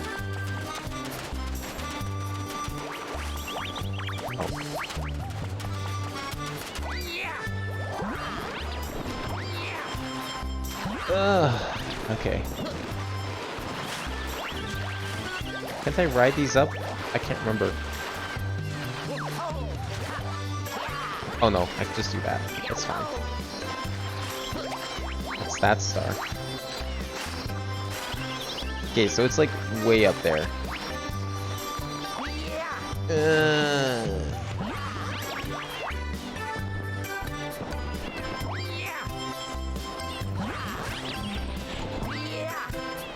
Okay, I got one cloud. I don't think that's even close to enough.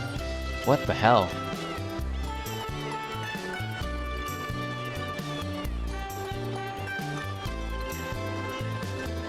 Something I can do. How the fuck? Do I get 3 clouds over here? Is there something I can ride? Can I ride the lily pads? Am I stupid? Could I have ridden these lily pads this whole time? They look like something I can ride, but I've never tried.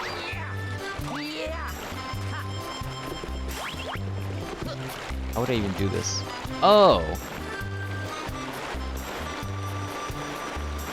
Okay.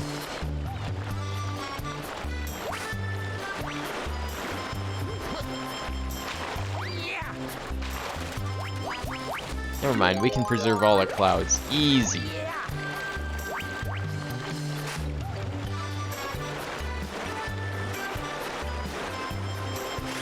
Oh, it was on Indie Gala. Yeah, Indie Gala usually has some good sales on games and stuff. And Yooka-Laylee goes on sale often enough. I even end up getting the sequel through, like, I think Epic. It was one of the free games on Epic at one point. But I honestly, I had, like, no interest in the sequel because it wasn't 3D. It was a fucking linear 2D platformer. It's like, that's not what I bought Yooka-Laylee for. I bought it for being 3D. And y'all going and making 2D platformers already. Gave up. Nah, they probably didn't give up. It's just like 3D platformers take a lot of time and effort to make. I have like almost zero interest in playing that one. Also looking forward to Psychonauts 2 whenever that gets released. Been waiting years for that one.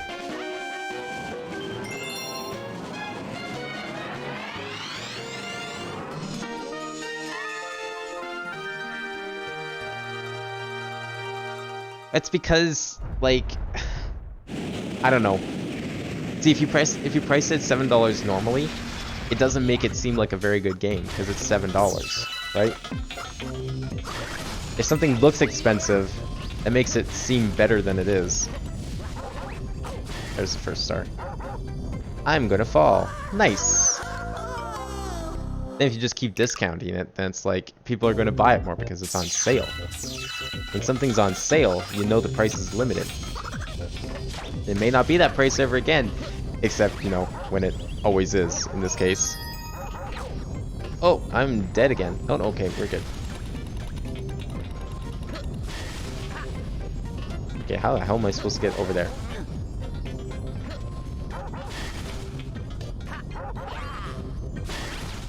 Can I, like, stop them from going if I complete this puzzle?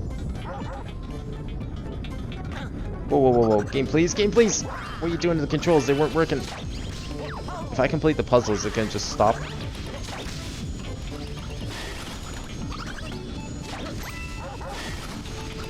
Get out here. You know what? You're going down first. Thank you. I think this stops them. Or does it? No, it does not. Okay, never mind.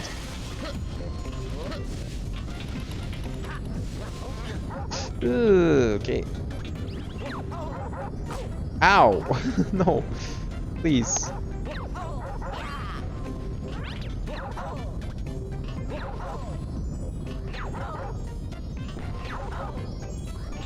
Long jump! Go!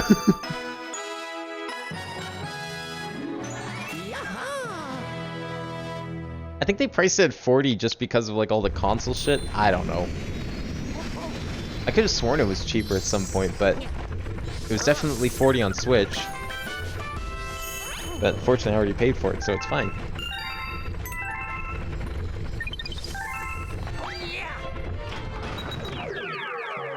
But I do wonder how much it goes on sale for on Switch. Like, I keep seeing it in the sale category on Switch, but since I already bought it, it doesn't tell me how much it actually is, which is kind of fortunate.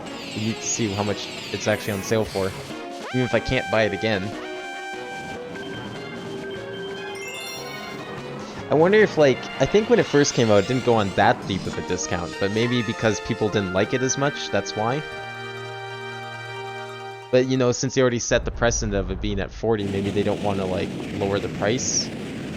Because that'll maybe make people think it's not that good, like it devalues the product. Even if they are selling it at $7 regularly anyways.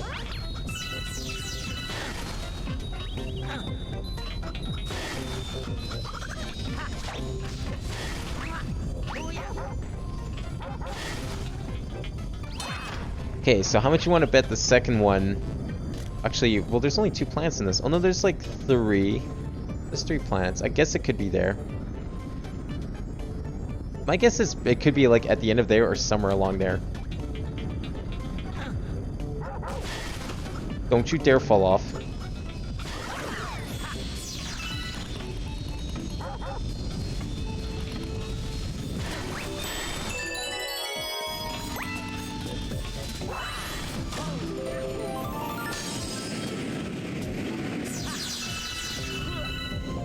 That's a rhythm tag on Steam. Want to see rhythm games, not hentai games.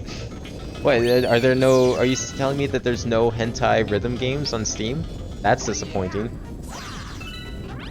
Not even one? Okay, I heard the start. It's like a down around here.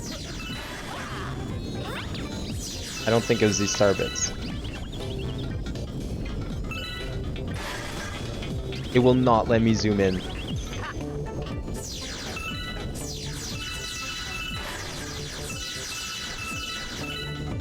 Are we sure it's... Is it the star bits?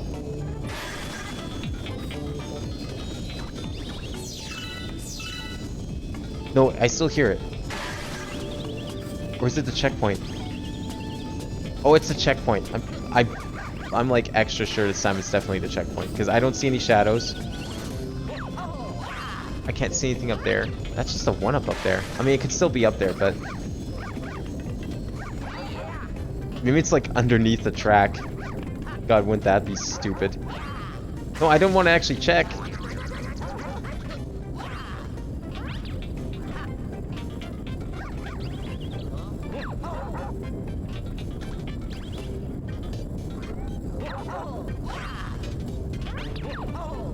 We should let me use first-person camera on this one.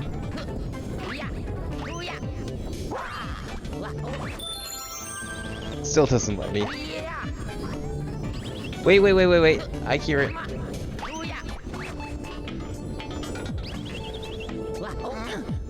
I heard it.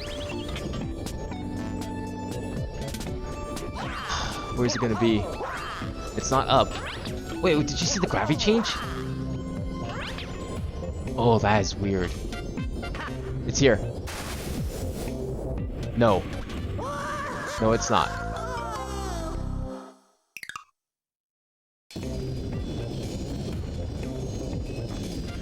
Well, and there you go. They're rhythm games. You want to see rhythm games.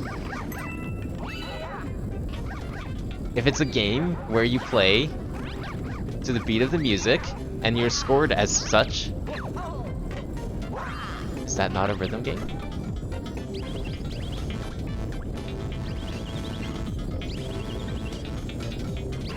I mean, if I want to see Match 3 Puzzlers and Steam shows me Honey Pop, I can't really get upset at it because it's not wrong.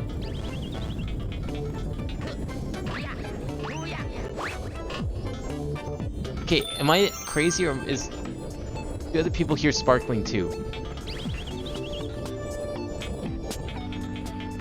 Like, I can't tell where it is. I don't see any shadows. I'm looking for shadows. I see nothing. I can't turn the camera, which really sucks. I feel like it's on this planet. There are 3 stars though, so maybe I can just continue? You know what, fuck it, we're gonna continue. There it is. Maybe that's what I heard. When I did the backflip spin, was it trying to get the gravity of this planet?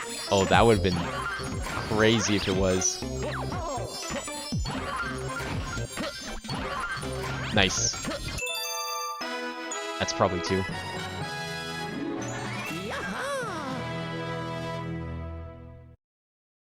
Wait, you can buy uncensored games on Steam now? The fuck? What happened to downloading totally not affiliated mods from totally not the official devs website? Posted to the forums by totally not the devs.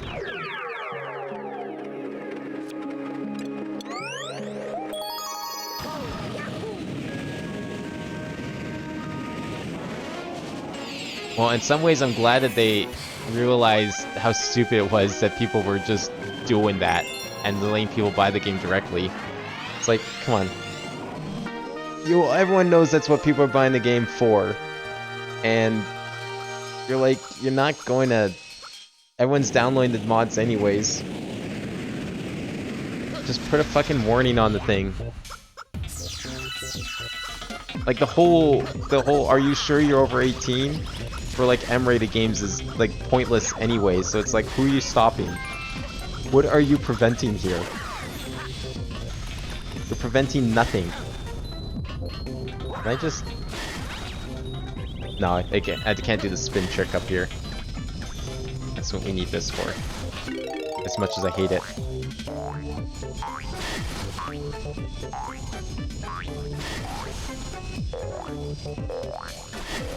Is it up here? Oh no, this is where I started. I'm stupid. Okay, I'm gonna assume it's not on this planet, because there was one on here. Surely there won't be 2.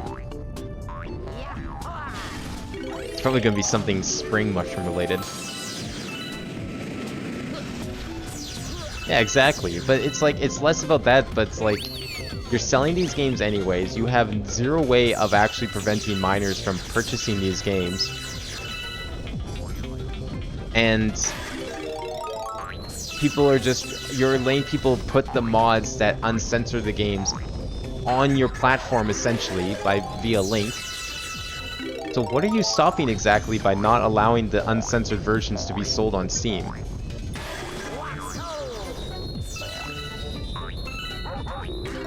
You're not really preventing anything. It's giving extra steps that everyone is more than happy to do.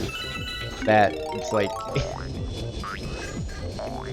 if the idea is to like make it more so complicated that no one's gonna bother, it's not happening. You may as well just give up. And I guess that's what they did. They gave up.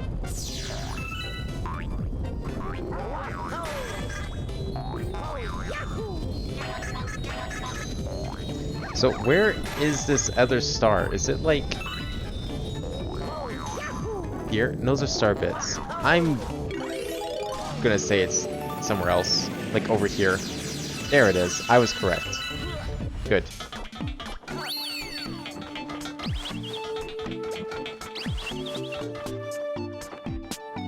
Oh, the thing you linked.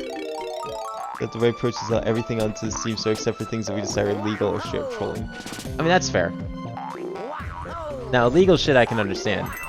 That's illegal, as you know. So why would you support that? No, that doesn't make sense. But yeah, it's like, if it's not illegal, why stop people?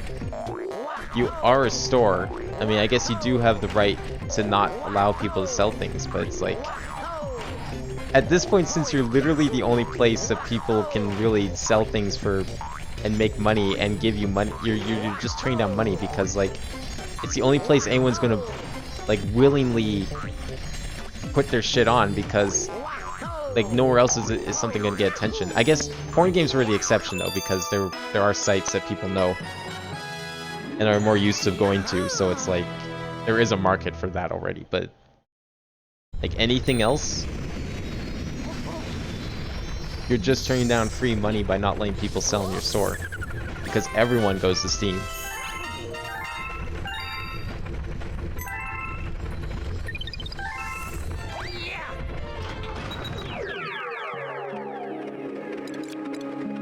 Okay, is that it? Okay, we'll do 2 more.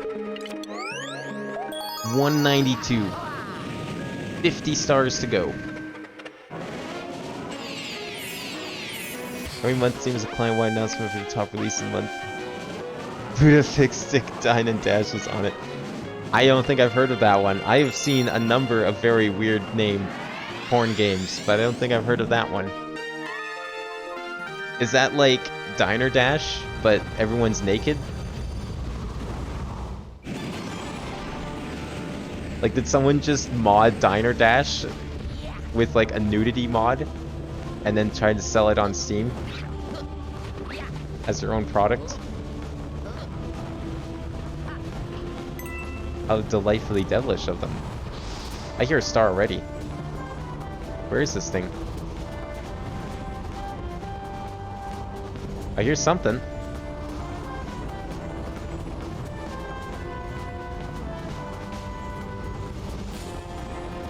Where is it? I hear a thing, and I don't think it's Starbits. I don't see anything. Whatever, let's just keep going. Ay. Oh, he spawned a thing. That's why it got hurt. Nope. Nope. Thank you.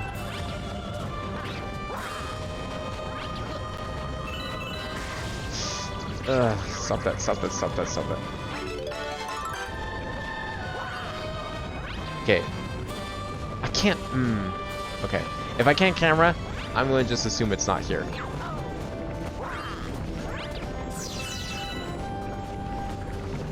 Okay, I collected those, I still hear sparkling. It's gotta be here somewhere. Nope, it's not there.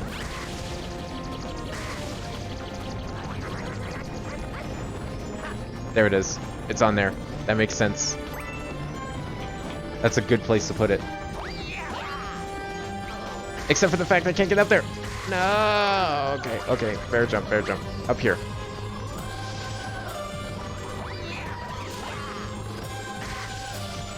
Approach it from the other side. There we go. Oh my gosh. Whew, that was close.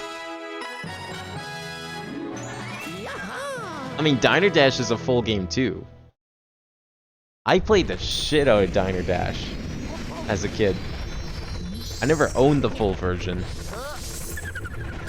but I loved playing the one that was on PopCap.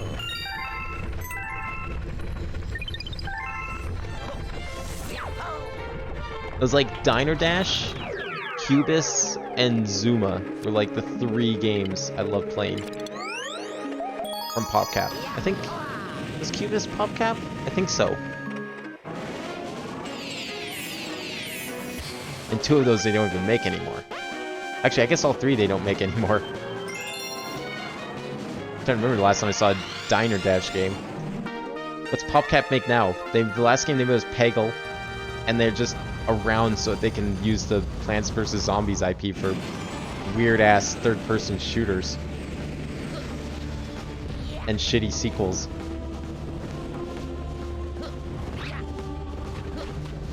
Okay, so second one's probably in the upcoming section here, because go. Ugh. Okay, you know what? I'm still taking the mushroom though. That was very helpful last time. It's the only reason I got that star. Okay, damage boost.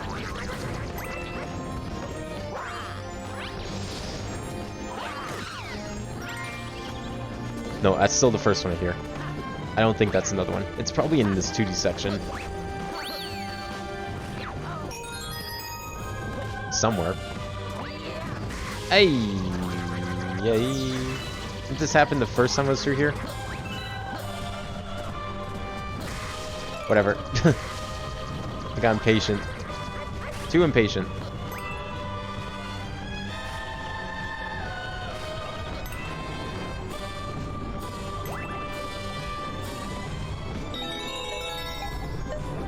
Okay, I hear the second one. It's off to the right.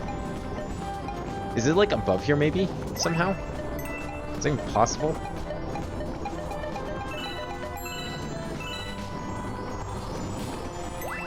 Or is that just a checkpoint I hear? No. No way. There's a star. There it is.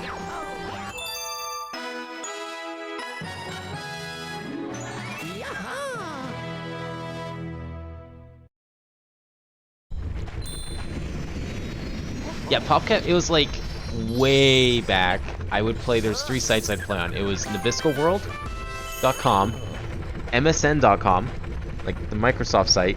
It used to have like a ton of games.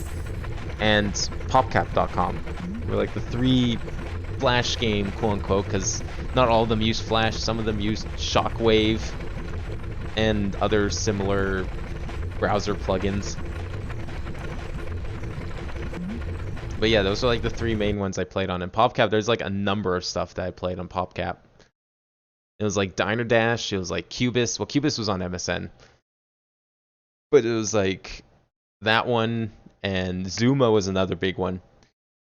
And we did eventually get Zuma as a disc, like the full game, and I played the shit out of it. I think I almost beat it, but that game gets really hard right at the end, so don't think I ever did. I think I have the sequel on Steam now. I played that a little bit, but I like the first one a lot more. Alright, so I think we'll end it there. We got most of the stars. We need 50 more. And I know the last 2 are going to take some effort. I'm sure the other 50 won't be so bad. That was like, what, 4.5 hours? And we got 191. Yeah, we got about 70 stars. That's pretty good. So I'm expecting like 1 more stream. Maybe I'll stretch it to 2 if absolutely necessary. Yeah, no problem. I'm glad you enjoyed JZ Zoo. But yeah, we'll be back next Wednesday with more Galaxy 2, probably the finale. Someone else pushed for 100%. Yeah, there's no way I would play Galaxy 2 any other way. That game is just so fun. Like, it honestly, the first half is like not even. You're barely playing the game, in my opinion. Like, the real game is gain all those green stars and then gain the finale at the end. So definitely. Especially since I ended up 100%ing the rest of the 3D Marios. It'd be kind of weird if I didn't 100% Galaxy 2. But we'll try and finish it next week. But tomorrow we'll do some Taiko and Osu. And then Friday we'll probably finish Diversity 3 in Minecraft. And then, of course, the usual Mario Maker as well. And whatever the results of the poll, which there will be a link momentarily once I end the stream. I'll put a link out and you can go and vote on what I'll play next Tuesday. It's either going to be a Portal 2 mod, Spider-Man 2, or Super Metroid, are like the 3 games I felt like playing. Portal 2 was suggested by Yonatan here because I thought, why not? But it's not like actual Portal 2, it's like a mod that I haven't actually played yet. I totally forgot it existed and would probably make for a good stream. especially considering I already played Portal 1 on stream a while ago. So you can go and vote in the link if you're interested in any of those. I think last I checked, there was Portal was winning, but Spider-Man actually had a vote for it, which was kind of surprising. So we'll see. All three will get streamed eventually. It's more of just to see the order I stream them in than anything. So, but yeah, in the meantime, thank you for watching tonight. I will be back tomorrow, so I will see you then. Have a good night.